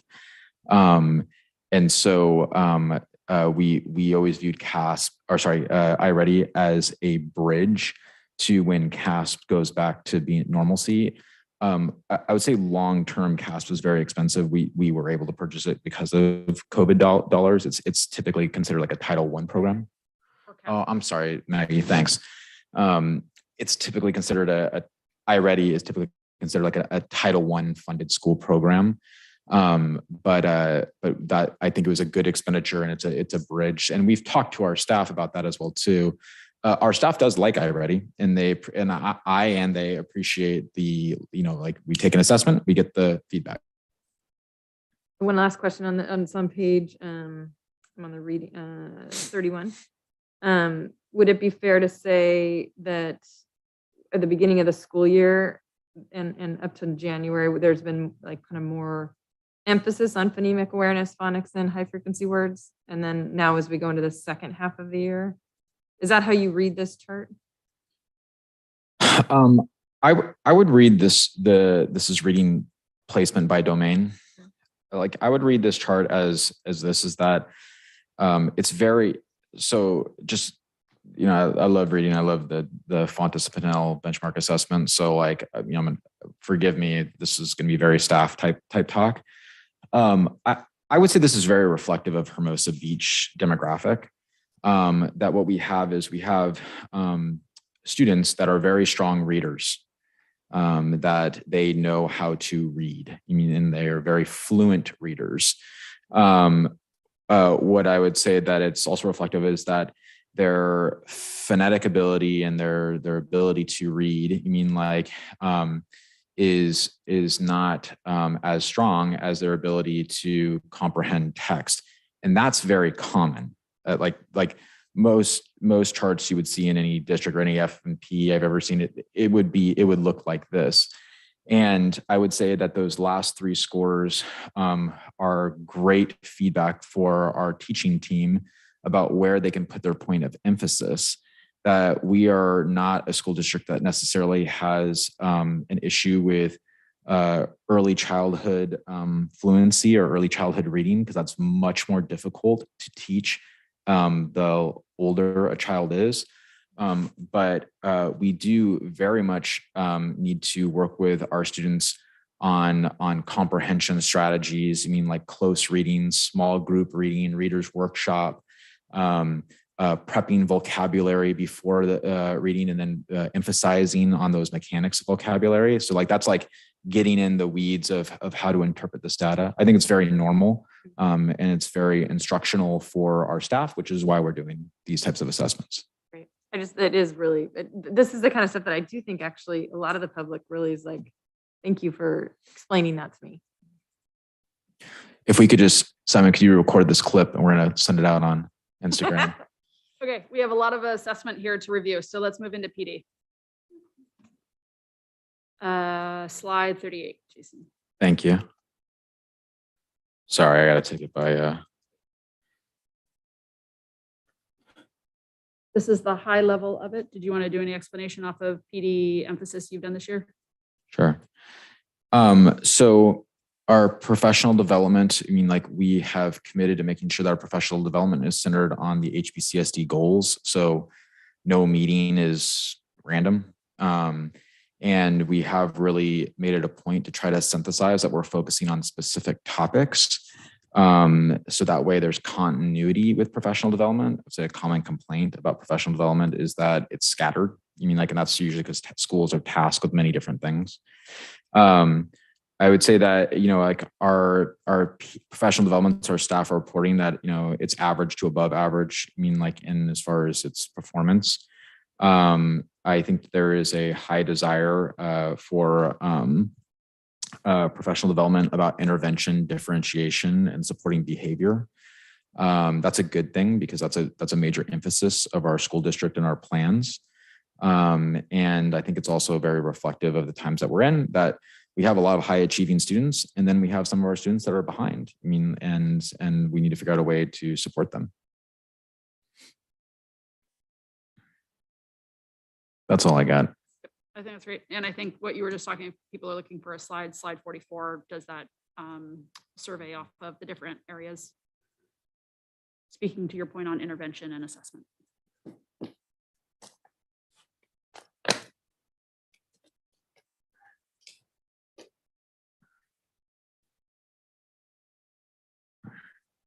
Any other thoughts off of? So I just had a couple questions on like professional development. When people rate it average, is there a way that you guys can start digging a little? It'd be awesome if more people thought it was excellent on some of that stuff. And I'm not sure if that's just like, I'm not sure how to solicit feedback to get that? I mean, like, I want it to be excellent for you. How would we improve this to make it excellent? Yeah, so we did read through the comments section. You mean like when we asked for open feedback? I do think that we've summarized it fairly well as far as what the general comments were. And I when I spoke with the principals and such, we think that the grade level leadership teams are the best conduit in order to receive feedback on professional development. In a lot of ways, like a board, you mean like that each staff member wants to see a certain thing out of, you mean like what professional development is offered, which is why different modalities of professional development is good. And so I think that those would be good, next steps for us. So taking this feedback and continuing to plan it around staff feedback through grade level leadership. The principals have been tasked with establishing achievement goals with their staff through grade level leadership, and then a strategic plan going into 22-23 about how to meet those achievement goals. And the best, and I think the only way to do that is through planning out professional development. You mean like, and professional development does not always have to be a presentation. It could be what we're doing right now, data analysis. I mean like, and seeing where are the true areas of need. So I think that would be the best way, is continuing to collaborate with staff so that they have more voice and have a better understanding of what that professional development is and where it's going. Anything else on PD? It just, the intervention practices, like, seems like a real desire to learn more about that. I'm curious though, just in terms of like have we ever asked teachers that, like, where would you like more of? Like, yeah, no, it's great. I think in that, and I think like never before have teachers understood how important it is to like have to do intervention. Like that's where I see that really coming into place. Like it's there in their classroom for the first time. So one thing that we're providing, right, as a structure this year is the level literacy intervention, which is our reading program that's attached to the Fontes and Pinnell benchmark assessment system. So just for explanation, the Fontes and Pinnell benchmark assessment system, is a one-on-one reading assessment that assesses a child's reading ability and then identifies their strengths and their needs in the various skills of reading. And then the level literacy intervention program is a small group reading intervention program that's done in groups with students of like level, and you target those areas that are identified as needs. So that's we've been working with Julie. Everyone loves Julie. She's our FNP consultant, and she's been coming in and supporting training teachers with level literacy intervention, and then helping to build our it's LLI is the acronym, our LLI libraries. So are we, how in the past when we did professional development, or when the staff did professional development, they did, what did they call it? They called it something when they Thrive time. Thrive time, when they, like, some of them actually like led a lot of these PDs. Yes. And it would seem like there was a lot of they really enjoyed that. So, and then could you build it around this intervention? We agree, and we've talked through grade level leadership about Thrive time. I will note that in our last year's summer's PD session, so the answer to your question is yes, and we are looking at Thrive time. One thing just to kind of note as a point of reference, because it has come from the data, was that one of the lowest, when we talked about different modalities of professional development, one of the lowest ranked was teachers providing presentations to their staff, which I understand because like that's very nerve-wracking. It depends on how you look at it. And I will say that this year, because we've introduced a lot of new programs and practices, that there has been some nervousness that's been expressed to me by staff about staff getting in front of other staff and teaching that new program, just because with change is difficult, right? I mean, like, so I think that we definitely, the principals are very aware of Thrive Time, though they're new, and we want to bring it back. But I think that we're still probably maybe working on building some of our staff's confidence with those practices to be able to kind of branch out. Do you want me to keep talking? No, You're good? joking, yeah. Sure. Moving on to your next favorite topic, equity inclusion. Jason. Yeah, so these are two data points, the panorama survey, which the board has had an opportunity to see. I just, as far as strengths go, I will note that from the prior assessment that we saw our scores increase in the measure of sense of belonging, which is social emotional wellness at school, and then diversity and inclusion, which is students' responsiveness to diversity and their acceptance of inclusion, or their own feeling of acceptance. So that's great. We're seeing a trend of growth in these areas, which means that I do think that our efforts are working. And then in the area of achievement and our demographics, so I just want to keep the public on par with us here. So there you see performance levels and the comparison with the FMP and then subgroup performance. We talked earlier about some of our subgroups, and we have seen, if you look, it's in the culture of excellence, among our subgroups, particularly our racial subgroups, we've seen growth, a trend of growth in all areas, including special education, which is a 10% growth. I will say that our area of most concern for performance is special education, and continuing to try to look at the individual performance in order to work with our special education team and our general education teachers to improve it. Comments or questions off of Panorama for the equity inclusion data from this summary standpoint?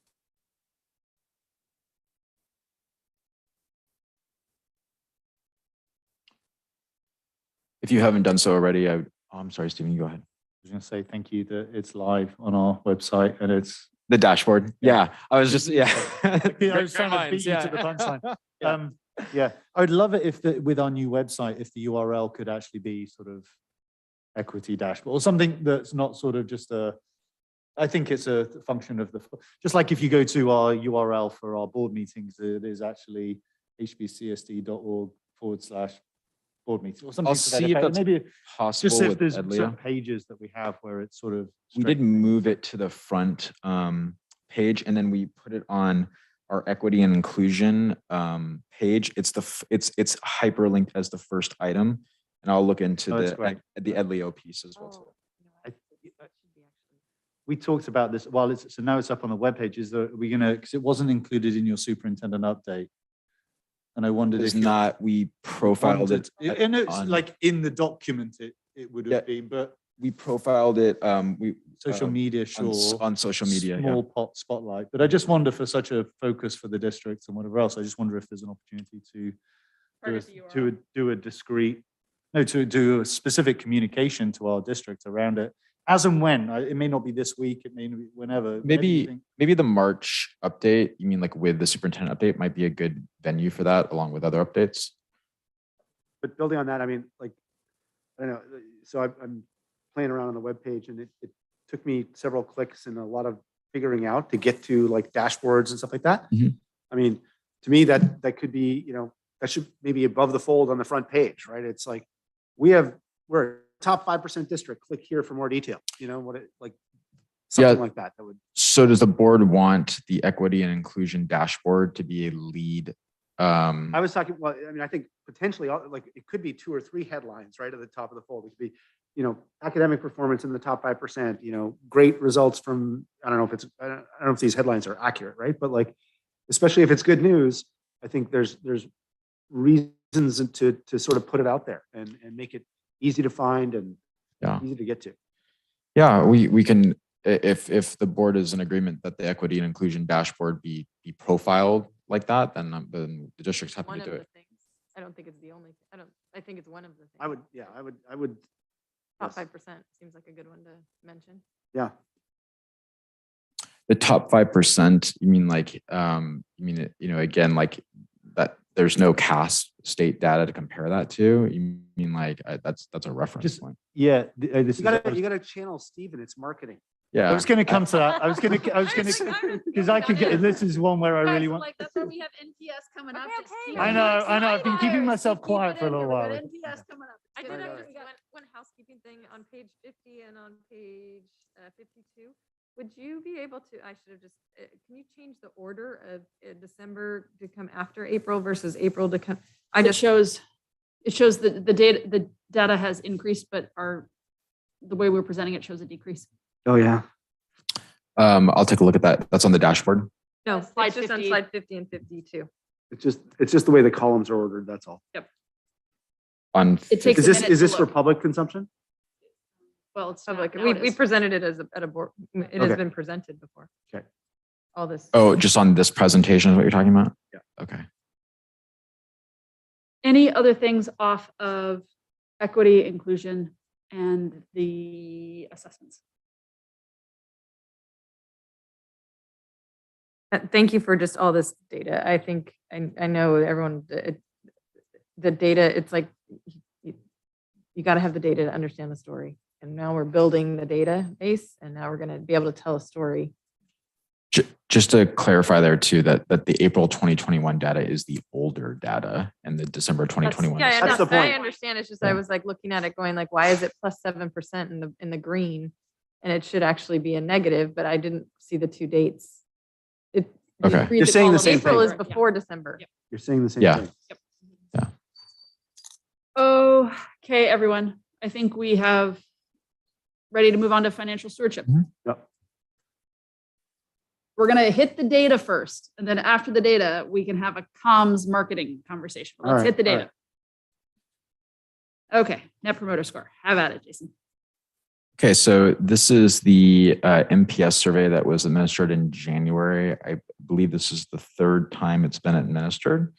The data is, or the survey is taken among students in grades 6 through 8, parents, and then staff. What you'll see under each data point is like as a summary of that performance. Just for a point of reference, a net promoter score is calculated in an interesting way. You mean that only a score of 5 is considered a promoter, a score of 4 is a neutral person, and a score of 3 to 1 is a detractor. And so when you take that percentage, your NPS is produced from the number of promoters subtracted from the number of detractors, and that produces your net performance or net promoter score. And then that percentage, is what produces what is considered like the metric for net promoter. So for example, what you see there is, the number of the parents that rated us at 5 subtracted by 19, which is the percentage of detractors, or 1 to 3. And then that produces our net promoter score. Just for point of reference too, for participation, I think this is important because I think the number of participants very much affects the scores. And I think that our number of participants continues to be strong. That you see there that we had almost an equivalent of the prior year, 398 to 416. And then for staff, more participants. And then for students, also more participants, grades 6 through 8. Thanks for centering that. Yeah. Do you want to move to slide 60 on that and get into, or slide, 60. Or I guess we can stop here. We don't have to take it category by category. Yeah, Are there I would any recommend, results or data points that are jumping out to people that people want to talk about? I really like page 62. I think it's a good guidance, data wise, never mind the marketing. Yeah. It's a good, I think there's some good bullets in here to guide, for example, our future budget workshop, right? Around where do we want to dedicate resources? There's demand here for more extracurriculars with some suggestions as to what areas. So I think there's some good stuff here to give us guidance. I think it's funny also, if you compare slide 61 to 62, what do they appreciate most? Our teachers. What do they want improved? Our teachers. I noticed that too. Right? Well, it shows how important that is, right? We might have, we I think overall have a really fantastic teacher base, but then even if there's a few that there's causing concern, it's a top concern.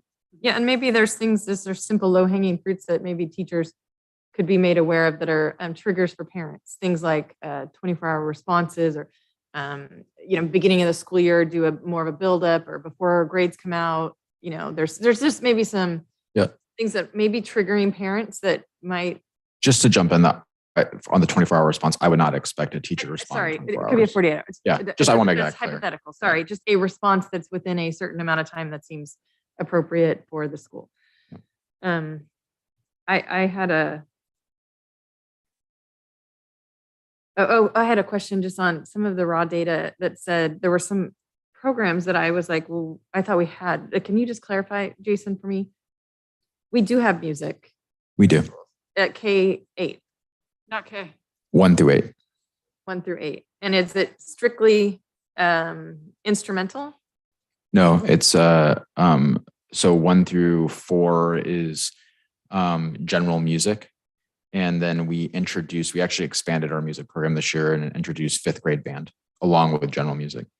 So 5th grade gets band and general music? Yes. K4, sorry, 1st through 4th grade gets general music, meaning like choir-ish singing. Yeah. And just on a side too, Kinder does music as well too. It's just done through the classroom teacher. Okay.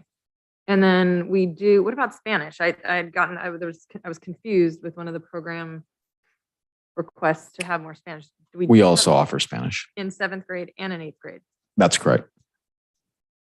and after school. Yes, there's an after-school enrichment course. It's non-school affiliated, but they're a close partner and community member. And that's for 1st grade through 8th grade? That's a great question that I don't know the answer to. Is it open? Yeah. Okay. She's very popular. Like Art, we do, we used to do like a program where parents, Young and Art were the docents, but I know with COVID that's been on pause, but are we? Young and Art is still a program. They have been doing it via remote, and that is not a district policy. That's through Young and Art. And I'm hoping that by spring they're gonna change it. I know our local here wants to change it, but they're a larger organization. Right, but they've been doing it consistently into classrooms this year. Yes. And then library has been happening. Yes. Are kids being able to come to the library? At Vista, Heather Meyer goes to the library, goes to classrooms because our Vista library, due to just capacity, is not operable. That's because we have classrooms in the library. It's specifically special education classrooms. Okay, this year. This year only. But Heather Meyer does library in all classes. Consistently. Very consistently. She aggressively. No, I agree. I just I was surprised when I read some of the data back from parents, and I was like, wait, I thought these were things that were happening regularly. So I just wanted to clarify that. Yeah, and something that I do think is worth noting as well too is that we have 40 kids in Hermosa, and these are 400 respondents. You mean so their perceptions vary. I'd like to move on to the staff section of this. Any comments, questions off of the staff section of the data?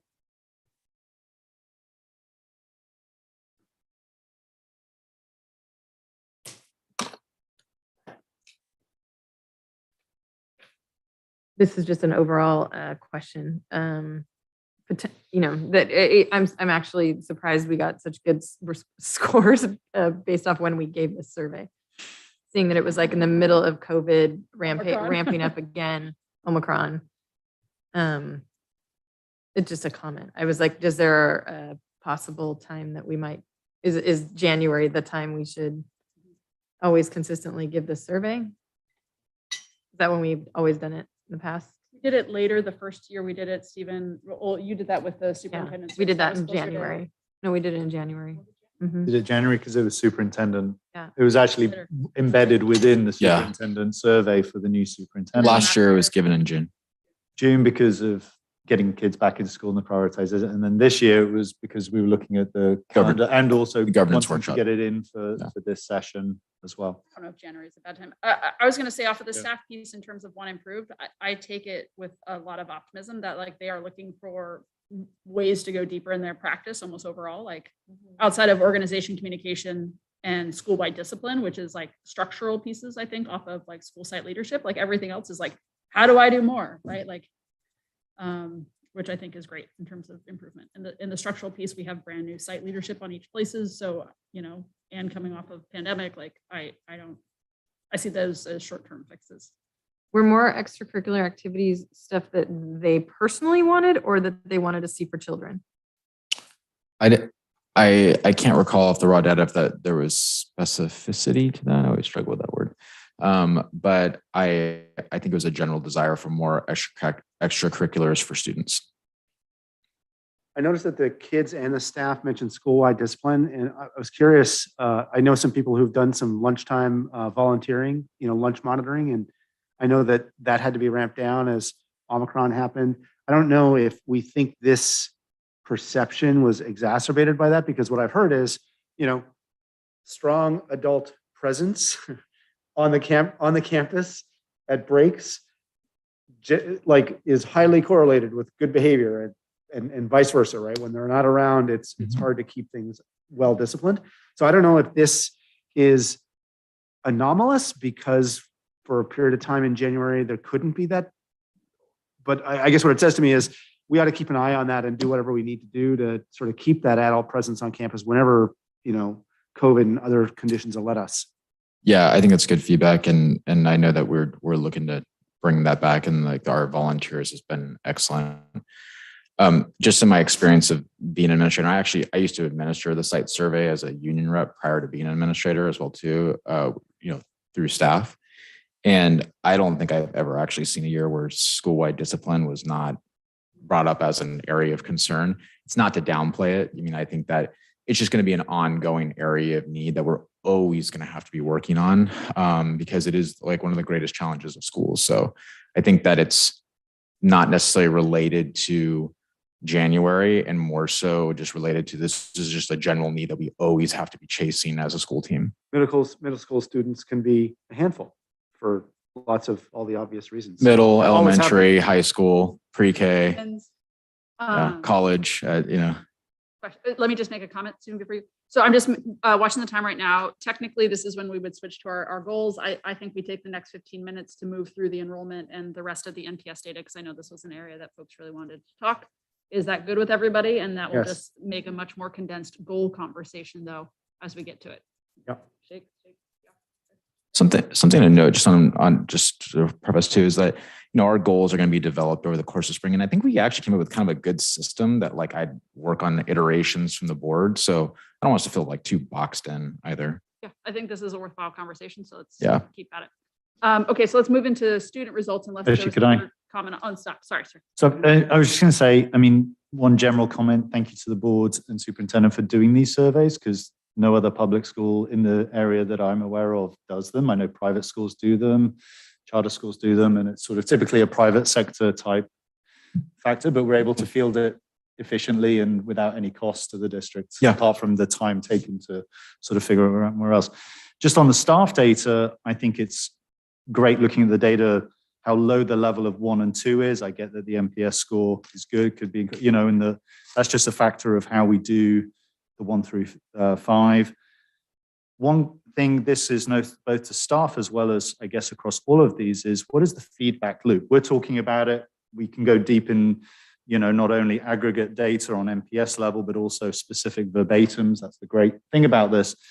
And I'm just curious whether you might look to share this, with your administrators, whether, as a Valley, I can sort of look through middle school comments and whatever else, and whether taking that as well as going, hey, we hear you, flag, staff, I heard some comments, because I think the union has their own survey. So what I'm seeing is more staff taking this survey because they feel that they can have a voice. Mm-hmm. And I just want to make the point that we hear them, like not only at a board, are we looking at this data, but how do you potentially go, student, and maybe on the next one, students, we hear you, like in a flag ceremony, we hear that some of your comments are around this and we're going to do something about or whatever. Like, I just wonder if there's something coming out of this rather than just every year at a board meeting talking about these things. But so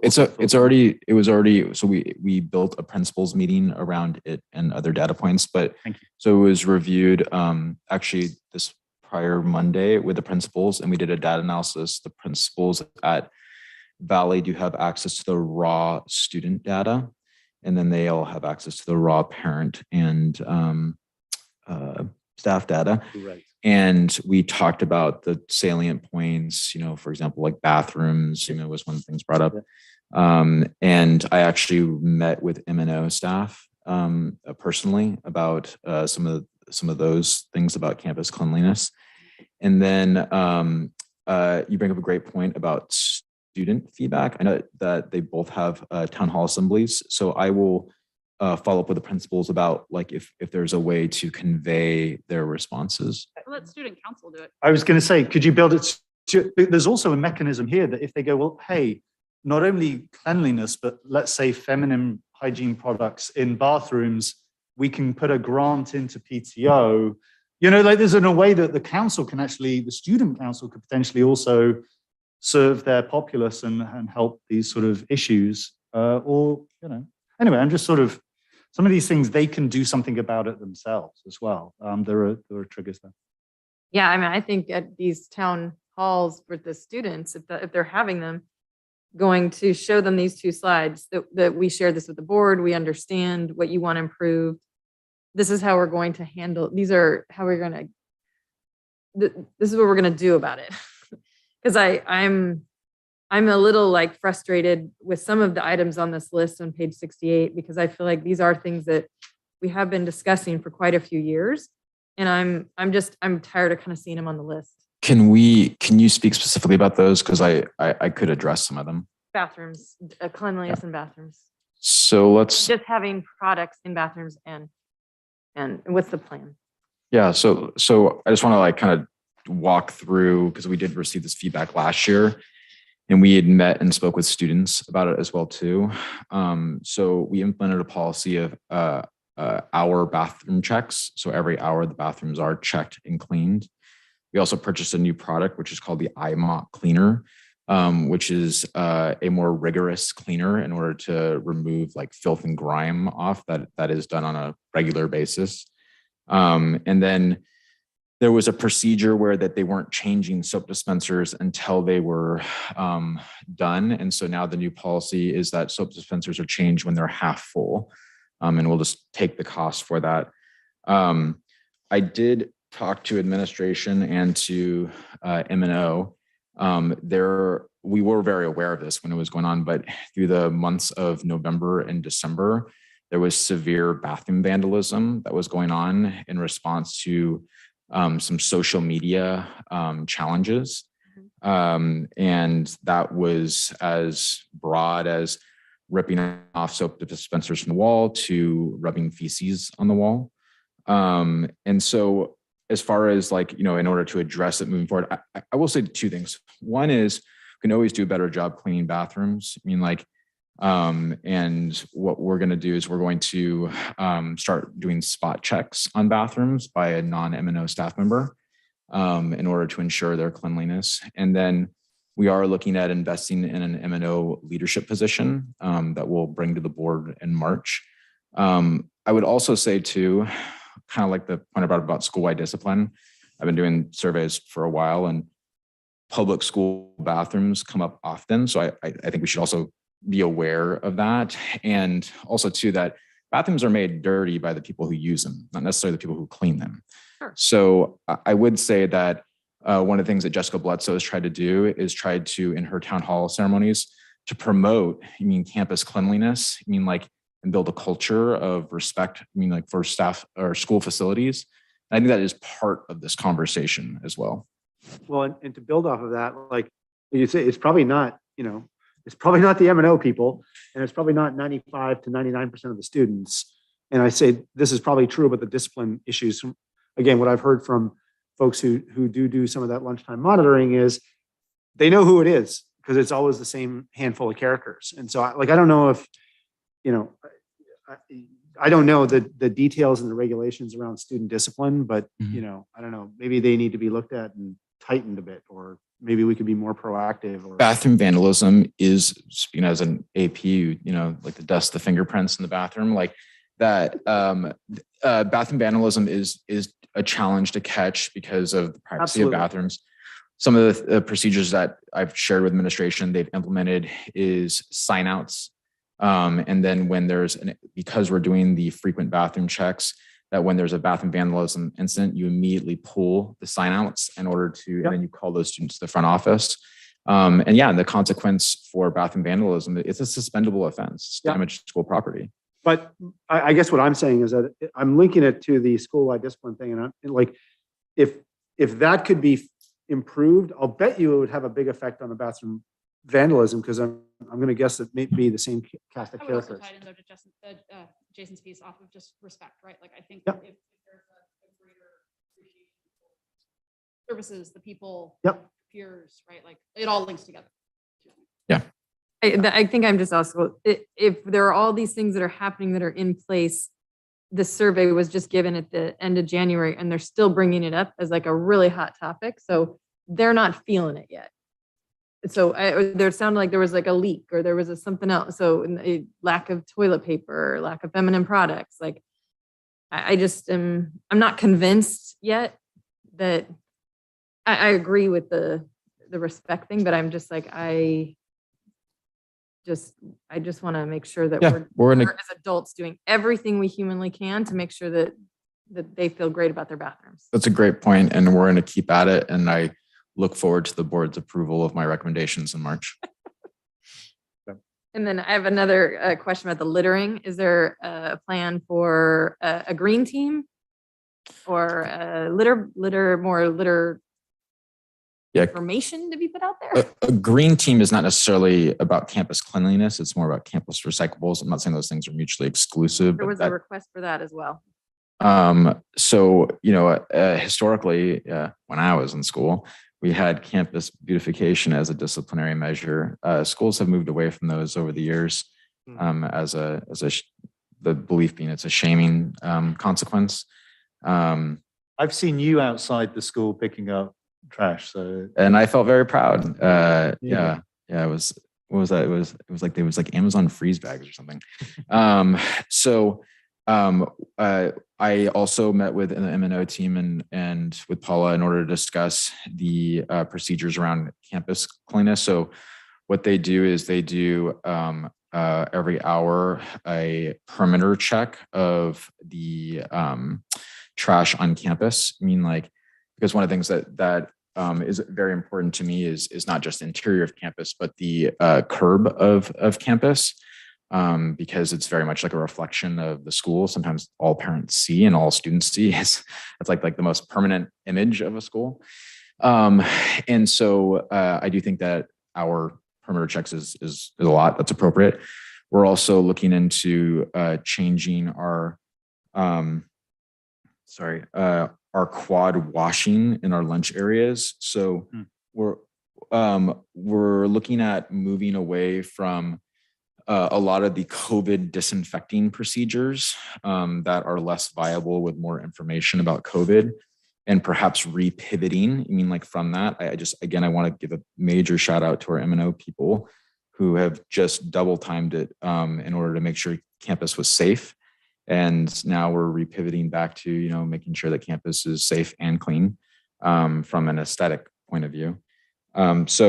We're also going to follow up with Ms. Bledsoe about perhaps making campus cleanup not a consequence, but part of something as far as earning service points, which is a very embedded culture in the school about doing service points. And then the general, I would say the general feedback too is that this goes back to an M&O supervisorial position. Where a boot on the ground that is also an evaluative boot on the ground that's besides the principal with a million tasks that a principal has to do during the day. I think littering is definitely a student thing. So I think you have to teach students how to put their garbage away. I just don't think it's an adult issue. I think trash is a student issue. And so it's like, it sounded like to me from reading the comments again, that it was like a real lunchtime specific also issue, like that trash is getting left on the table for the next group. And there's all sorts of camp counselor kind of ideas to encourage golden sponge winners or, something where it's like, I'm not sure. I just don't know what the practice is in Hermosa, but I So Ms. Bledsoe has embedded campus cleanliness into her flag ceremonies, but we're to go back and see if like maybe we can embed some incentives and just take a relook at those programs in order to continue to build that culture. Yeah, it's just one of those things where it's like, at some point, we got to get this one off the list. Yeah, I mean, like I think that like again that we can always work at this and be better. I don't know if we'll ever not see it on the list because they're very common school issues. That doesn't mean they're not important, but I do think that like they're continuous improvement.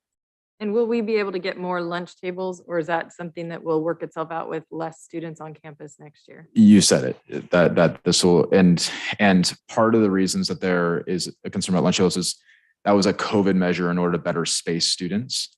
That without COVID requirements, I mean, like this would not be an issue. Is there something we can do in the meantime? At Vista, we brought in temporary tables in order to include it.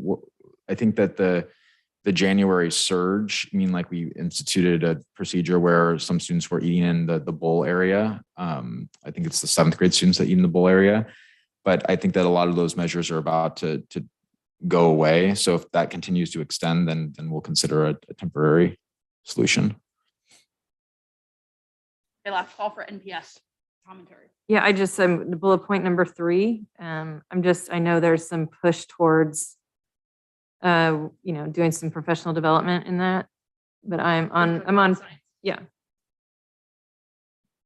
68. 68.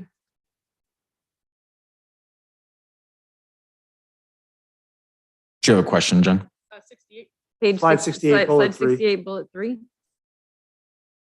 My question is, what are we, what's our plan? So science programming at the middle school level is definitely a high priority. We've allotted 3 professional development days in order for that team to work directly with the principal on pacing and planning. They went to the NTSA science conference, I mean, like in order to kind of like reorient themselves on how we teach science. Part of that collaboration, there's been an ask for moving away from a total adherence to the Amplify curriculum and allowing it to be more of a guide. There are some challenges with that because of the nature of Amplify as a curriculum, and it's very cyclical and it's very directed in nature. So they are currently working on that. I think that with every team, and because that team is small, like there is a way to do it. I mean, like, and I think that I've been in classrooms and seen evidence of the teacher, providing strong instructional activities and labs and modeling around that. And so that's part of the work with that team. So I think you see like there's a higher structure, getting principals in those classrooms in order to observe. We're working on a plan about modeling. You mean like maybe some lessons as well too, just to continue to sort of, improve the practices of our science team. How can students have agency and give feedback then if you're going to stand up in a town hall and present this slide, let's say as a principal, how would students feel like they're being heard on that one? Can you repeat that for me? How will students feel like they're being heard on slide 68 if they put that up with like, we saw your questions and concerns? How are they going to feel like they're being heard? Yeah, I'll have to reflect and think about that. I think so. Come I back think to you. that's a real important one I think kids care. They really care about this. Number 3. So I think as a district, we need to show up for them on that one. It's a statement. Yep. Any other NPS? I think just broadly, like things, I mean, surprisingly trending in a positive direction, all things considered, particularly given COVID. And I think like, could the results have been different if we'd done them May, June or other things, but it was useful indicators and even interesting context. There's a lot of comments about communication from parents, but we did just get through a surge. And so there's that sort of interesting perspective. So, but I think, it's not definitive, but it's interesting barometer for for things and something that we can keep a track on. I mean, I think you're right. I think there is a weighting of certain comments and, other things that it's like we have to, and that cycle back so that people feel better about it and that they are being heard and that we are doing something, because we are doing a lot as well in the district. So I applaud us and thank you for doing it. We are 15 minutes over that section and we still have goals to go through. What I'd like to do, because we have this conversation on enrollment, I feel like we've hit enrollment pretty hard at our past couple board meetings. So I want to bring it up and see if there are specific comments, questions, discussion items off of projections or current state or proposed plans for funding enrollment.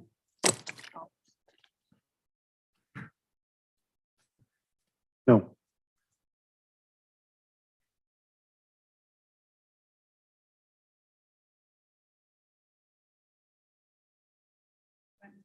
I'm a no. Yeah, I think you've been great and transparent about like how we're doing and trucking along and I find that everybody is starting to do this earlier enrollment push too. Yeah, what the heck? Yeah, it was interesting. I mean, so Too much. it was interesting that Manhattan Beach does a Saturday thing instead of a day, and how they're promoting it. And there's other, I'm not saying that that's the answer. No, Redondo does a Saturday too. So that's a structure I'm familiar with, but it's something to consider. It's just, there's different, but we're providing the content. I think the biggest thing for me is just this, why are 50% of our eligible base choosing not to go to the Best Little Beach public school? Like, is that just, particularly when I go, well, academically and our focus and our whatever else, and particularly like next year when we've got the facilities. Said we were going to do a little, some sort of focus group on that. We've talked about So that's where I was coming to, was just, where's your pulse? Even if it was anecdotally hearing from, Yeah, so we're taking data and we are looking at comparative data of people that did not attend our schools but register for the kinder event. I think this is a good time. I mean, just on as far as focus group goes, I think this is a good time to take. I'm sorry. Thank you. I don't know. I think this one. Sorry, I just realized I'm looking. I have it pulled up on my computer as well too, so I'm like, sorry about that. This is the overall, yeah. I think this is a good time that we're actually getting a lot of qualitative data because we're interfacing with a lot of prospective parents. So for example, I recently had 4 phone calls with prospective parents that, I think that, are saying that they're school shopping. I have another call scheduled with a parent who's been great. Like we have a call scheduled on Monday and they are choosing between a private school and a public school. So I think that those conversations, just coincidentally are going to elicit a lot of answers. The thing that I like about it though, is I didn't get those types of outreaches last year. You mean like where it's like, hey, I'm trying to decide between a private and a public school. Can we talk? So I think that is telling in itself about our efforts that we may be perhaps reaching a broader demographic. And I really want to just credit Eileen, the communication specialist, and then the city as well too. If you've seen our beautiful banners on Pier and Aviation of just this blitz, and then we're going to have an in-person event on February 14th, TKK full day, before and after school daycare. Tell your friends. I think that those in-person conversations will be good information as well also in order to get feedback. And then I think that from there though, the information that we're collecting this year about our families is a little more comprehensive because we've learned a lot. And so when we get deeper into it and we see who's coming, who's not coming, that will be helpful. But already though, we're 60 students are currently registered. So we're already much further ahead than we were last year. As I think you all remember, it was like this very slow trickle. It was like 10 students at a time. So we saw this very early blitz of enrollments, which is great. And one of the reasons, I got a question about like how much inter-district enrollment have you seen yet? And the answer is little, but what we've learned though is it's because they're waiting for their school district's enrollment processes to start so that they can ask to be released. I have a couple questions off of this multi-year enrollment projection, looking at the moderate where it goes from 22, 23 up to year 24, 25. the growth in students is based off of the same assumption of how many students normally matriculate, right? Like that growth is because we have a bigger pool of students who are eligible to attend TK, not because you're anticipating a higher growth in the number of students, in the percentage of students who attend. So the percentage of eligible students, right? Like that number is growing in 24, 25 because there's a bigger age range that is eligible. Is that why you think that number is going to grow? Or do you think it's because a higher likelihood of parents are going to choose public school over another option? So this year we worked with Decision Insight that uses their formula, but one of the things that I did with them, which was great, I'm very grateful for my experience last year of projecting ourselves because it got us into that work. So it helped guide me in helping them adjust their formula. And so to add in X factors, they did say, and I think it's true, this is one of the reasons why we dumped enrollment projections last year, was that the hardest thing for them to predict is promotion, right? And that our district's efforts, while not unique, I think are uniquely aggressive for a public school. For example, they shared that the increased number of interdistrict permits, which is, was triple, is an unusual number for them to account for. You mean like, and part of that has to do with our size as well too, the relative size and the unique location of our district. So to answer your question, Megan, in a really roundabout way is yes, they attempted to factor into their formula, which I won't bore people with, to account for those promotion increases, but they said, if anything else, it's probably undercounting that. The TK piece for sure is embedded in, but I wouldn't want to leave you with that the higher capture, right, was totally discounted from these projections, because like we did a qualitative interview process in order to try to account for that. Just so the rest of the board understands, like the TK population is expected to become more eligible. Like there's a wider range of. Yeah. Because when does it move? By 24, it does. There's a bigger range of students who could attend. Because when's the cutoff then? April. It was April. It is currently September, and it's going to move back to April. Yeah. And that's a huge deal. Sorry, so it's going to move back to February this year. And then it's going to move back to April. And then I think it moves back one more year into, I want to say June. You'll have 3 to 5. Yeah. We're really going to have babies in there. Yeah. Sorry, I did a poor job of explaining that part. That's what I meant. Yeah, but that you can see very easily in the TK projections as well. So you'll have kids that'll have just turned 4 Yes. coming into In the state of California, that's gonna be real different. preschools are, I don't say they're being phased out, but like that it very much like the state is making preschool public. Yeah, that's a big deal. That's going to really change the dynamic of Of also making kindergarten mandatory. Say it again? There's also the attached proposal that at some. Oh, point, yeah. Yeah. becomes mandatory. right. But I mean, how many kinders are really like not coming from the mandatory, not mandatory? We see a Quite a few. pretty big jump. Yeah. Hmm. Yeah. No, our second largest jump is first grade, of kids that just show up. Yeah, Sometimes they're in religious. I've noticed a trend of religious we are going to be affiliated. able to provide all day, just so again, all day TK, which is also different from our neighboring districts. Yeah. So right now we currently already have 20 out of the 60 that have enrolled. 20 of them are TKers. Now bear in mind that you mean like historically our class size of TK was somewhere between 15 and 20. So on day one of registration, we had 20 TKers. Because it costs almost $900 a month to send your child to preschool.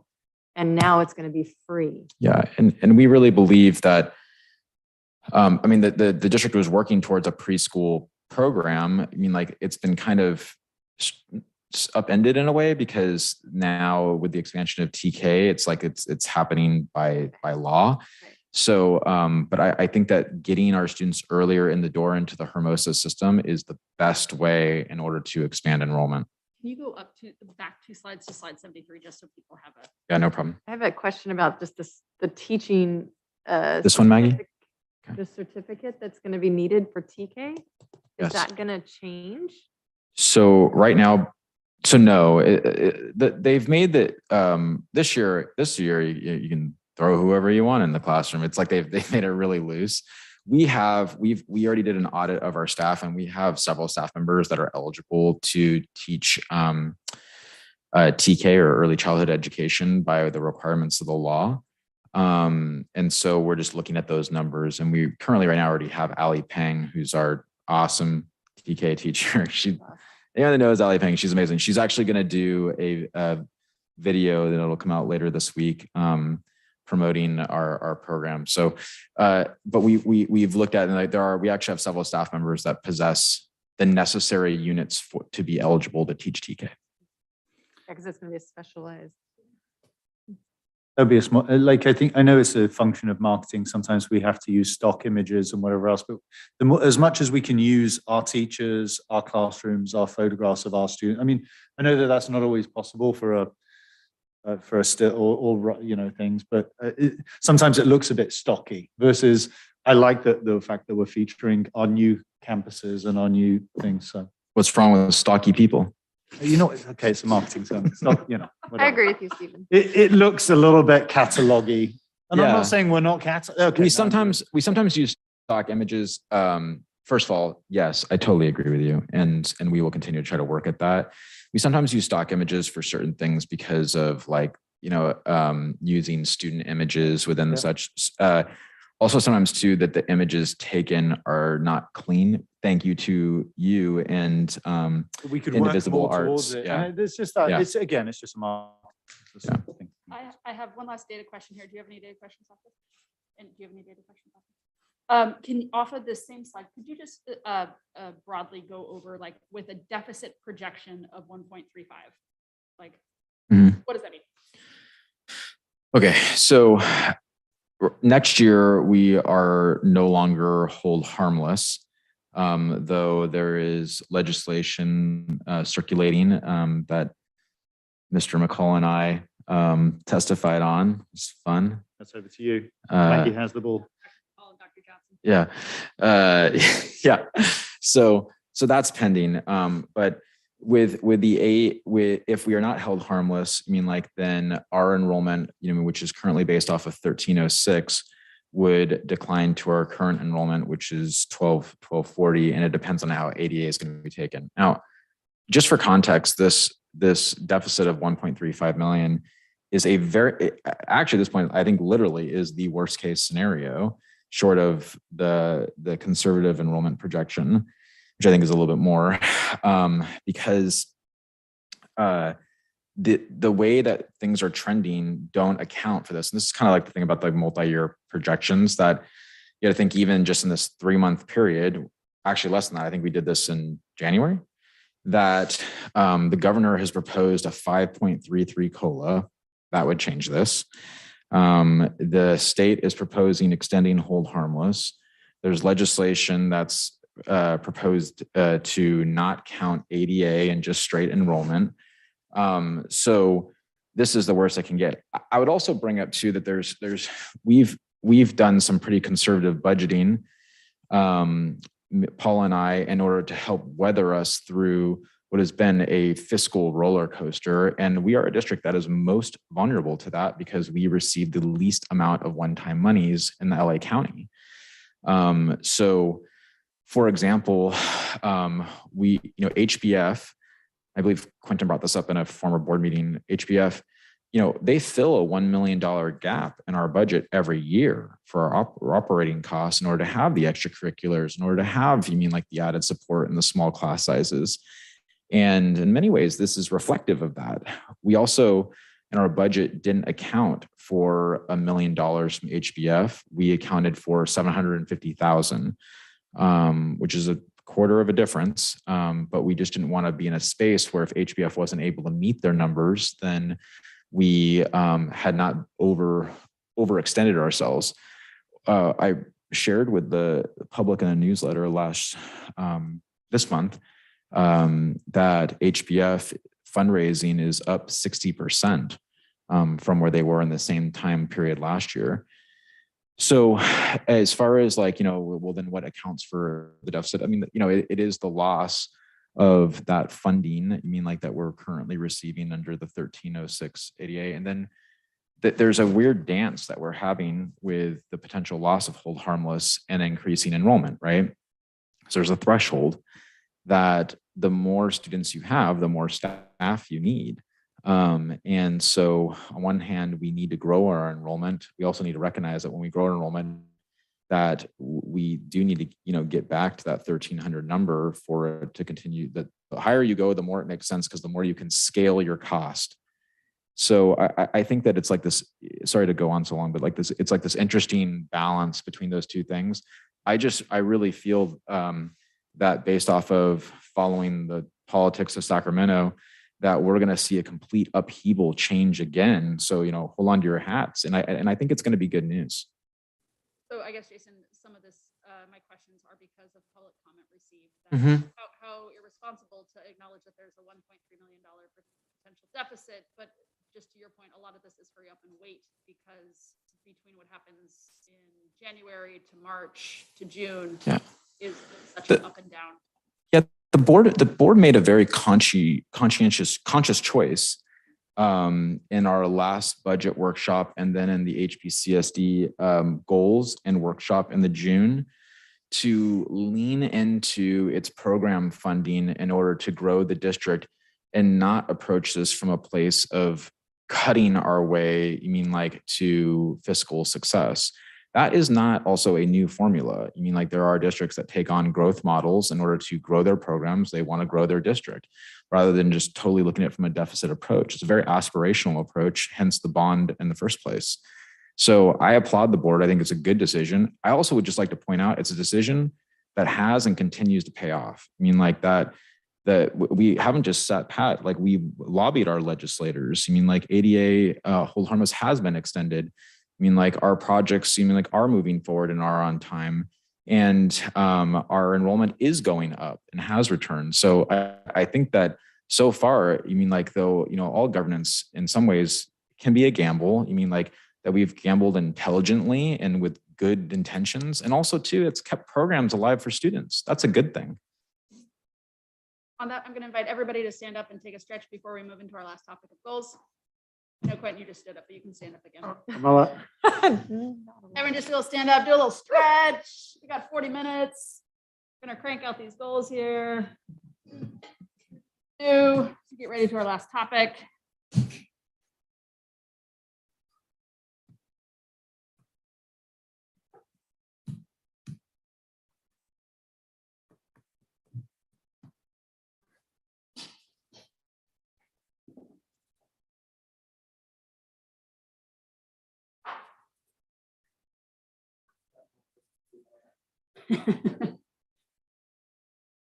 My mom and dad always loved that their place was the Shakespeare Tract. Oh, yeah? By 70.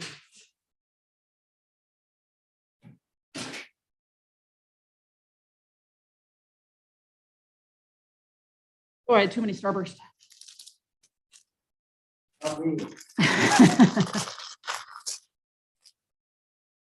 They mean for everybody to get up and use the potty. I got everybody to take a stretch. Give him an inch.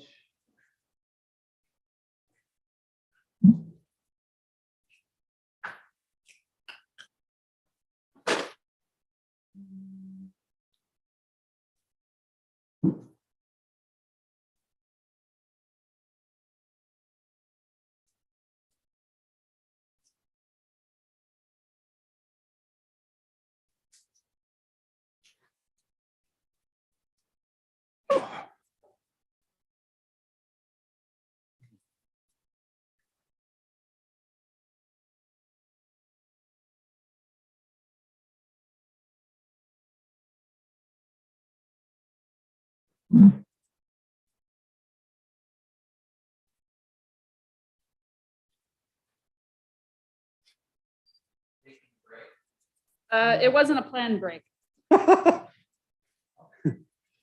Maggie's lost control of the Lost control. cats. Everybody went and did a quick potty break. I imagine. Yes, we'll be we are back on a break for a hot minute. No, we all have our mics on.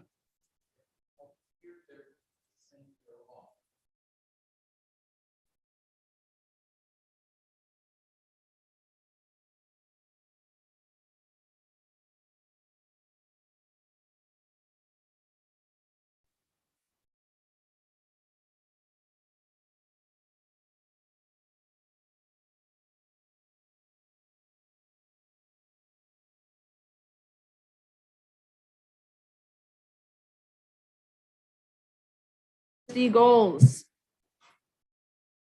Ready? Okay, let's do it.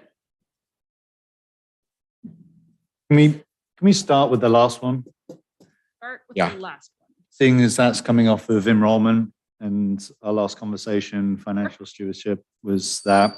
Yep, let's do it. I mean, what would you say our midterm, so we're not going to achieve Well, before we go into 2019, specific, do you have any, like general contextual things you want to Yeah. talk about for this? What page are we on? 85. Slide So. 85. Specifically, altogether, slide 78. Yeah, I would say that our it's enrollment. You mean like anyone that was at the staff orientation, staff part, like it is the name of the game. We're in the middle of it. Our plan is executing as we thought it would execute. And now like we're seeing the impact of it. And I think it's something that's ongoing. Like there are some things that are a spur, right? Like one of the things that we realized we're like, oh, we're going to do a Hermosa View tour, but we're going to do a Hermosa View tour of the construction site. You mean like they'll be the first people on the site, and we got permission from Erickson Hall, and like we're doing it. We're going to make this whole thing. Mm-hmm. So I think it's we're continuing to try to be aspirational in our approach. I think that as far as progress goes, like our goal is always to for this year is to hit that 1,300 mark. Obviously, our projections demonstrate that they're projecting below that, but that doesn't mean that's still not our target as well too. I guess my thought here is there anything that you're doing a lot of activities already? Is there anything that we can do over and above that might be a small bet, might be a financial implication? Like, yes. Is it, so I'm throwing this out, some marketing tactics and levers you could do I don't know what we spent on Facebook, on social media advertising, but if it's in the hundreds of dollars, could it be in the thousands, thousands of, or is it a targeted flyer to, mail drop homes in the community? Because we're doing other things that we haven't ever done before, like banners on streets and like, I know that I'm just like, what can we do as sort of, that may be a small financial sort of lever, but it's like, let's hit this goal. So I just that's great. And I totally agree with the sentiment. So I am going to come to the board likely with a financial ask of Niche. Niche is an online site that is a marketing tool as well as a comparative schools tool. Some of our neighbors have used it with success. I think that it itself has a targeted marketing campaign. We have used Facebook. We don't know what kind of success. We don't feel like we've had a lot of success with it. Not say we had no success, but not as much as one. We've also learned too that with our social media accounts that we've been jumping onto other networks through that, and we're doing that for free. So Niche is an annual cost. It's a pretty substantive cost, but we think that it may be the next best strategy to like continue to reach out beyond that market in an efficient way. We have talked about a mailer, and the cost of the mailer. We have not done it yet, but that it has been a conversation. I think building on that, and this is sort of maybe a quick marketing thing, is like it somewhat depends what are the barriers that prospective parents are considering that we can better understand, either leaning into the benefits of a small school district and Niche and wherever else. But I mean, just anecdotally, whenever I think 10 years, 20 years ago, it was, it's a 10 out of 10 school district. It was schools were rated sort of, it's a 10 out of 10 school.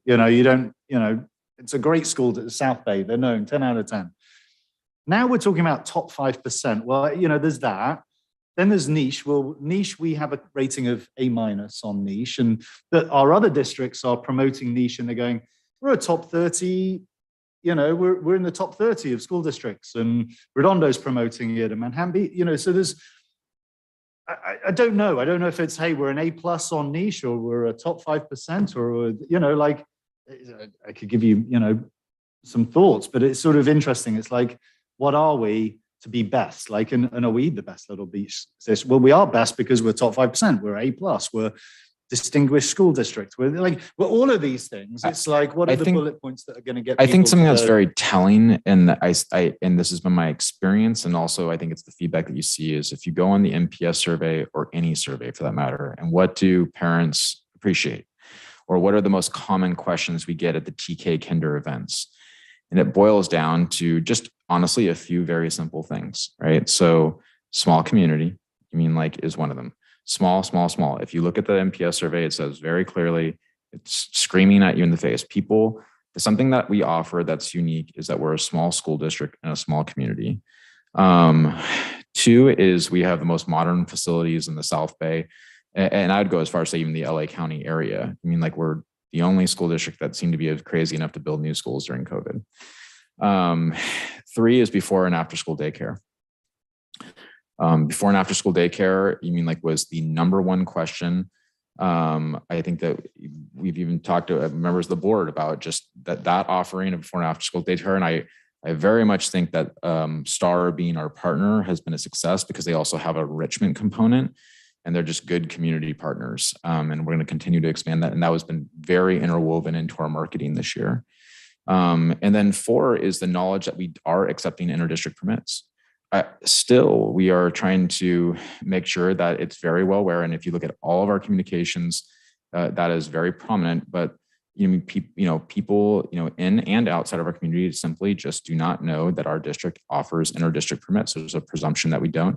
So we're just repetitive messaging. So I would just say for the purpose of the demographic that we're currently in the process of chasing, those seem to be. That's great, but you didn't mention academic excellence. You didn't mention program. No, hey, what's the laundry list of things you can mention? But I guess if you're going down the street on St. Patrick's Day parade and you're handing out a flyer, what does it say on? It has maybe those bullet points of small community, new facilities, before and after care permits, which are great. But do we have a marketing on those other factors? And just how can we? I think that we do, Stephen. But I also think too that you have this much time, to communicate a message, and we really got to lean into where we stand out, and also to what parents need to know. I agree with you that promoting academic excellence is important. It's particularly important to reinforce within our own community, within our own school community. But I will say though that for those on the outside looking in, there is an assumption from a demographic that Hermosa Beach is academically strong because it has the title Hermosa Beach. Totally. And I just think that while we have their attention, it's not to say that we shouldn't highlight it. We have attention. I just think that those are the 4 things that stand out. It is super funny to look. I just looked at our rankings. One, we're you can't find an elementary school district off of niche, which I think is interesting. Mm-hmm. They're only unified, which I think is another point that probably doesn't serve elementary school districts well if you're looking for information off of what we're trying to market. But it is funny that we're a D+ in resources and facilities, right? Yeah. Just something on niche as well too is that it is a pay for service, and I will say that you what you get is what you pay for. And the way that their metrics work is if you are a subscriber, that you are better marketed and you are also better rated. So is that a fair source to go No, to? it's not. But if you were so I was just doing the average Google, how do I find a good school district in California was literally what I Googled, and niche is the top 3 hits off of it. So Not if great. Not we're great. looking at what does a parent look at if where should I move? I have to move for my job. I'm going to Google school Not districts. great schools. So I went- No one used. So I go to Zillow because they have great schools on every home listing, right? Yeah. And we get a 10 out of 10 for View and an 8 out of 10 for Valley, right? And I don't know how those ratings come together, and I don't know how Right. credible they are, and I don't know how much they lag. But that's another one that I think gets a lot of attention. Zillow. That's the one to put on the Well, list. not Zillow, but great No, schools, which I know, but Zillow lists. is, yeah, but I think understanding how Zillow and great schools work together. Yeah. For, I feel like this could social also be media. a tri-agency compact meeting too, because Chamber of Commerce has an interest in what this looks like when people, Yeah. because it talks about housing availability here and has, Yeah. there's a lot of metrics. There's even Google. In our Google profile, we could add, there's 5-star rating. You can give a rating to a school district on a location and that sort of a thing.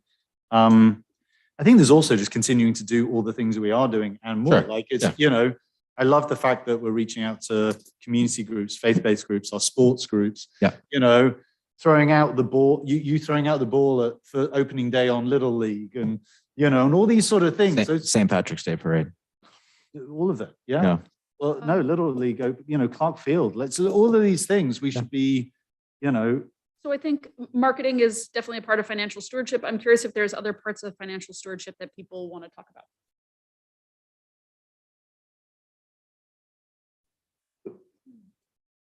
I'll just say it briefly so as not to beat the dead horse, but I think to me, I'd love us to help to eventually get to constraints and resources acknowledged to a sort of 3 to 5 year view that's not so much based on LCAP formulations as it is based on if the world looked like X and we had enrollment of this and HBEF funding of this, and so we were good from a funding point of view. Here's what it would look like, and here's what we could do program wise. And in a worst case, here's what it would look like, and then a middle case, and then I think that could shape some decision making around where we want to make investments and how aggressive we want to be, and where we would focus our efforts around achieving the good outcome as opposed to coasting along to the middle outcome or whatever. So around financial stewardship, my overall point is sort of trying to think 3 to 5 years out. I have another. I think that I've explained, like where school funding and how it lies, and it's not to discount that. I think that when we do 3 to 5 year planning, we should focus on programs and less so on the funding, because we can go out and try to get the funding for the programs that we want to have in 3 to 5 years. So I'd like to flip it on its head, because the state and the world is uncertain. Like, things that we know are certain are like facility bonds and parcel taxes and things that we can control our revenue more concretely. So I am curious, we had talked about to do a proper campaign to educate the public on the need for a parcel tax or a bond is a multi-year process, right? So if we're now looking at a 2024 place to put a bond, it's 2022, bringing together task force and stakeholder information sessions, start now, right? In order to make it happen for a November 24 bond where, you keep working it backwards. So that's an area I guess I have a question off of, now is the time if we want to invest resources in figuring out a pathway to educate. Yeah, that's a great question. So we have been doing investigation. I've been doing it, working with solar and looking at a potential for a technology solar bond. I think there is a need for it. I think there's an investment in clean energy. And then Simon and I have been working on a 5-year technology plan in order to build around that. So I think in order to initiate a plan like that, we definitely need to make sure that what we want out of it is concrete and bring that to the board in order to have that discussion. I've learned a lot about the solar industry in the last 3 or 4 months, and Quinn's been alongside that. And I actually have another meeting on Thursday with another solar. The solar energy market has dramatically changed, particularly in the last 5 years. So it's been a little more slow going than expected. And then on the technology side, Simon's done a fantastic job, and thanks to the board, for the infrastructure increases. And we do have a lot of ideas about some of the direction we want to go. We want to make sure that that's solid. I will also say and ask of the board that I would love, before we get full tilt into a bond, to complete our construction project. From a staff standpoint, it is a monster to manage and to launch into a full campaign while also doing construction would be difficult. So the answer is yes, we're working on it. I think that is solar technology is a great avenue for us. We're getting that information, and I'd love to perhaps upon the completion of VIEW look into creating some type of task force in order to further explore it by committee and to build momentum. I think there's also something in that just to think about, because I know you're tracking on it, is our next door neighbors, Manhattan Beach, have had a parcel tax passed. They are looking to re-up. They have just done a study. I know that they're a different community and a different sort of nature of business, but there's a lot of learnings that we can pull out of that playbook that potentially once construction is done. Yeah. My thought is there's a quicker learning curve that we've already got because they did certain things that maybe we may not have done a couple of, exempting certain folks or structuring certain things and whatever else. So I feel like there's some playbooks that we'll be able to sort of take advantage of. As part of my research, I met with the parent lead of the Manhattan Beach parcel tax. They've been so kind that they said they'll invite me to a few of their planning meetings, you mean like in order to kind of be a fly on the wall and learn. And then they also provided us with their strategic plan document, which I've studied and looked through. And I want to thank Steve as well too, because he was one that was meeting with Manhattan Beach president and talking about their experience there. So that's been a helpful, and I agree, a good playbook. Are there other areas outside of bond, parcel tax, enrollment that you see areas that we can control for funding? Do you want to jump in? Facility usage. So, and I say that because, whether that be playing fields for soccer groups or courts for basketball. And right now Maggie and I just did a tour of View School. And I know that in the past, there's been a little league field at the back and wherever else. And it's like, well, would that be used by our community, or is it used by our schools? Or is there an opportunity to go, actually, instead of a baseball diamond, we could do a couple of extra basketball courts, or, and I know those things may have implications financially on Measure S that we may or may not be able to afford that now or in the future, but it might be something as well that there could be a revenue model with the community using, because that was something Senator Ben Allen brought up in terms of what Santa Monica and other places have done well as a school district.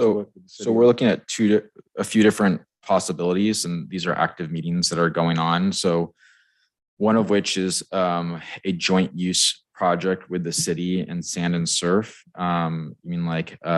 At Valley, it's just in very preliminary, just looking at it just to see if it's just even a possibility. So that's one route.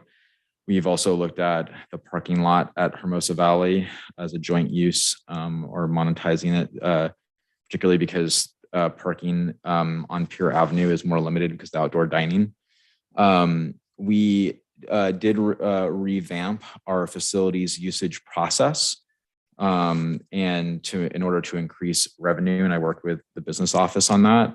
And we are, I think the last progress is 150,000 projected.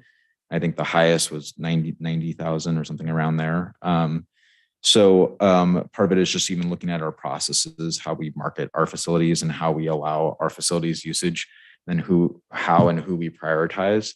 We're always going to give preference to our community recreational partners, but then we're also looking to develop that partnership. So for example, HBYB just donated $10,000 for blacktop pavement for our basketball fields. So just looking for like those opportunities in order to use this partnership to create revenue for just facilities upkeep itself. Thanks for sharing that. I am being mindful of time here. Are there other questions off of financial stewardship before we move into the last two goals, just to put a pin? Just one. Those sort of facilities are in the South Bay. I know that Sand and Surf may have been proactive in coming to us about that, but what about AYSO, about other, is it an exclusive deal? Is it open tenure? Is it sort of something that there's no deal? Okay. This is purely just conversations. Okay. It's just a brainstorm. Okay. My point is but I get that that's a whole nother sort of infrastructure piece. Comments, questions off of financial stewardship? Okay. Any other pieces to discuss off of the board goals? We have equity, inclusion, and culture of excellence.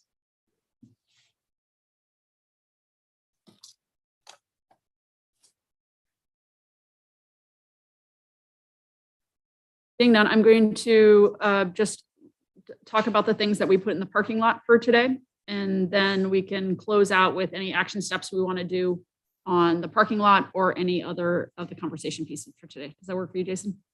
Yeah. I'm going to go through the parking lot. Yeah. Okay, so some of the things in the parking lot, we have board member and doing an orientation with concrete steps off of the orientation process. We have some wordsmithing off of the board compact, and different people who have thoughts off of that will send in those suggestions to Jason on where we're going to wordsmith some of the areas that people commented on. Future topic is access to public meetings in terms of technology. Our mission and vision to be tackled at an upcoming meeting. We have the marketing plan, which was brought up at the January board meeting, in terms of like, how are we doing report cards, or how are we talking about the work we do. And tied with that, we need to look at communications around parental interpretation of assessment, promoting the equity dashboard in a better way. That is what I have right now. Anything else missing from that parking lot? I have just a couple questions on if we wanted to, they don't have to be added for right now, just for future consideration ideas. And so when should we bring up some of those ideas? This would be like a, you know, if you're going to look at what a 3-year bigger plan is for like where we want to take the district at some point that maybe tie into these things, or I think it ties into the goals. Yeah. So let me hold your thought, and let me just see if there's anything else to add to the parking lot before we cycle back around to goals. Anything else that needs to be added into the parking lot from what we talked about today that needs to be added to this list? No. Not parking lot. I did just want to mention that on the goals, we've talked about this a lot, and it's been evidenced in certain presentations that when we talk about certain equity and inclusion or culture of excellence, that there's a reason that these things sometimes are a very short soundbite, but there's a deeper level of explanation around what we're doing behind those goals and supporting students, all students, etc., and how we're doing that. And I think that's just continuing to reaffirm that and explain that so that it gets through to all our stakeholders. Because, you know, we're seeing some feedback of, you know, concerns around certain things, or what is the emphasis of the board and wherever else. But I believe in these. I think that consistency, but also unpacking them and explaining them and shining a light on them is always needed. And it's really great when we get our students to talk about it, or our teachers to talk about it and encapsulate that. So I just wanted to sort of remind myself, because you know, these things are important, and particularly the equity and inclusion presentation that was given, you know, that how that was framed, I found very important. So it would be more probably the how versus the why. I think it's more just I just looked through again this raw data, and I see a lot of like, oh, that could be it may potentially an easy low hanging fruit, or something that, you know, like you would discuss with principals. And I am hoping that, like, for culture of excellence, there seems to be some feedback amongst like parents, let's say, that want certain things, whether it's more rigor or more advanced classes, or, you know, just more explanation on some things or more awareness on others. That I'd just be curious to know when you get a plan back. Oh, I'm sure we'll see it when you get a plan back from the principals, like how are we going to address some of these kind of more tactical things that are highlighted from parent comments. Rigor and So if I could rephrase your comment, you are looking for feedback on what the action plan is off of the comment surveys, and grading it on like, this can happen now versus this is a rigor is a multi-year process, like putting timelines and action plans behind some of the comments we're receiving. Yes. And then, like, I feel like rigor feeds right into culture of excellence. So it is a goal we already have. So it's like understanding, what do people, like a number of people have said that in these comments. So I'm like, well, what does that mean? And look to them. Do they understand really what second grade looks like? Do they understand what fifth grade looks like? Do we understand what our programs are? You know, some of the teachers want more professional development on some of those things, you know, so it's just, I think I'm just looking for how are we going to, yes, Maggie, what you said, answering some of the, So giving the feedback, putting it in alignment with our goals that we have and getting some timelines, feedback. on some of them, on like the ones that are bubbling up to be like some of the more major requests or concerns. Does that Could make be sense? something to also just think about when you come to your state of schools address later in the year as well, potentially something to circle back on.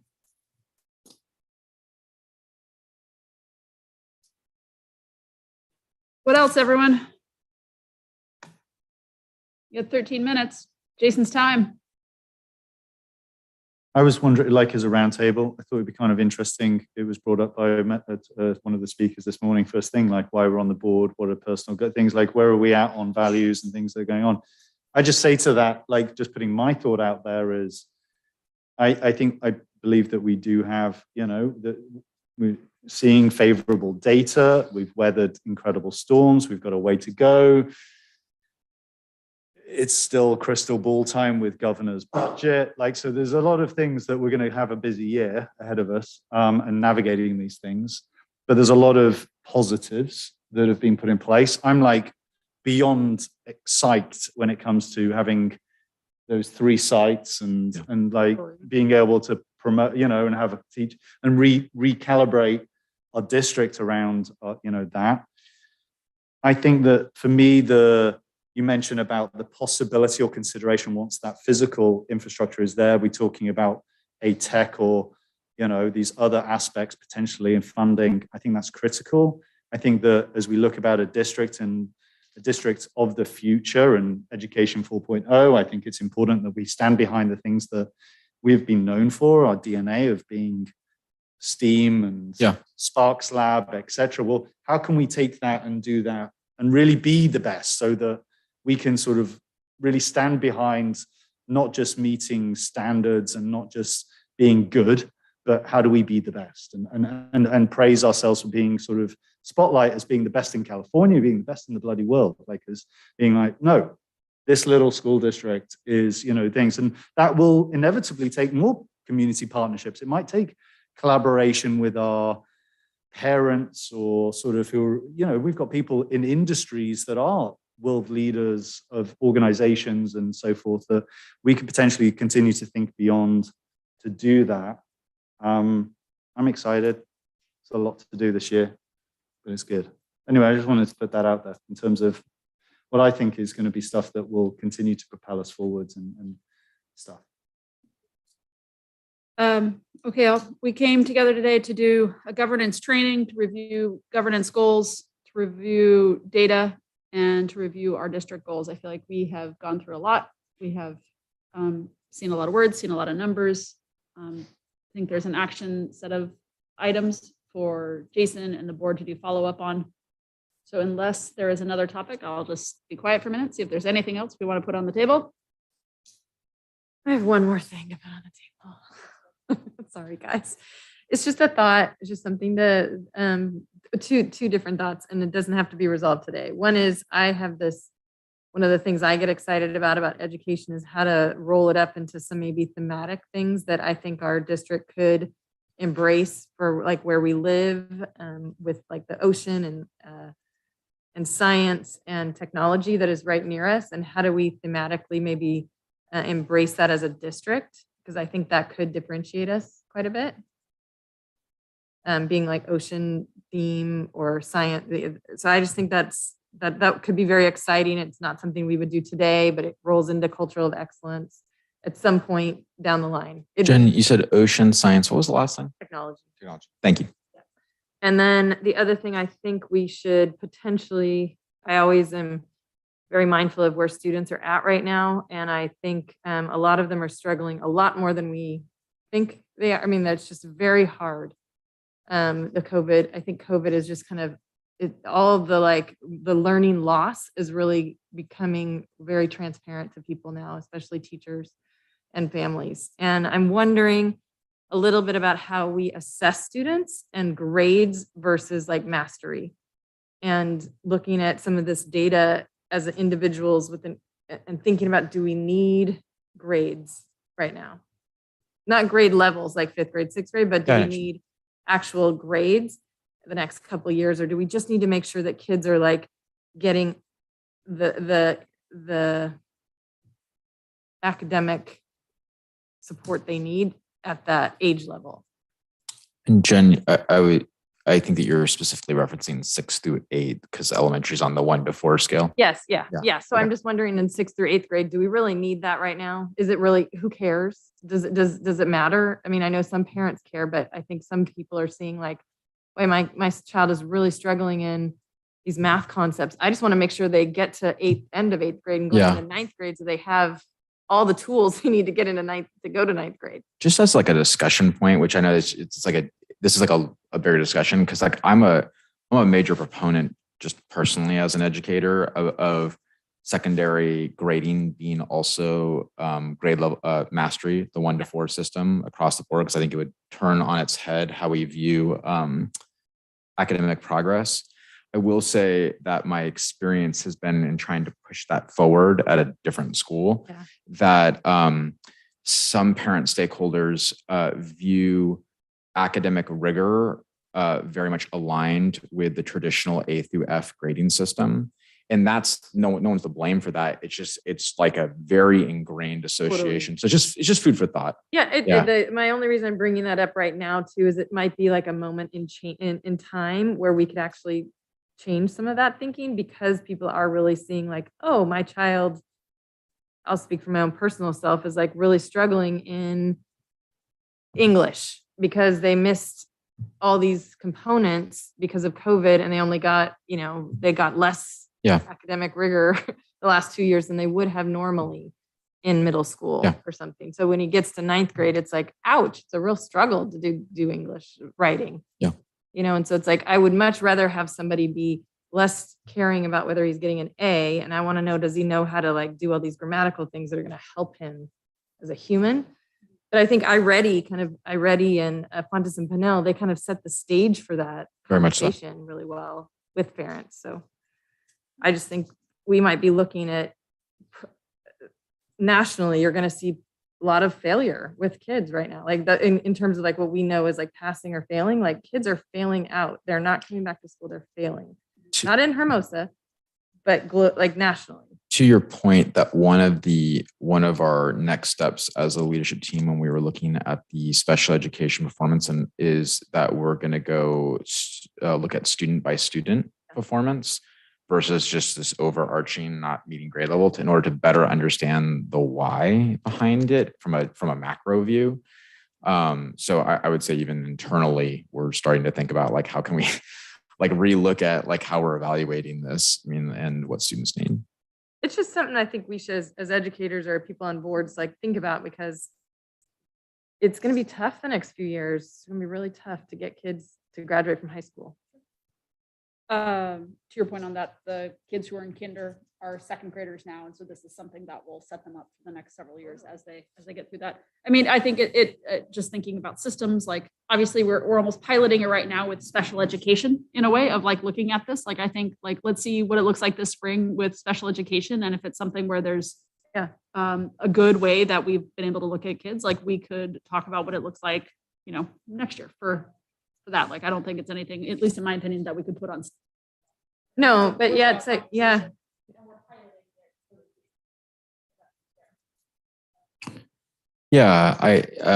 more to talk about. I think that there's a lot there, and we should definitely discuss parent stakeholders' perception of the grading system, because I have personally experienced to be a hurdle. You mean like in a good way? You mean like it's just there's a lot of built-in tradition to the A to F system, which I will say is a system that even statistically, numerically, it doesn't make a lot of sense. Like 0 to 50 is F. You're only using half your grading scale. So when you're communicating progress, like what is the difference between a 25% and a 45% in communication to the student of what they need to do? There was a major movement in Redondo for a period of time about moving towards mastery-based grading, and they did actually make a substantial change in their math and English department. Totally. Yeah. Yeah. It's just, I want to just kind of start seeding it now because I see it with the other, like another board I'm on where I'm like, there's going to be something that's going to have to change, whether it's extending the whole cycle, TK through 12th grade is going to have to go to TK through grade 13 or something because. Mastery-based grading is just, it is just a better system for student learning. Just to build on your points, the thematic and ocean and habitat, I love that we have those programs where they're looking at the fauna and we're having the sort of, Suzanne. I know the butterflies and wherever, like, because it's right there in our back. It's right there on the. She's sandhills coming and back whatever and else. the I think your point was how do we maybe do that more and maybe bigger and across all sites and what have And it you. could just really relate to project-based learning or triangulation between like math and science and language arts and Love I that. really do. One advantage to being in an elementary school district is we do have a lot more freedom when it comes to, how we go about pursuing the standards. We're not bound by A through G. So I think there's a lot of opportunities there. The other one was about homework as well. I mean, there's like we're talking about pressures of grading, but also pressures of homework and site level, grade level consistency and what's important and how we support students that are below grade level. And there's other piloting things that we're putting in place with supporting those student groups and the interventions, etc. I just wonder if there's other aspects to that in terms of how we support the learning loss, as well as the pressures of kids going home and feeling like they've got more to do when they don't even have the basics or whatever else. So. We're just bringing back some of those. There's a lot of good, I feel like ideas in here that we used to do, things like accelerated reader or like program, like I'm not sure Battle of the Books is the group Hermosa would want to do just in terms of the book selection, but there are programs that would really encourage reading, which is, I think, at the crux of it all. So K-8. So yeah, Battle of Books is a lot of fun. I've done that program. It's a lot of fun.